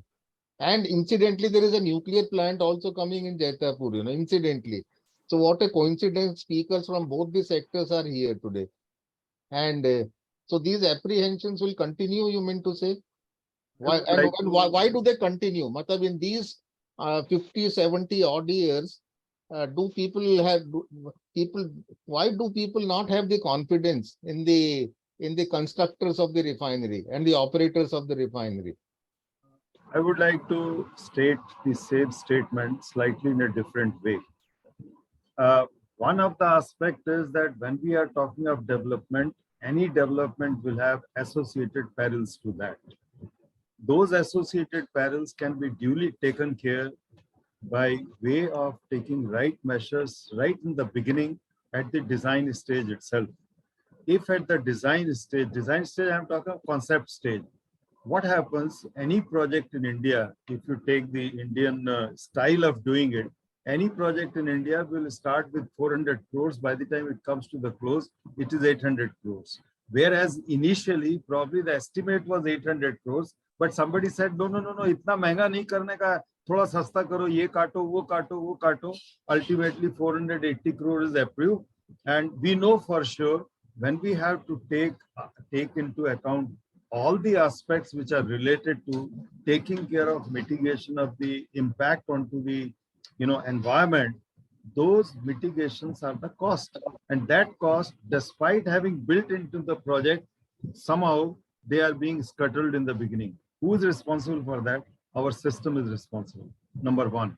Number two, when something happens anywhere in India, irrespective of the type of plant, irrespective of the type of industry, if anything goes wrong, who gets blamed? The industry. Whereas there are many factors which are responsible. PAPs are responsible. Who create hue and cry? Why not we talk about that? The question here is... One minute, I am not finished, please. I am not finished. When we talk of sustainability, it starts from day one. It starts into the process. We have to change the mindset of everybody involved into the activity, whether it is a household or whether it is an industry owner or whether it is an industry designer. Unless all these aspects are taken into account, the right kind of fruitness will not be there. I mean, if you take, for example, many of the aspects which we are doing today, we are becoming prey to the consumerism. We are becoming prey to what is being sold as 1 + 1 is equal to, at the cost of 1. Why we are getting sold to that? What is so great about it? Having one TV, you want to have one TV plus fridge if it is free to you. I mean, we get prey into the consumerism. Somebody is doing it. They are doing their part, but why we get carried away? What happened during COVID time? During COVID time, we all learned how to live with a minimalistic approach. Why can't we continue with that? I'm asking those questions to myself, and I'm also suggesting that we should adopt this approach to really bring in the change in the thought process of people's mind so that we can look forward towards sustainability, towards sustainable world. I'm not talking of one industry or two industry. I'm talking of humanity as a whole. Let me start from myself. If I can start from myself, should I have 50 t-shirts? Should I have 20 t-shirts, or should I can manage with 3 or 4? I'm just asking a question to myself. So if we look sustainability, Zoom Thank ka you, time thank up. you. Dr. Sundar Kataria, I think is Thank you. waiting since long, and I think we want to hear him before the Zoom is timed up. Please, Dr. Okay. Sundar Kataria. Yeah. Thank you very much. Nice to see so eminent speakers and giving really horizon of this environment protection. Again, I think audio lost his audio. We can take a question. There are 2-3 questions in the chat audio box. got switched off. Yeah, so we can take the 2-3 questions quickly. I mean, so that the audience are not left gaping कि मेरा यार question भी नहीं पढ़ा मतलब. So I think Mr. Dilip Negi has a question: can EPR be implemented in Uttarakhand and Himachal, where they are paying price for unregulated tourism? Can EPR, Smita ma'am, can you? Yes, sir. A brief answer. I replied, yes, of course, because here comes tourism and here comes FMCG products, and the brand owners can come down the supply chain and they have to track it. They can. Okay, then there is a question from Manish. In most of the cities, every day tons of house waste is lying on the roads. Do we not have a 100% solution? Tons of waste lying on the roads. I agree with Manish, because just move out of Bombay, and and you'll see the difference. At least here you can see some people cleaning the roads every day. Okay, just move about 30-40 kilometers away into the interiors, in those many of those small towns and talukas, there is no road cleaning. I don't know what is happening there. I mean, this is a question which any one of you can answer. I think Panchayat and the Jilla Panchayat, they have got a very fine defined role out there, sir. And each of the Panchayats have also been allotted a recycling unit. So actually it is the enforcement. That's what I keep mentioning. Enforcement is a big question mark in our country. I mean, Manish, I think he asked, his questions are primarily related to enforcement. There's another question from him. Many industries do not have a consent to operate and they pollute the environment. Yes, it's true. All of us watch it. I think we need to think, and then when we give the vote, we have to ask them all this. No, ma'am. Here, the real problem, I'll tell you honestly, these kind of industries can be taken to task. There is sufficient regulation. There are too many laws on this. Yes, I mean, NGT is there. People in societies, people in my society also complained about a lot of, smog and pollution coming out of these chemical units. But not a single guy, not a single person out of them. He takes the trouble of, visiting the website and lodging a complaint there. I think all of us should take lessons from the legal these things. We have a great personality called MC Mehta, who brought out a lot of environmental, judicial activism. So Yeah. I think we should do it. Great. Anyone else? Sumitji, would you like to pop in for some time? Sumitji? No, sir, nothing from my I side. would like. Yeah, I would Kataria, like sir. to. Again, back to audio. Yeah. Yeah. Okay. Now is it audible? Now Yes, it's sir. okay, sir. Yeah. Okay. It's nice to see so many eminent personalities and speakers are there, and they have covered horizontally as well as vertically. Lot of good things. Now, my opinion on the nuclear because I also served nuclear long back. Now, nuclear is most safe. We have seen only few accidents happen, but it has not affected the radiation. So it is quite safe. Second thing, nuclear takes less space than your renewable energy like solar or your this wind energy.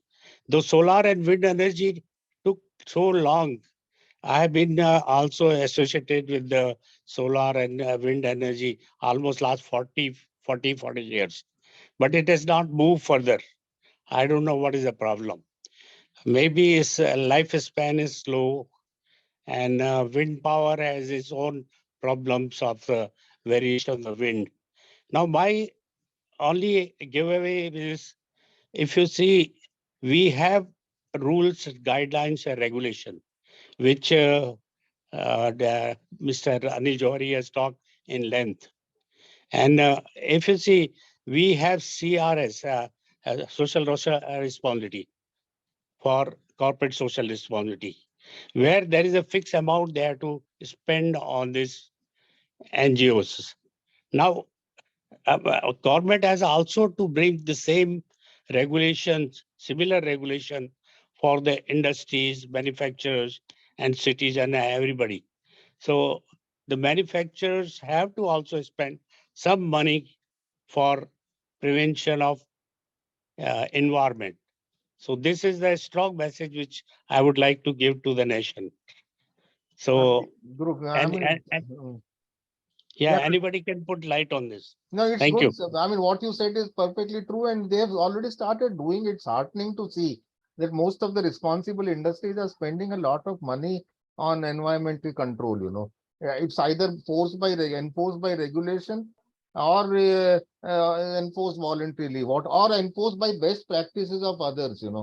Sir, the I mean, ESG, I think ESG will enforce it, sir. It's more on a quantitative measure, and Correct. CSR is more of a volunteer measure. So किया तो किया, नहीं किया तो पता नहीं. But नहीं किया ESG तो will मैडम, ensure. वो मिस्टर अनिल जौहरी ने जो बोला ना, वो बहुत अच्छी बात लगी इनकी, कि भले गवर्नमेंट ना करे, मैंडेटरी ना करे, लेकिन इंडस्ट्री कर देगी. आज सोशल अकाउंटेबिलिटी, चाइल्ड लेबर अगर आप एम्प्लॉय करते हो तो you don't get the export order, because the guys come to audit your factory and they see everything there. They watch everything. It's not that you can't hoodwink them also. I mean, the audits, Similar, Sharma ji, if you see this ship recycling industries, they make tons of money. But when it comes to environment protection, they don't want to spend. So I've seen the last 30 years, I'm associated with them. They want government to make the dumping yard, their government to recycle. Why government should do? Why not industries? There are associations are there, and they each ship they recycle, they make crores of rupees. And ship recycling is also good for our environment, because we save a lot of power for making the steel, where the steel is ready-made and you are using it. And there are a lot of equipments which are reclaimed and those are used. But somehow industry, the mindset has to change. They don't want to change their mindset. होगा सब होगा. You keep on doing Paryavartan regularly, and I think in a small way we can contribute to changing mindsets, at least, in some way. Like when veterans like the one sitting today, when they make a point, I think the world does listen. And the best example is the schools today. When teachers say ki protect the environment, the students become so responsible that they fire their parents at home. KG students fire their parents. Ki kya kar rahe ho? Don't waste water. So anyway, thank you. I mean, it's time to express gratitude. Before there is an abrupt disconnect from Zoom side. That how they do it. And then you just keep wondering कि क्या हो गया यार ये. इससे पहले proactive risk management की हम सब बात करते हैं ना. So let's manage the risk properly, and let's thank all the august speakers today, starting from Mr. Jagtap, Dr. Anil Mehta, Dr. Anil Johari, Professor Nabeen, Anjali, Smita Venkatesh ma'am, and of course Shri G.S. Baveja ji. Baveja sahab, और ज्यादा नहीं सुन पाए थोड़ा आपको, but in the next panel discussion we will definitely come back to you. Thank you, Dr. Kataria, for joining us and for getting us together. And this has been a wonderful, wonderful event. And I think this will definitely make a small contribution to the mission of sustainability. Thank you all so much. God bless you. Have a nice weekend. Thank you, Srinivasan sir. Thank you. Thank you very much. Thank Thanks, you, everybody. Sudesh ji, for well organizing everything, and you were very much a very good moderator. Thanks a lot. Thank you, sir. Welcome, sir. Welcome. Over to Mansi, Negi ji, howsoever you wish to conclude it now. Thank you, sir. I thank all the panelists for such a healthy and wonderful discussion, which has, I think, covered everything in the short time. We proceed ahead with the quiz results. The winners for the quiz competition are, for the first answer, Ms. Anchal Chhabria, second, Arun Gaur, third, no one could answer it. Fourth, Mr. G.S. Baveja. Fifth is Mr. Sunil Chhabria.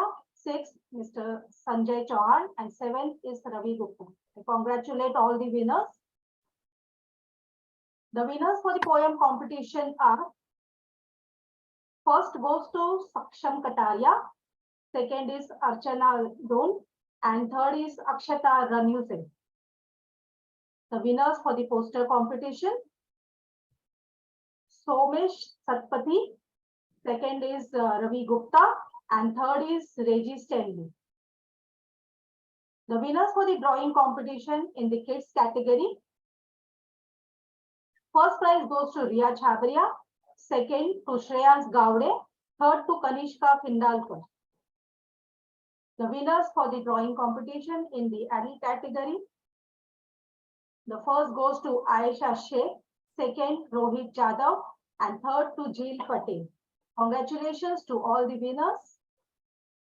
The winner for the slogan competition, first prize goes to Ravi Gupta, second Saili Bhosle, and third to Delis Solanki. Winners for the video competition, first prize goes to Rajasi Patil, second to Lekha Nayak, third to Sana Khan. Please contact Ms. Sushma Kindalkar on the given number and the email address for the prizes.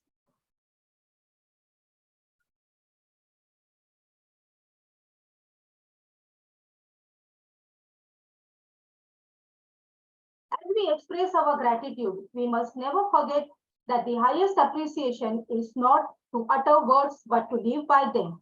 I now welcome Mr. Sumit Kataria for presenting the vote of thanks.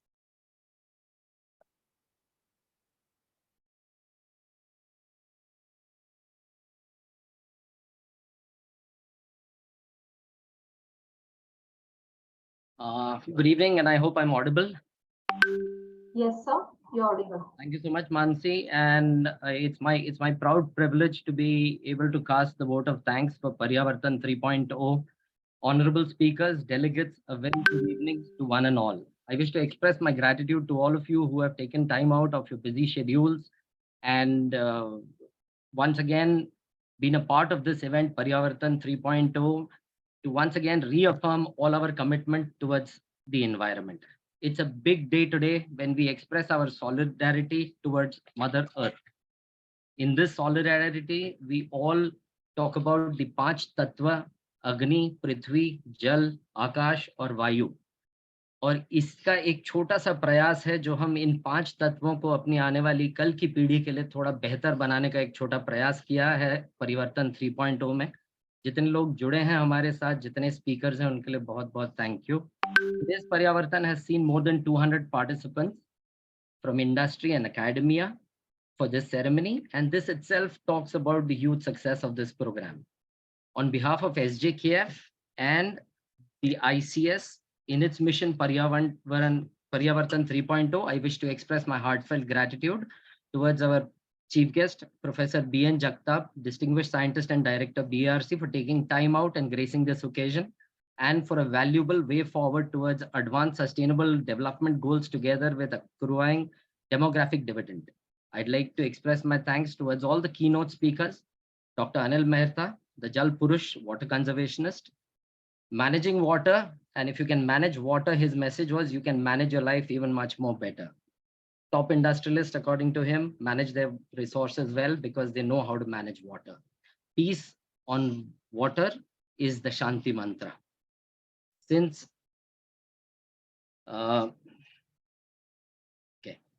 Shri Anil Johri, former CEO NABCB, the standards are here to stay. Sir's message was very loud and clear that standards are here to stay, and we shall all move from voluntary to mandatory at some point of time. It is good for all of us as we all have a role to play in upkeeping and adapting standards. Dr. Nabeen Aryal, Associate Professor, University of Southeastern Norway, for embracing new trends and technology while we have time and while nature demands it. Take care of your CO2 emissions. Ms. Anjali Tripathi, nature educator and conservationist. Back to basics, add a little dash of sacred feel to the practice for a great impact. That was a very sweet message. Thank you so much. Ms. Meeta Venkatesh, she's always been adding a lot of value to the Sadgun Sang. Thank you so much, ma'am. For EPR, extended producer responsibility, it's all about responsible thinking and it's all about us contributing our part towards ERP. Mr. G.S. Baveja, HSC advisor and consultant, landfill issues pertaining to sludge in the petroleum sector and landfills by and large. There are various opportunities and we should explore the opportunities on this risk. Thank you so much, sir. That was indeed well thought of. Keynote speakers have, I'm sure, enlightened all of us and shared their eminent experience in the industry domain. A big thank you to all the eminent delegates. I'd like to read a quote which says, "Content is king, but engagement is queen." So a very big thank you to all the delegates who've spent this 4 hours listening to all the people give out their messages and getting takeaways. Thank you. It is you who make Paryavartan and Sadgun Sang issues more meaningful. A big thank you. I would like to thank my entire panel of speakers. Thank you so much, sir, for a beautiful discussion, very healthy discussion, and I'm sure people have had a lot of takeaways. A big thank you goes out to our moderator, Professor Sudesh Sharma. Thank you, Sharma ji, for making this interactive and very nice.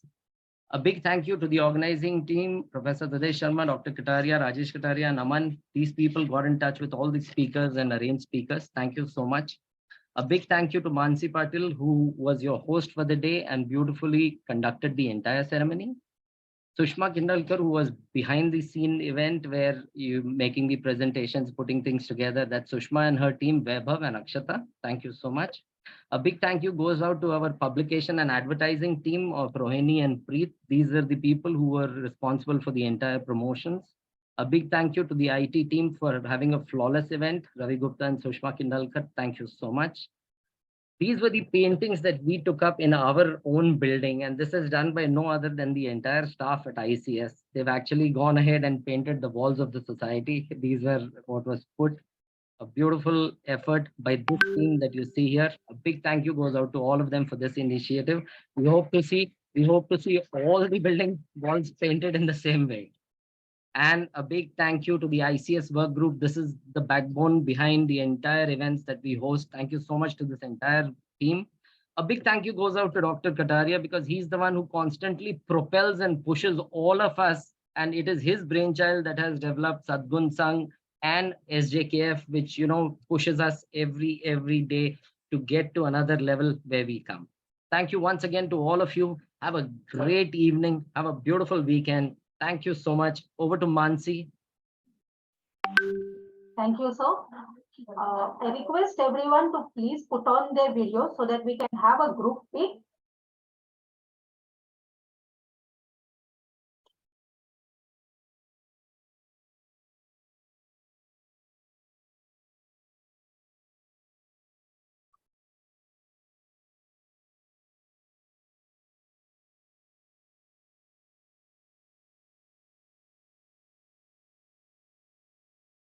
Just a moment, take the screenshots, please.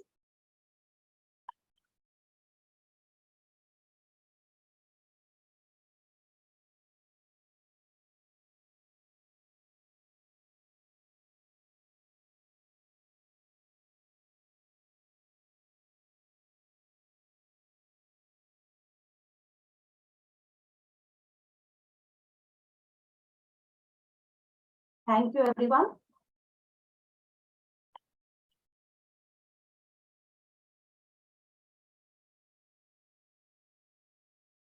Thank you for being a part of Paryavartan 3.0 on eco-sensitivity and sustainability.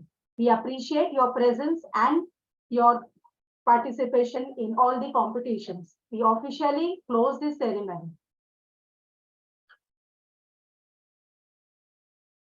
Thank you.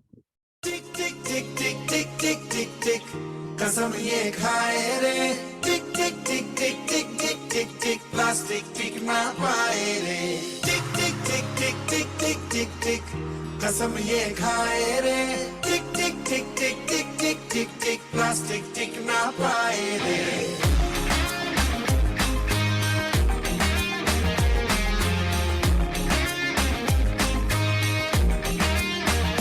अगर सुन लो जो संभले ना हम तो बम ये फट जाएगा कि बहती सी नदियां का ये पानी रुक जाएगा